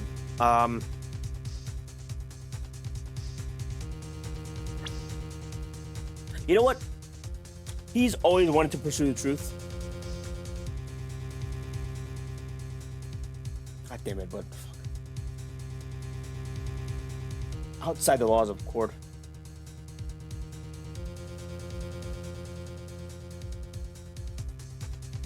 You know what? I think it must be done. I think it must be done. Oh fuck! I hate the game making me make a choice. It's making me make a choice, and I hate it.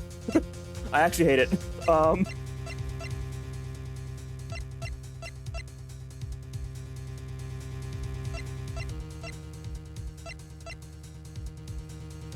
But I don't even know if he's telling the truth, honestly.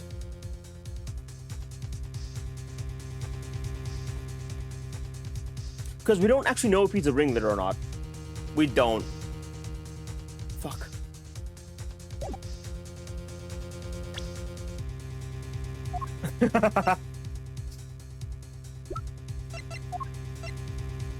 Ambassador of Alabas, also retired army man, may explain why he's overly harsh on himself.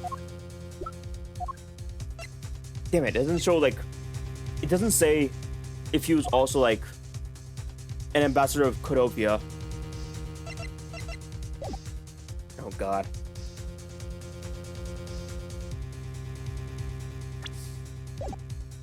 I'm gonna regret it. There's a limit to the law. Any law that exists was set there by man. When a person goes beyond that limit, then law too crosses into new territory. For what reason were laws invented? The answer to this is what I must now show. Ambassador Alba, I wonder if you might recognize this. Oh, I wonder what that card is. I've never seen it before in my life. Yeah. Of course he would deny it. It's a directives card used by the leader of the ring to relay instructions to his subordinates. Oh, is that what it is? This card was sent to the real culprit behind the KG8 incident 10 years ago. A man by the name of Mr. Manny Cochin. Oh, so why do you have such a card in your possession? Because it was hand-delivered to me by a certain great thief, the Yatagrasu. The Yatagrasu gave that to you? Don't talk nonsense, and let's be serious, Mr. Edgeworth. Do you have any proof that the card contains directions to run the ringleader? I have you know that the card is not the only thing I was given. What? This contains security footage that was shot just before the start of the KG8 incident. The KG8 incident? The card and the video. These two pieces of evidence are what will see your fate. Very interesting. I must admit I'm very curious now. Very curious indeed in this case-deciding pieces of evidence you presented. Pray the Yatagrasu have been chasing all the time. Now stands before me. I can't allow this man, who has free reign for 10 long years, simply walk away. Now it's time for me to bring to fruition the valiant spirit that was given to me.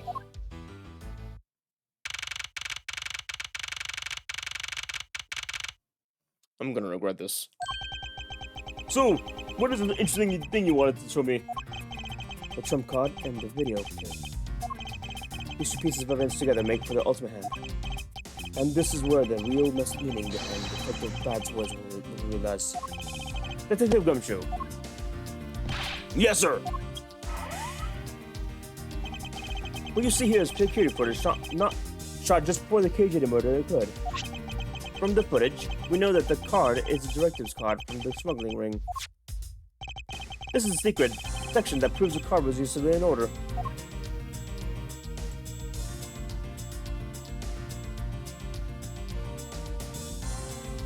Take that! Take a look at this area. What about that area? My eyes aren't where you used to be, so I can't see where you... Oh, goddammit.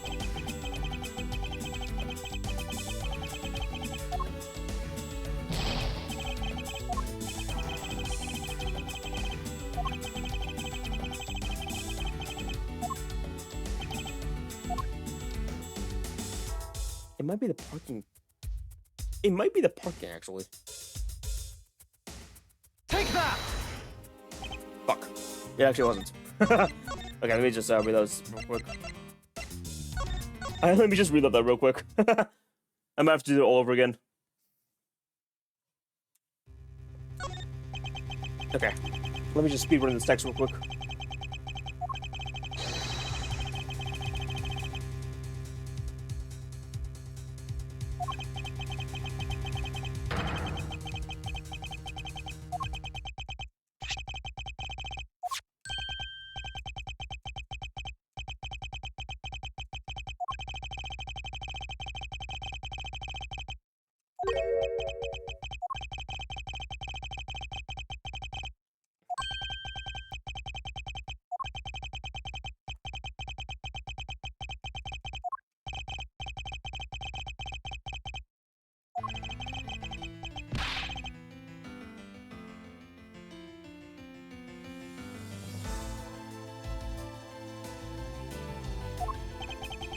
I'm gonna have to save again, I guess, or make another save file.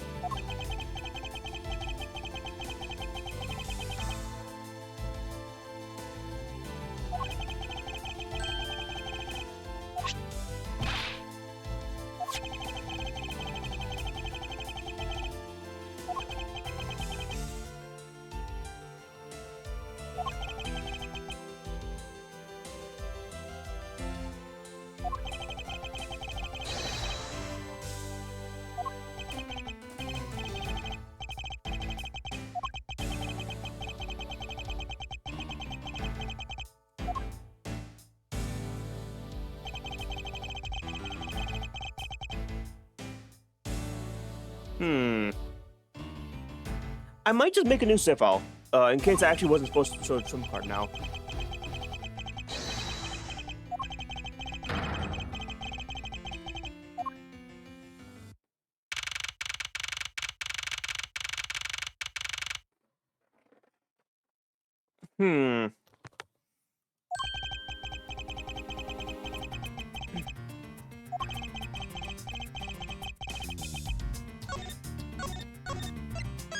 Yeah, okay.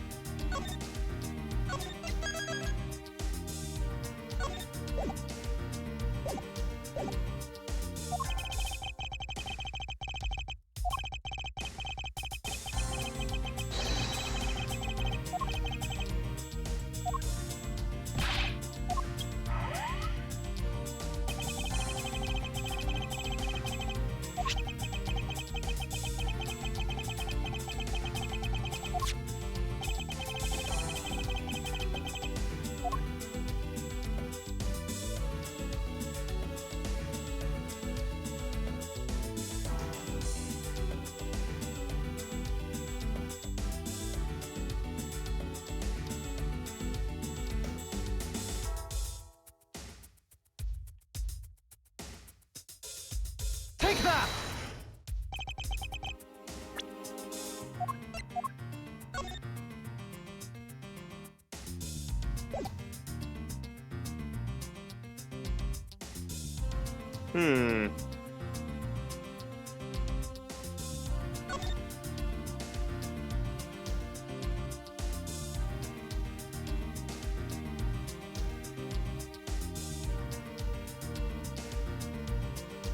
I cannot read this text at all.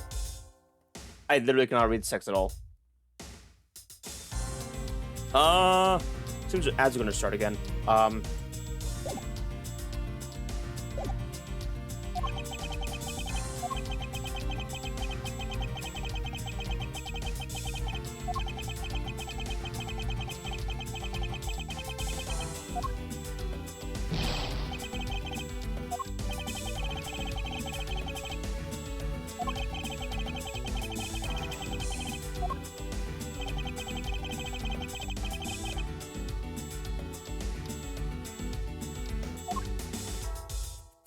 Was used to relay an order.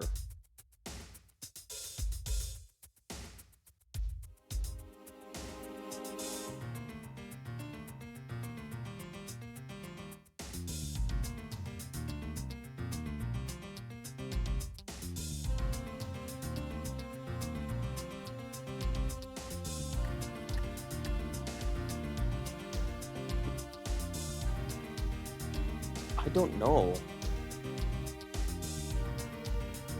Take that!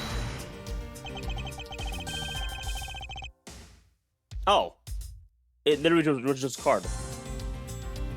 Interesting. That's weird. That's kind of weird, but okay. As you can see, Mr. Cutchin was holding a card in his right hand. I see. The killer is indeed holding a card with the exact same design on it. But that card and the one you have, just because they look the same, doesn't mean that they are doesn't now. Ah, but here's a very easy way for me to prove that they are. In fact, one and the same. All we have to do is simply take a look at this. I'll be right back. I'm gonna be right back. Ads are gonna start soon. I'll come back and do this in a minute.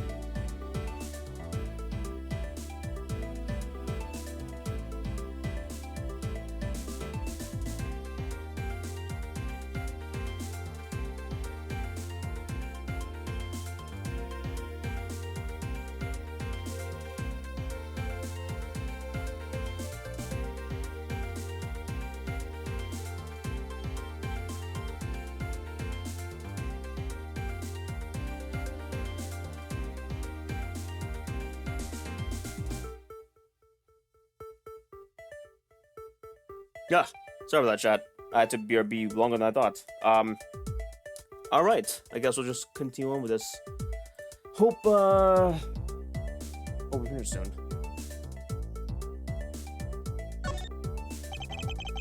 This dark red blood. Yes, this is your proof. Proof that the orders of this card were played out in terrible tragedy. The blood belonged to the victim of the KG8 incident. With a bit of DNA testing, we can very easily verify that as fact. If you have no objections, then I'd like for you to take a look at this next piece of footage. This car that passed by in front of the victim's apartment building, it is an official Kodopian government card. What? Detective Gumshoe, if you could please magnify the footage. This area of the footage directly links to smuggling ring with Kodopia.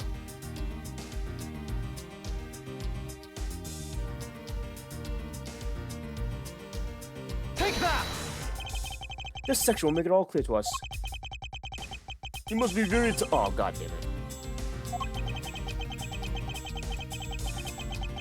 God damn it. I need more life.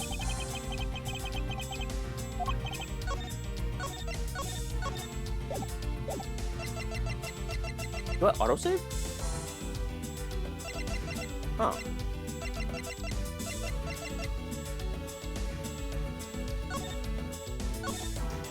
Huh.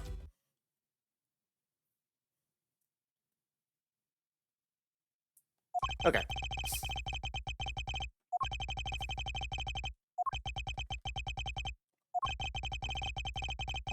Let me just skip over this real quick.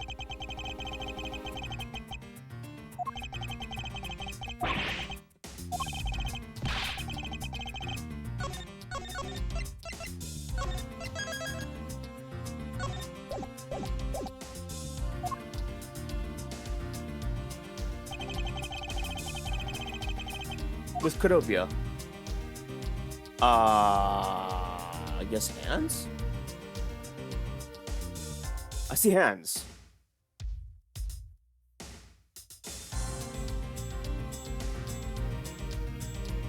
Do I fucking... I've already tried this, and it didn't do any good.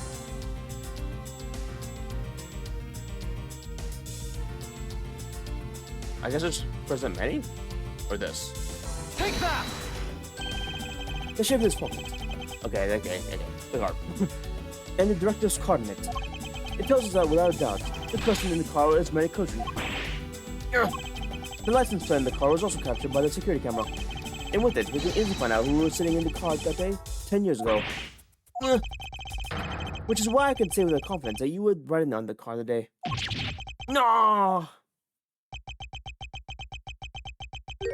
Huh.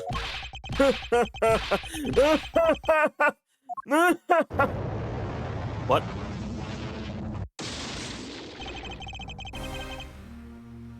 What the fuck? What the fuck happened? Turned Super Saiyan. You've done well, boy, to make it this far. However, Abacho claimed that I was riding in a car at the time. That's gonna be mighty difficult to prove. How so? The Principality of Kodopia no longer exists. So naturally, all records from that time period also no longer exist. Arrogance. But he really means that he's already erased all traces of him. Are we finished here, boy? The only weapon I have left to me now is this piece of footage. Must be something here I can use. Finally. Take that! What? What the? Ambassador Alba. Yes, what is it? You were once an army man in the service of Kodopia, and it was you who made many of his participate in success, correct? Why the sudden backhanded praises, boy? Although, to be sure, the brilliant medals on the breast were awarded to me during the area of Kodopia. But now I am only one who owns this particular medal. In that case, the only person who could be sitting in this car is you. How do you figure that? By the medal captured in this footage. It is clearly the same exact one as the one on your chest. What? Oh god, it's fucking face crack. What the fuck? That's weird, dude. What the fuck? This is how it will be. But I won't look back. But this is the path I have chosen. Ugh.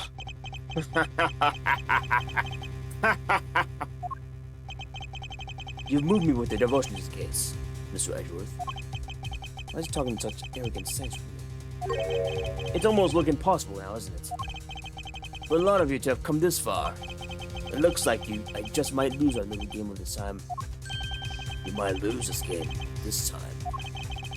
You don't get another round, Mr. Ambassador. Is that a fact? Very well. Now I've decided to confess and admit my guilt. You're going to confess? And I will accept whatever punishment that may come as a result. What the? Regarding the Damask 2 murder, I meant it. I did it out of self-defense. You're claiming I justified self-defense? Damask 2 attacked me, and I felt like my life was in danger. If I hadn't done what I did, it might be the one you found dead instead of him. What a pathetic performance. I'm not giving you one.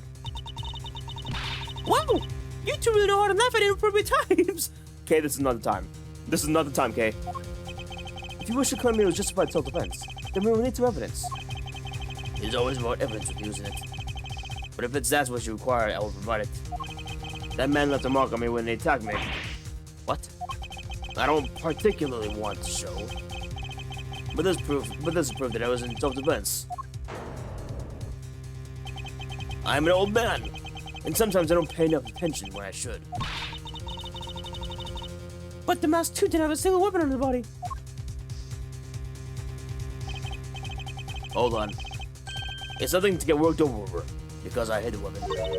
You hid the weapon? I'm sorry, but as you know, a murder is a murder, even if it is self-defense. And I couldn't let it become public, seeing as I am an ambassador. This is the weapon you seek. My special bonsai trimming shears. Ooh! It's covered in blood! He was trimmed quite badly during our struggle. But that's when he grabbed his shears that were sitting in my office intact. So you see, it was an act of self-defense. Is he right, Mr. Edgeworth? Since he has both the wound and the weapon that caused it, it's enough to repair it so.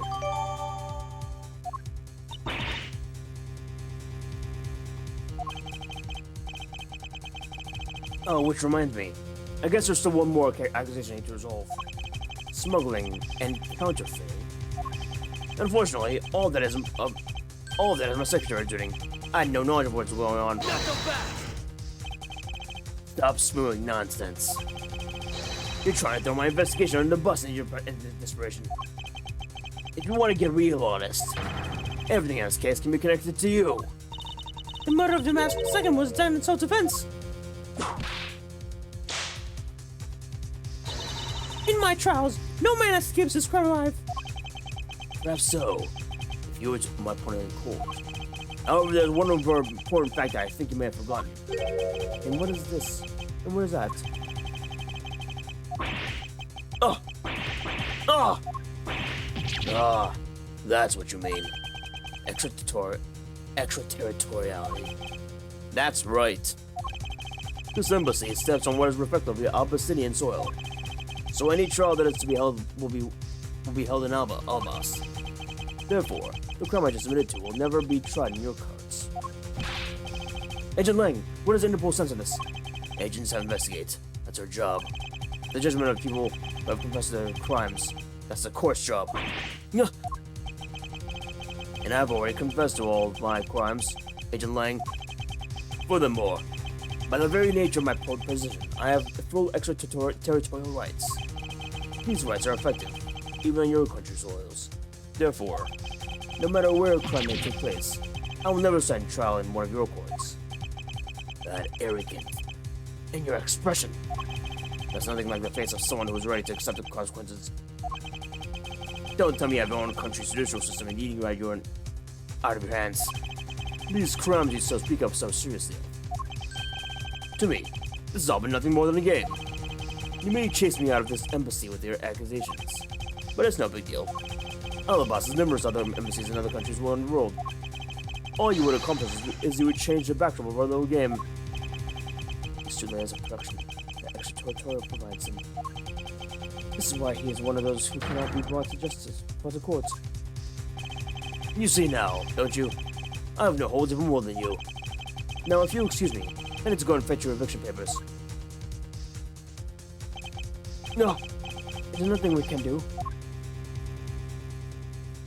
There's more to this. What the fuck, man?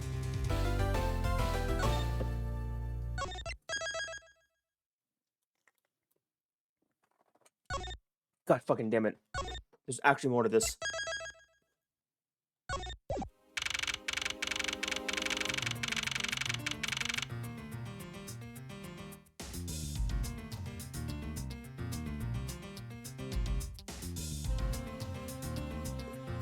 Oh, man.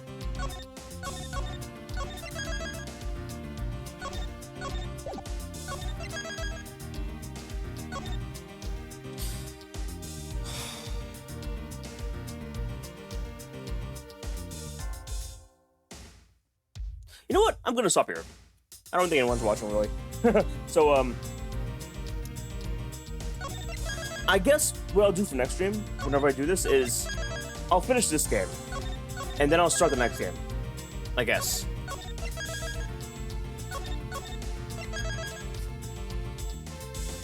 Damn it. So much fucking shit in this game.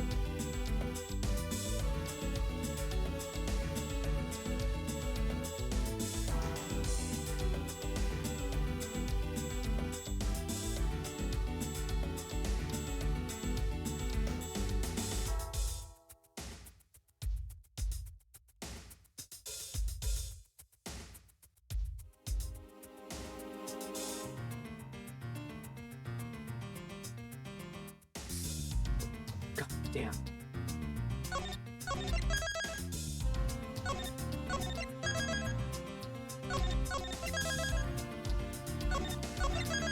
I'm just gonna...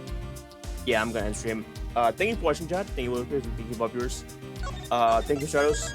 Thank you, Burnsie, for coming. Yeah. I'll just try and finish this next time and then start the second game afterwards. And, see how it goes. It's unfortunate, but whatever. Whatever. Anyways, I'll see you later, Lucas and Bob viewers. I'll, see you later, Lucas and Bob viewers. And, hopefully I'll see you next time. Peace, chat. Let me just tell one I would have figured that more people would come to stream, but that's weird. It's kind of weird that I didn't see anyone else come to stream really. I would have figured if I was streaming earlier in the day, more viewers would have come, but less viewers actually.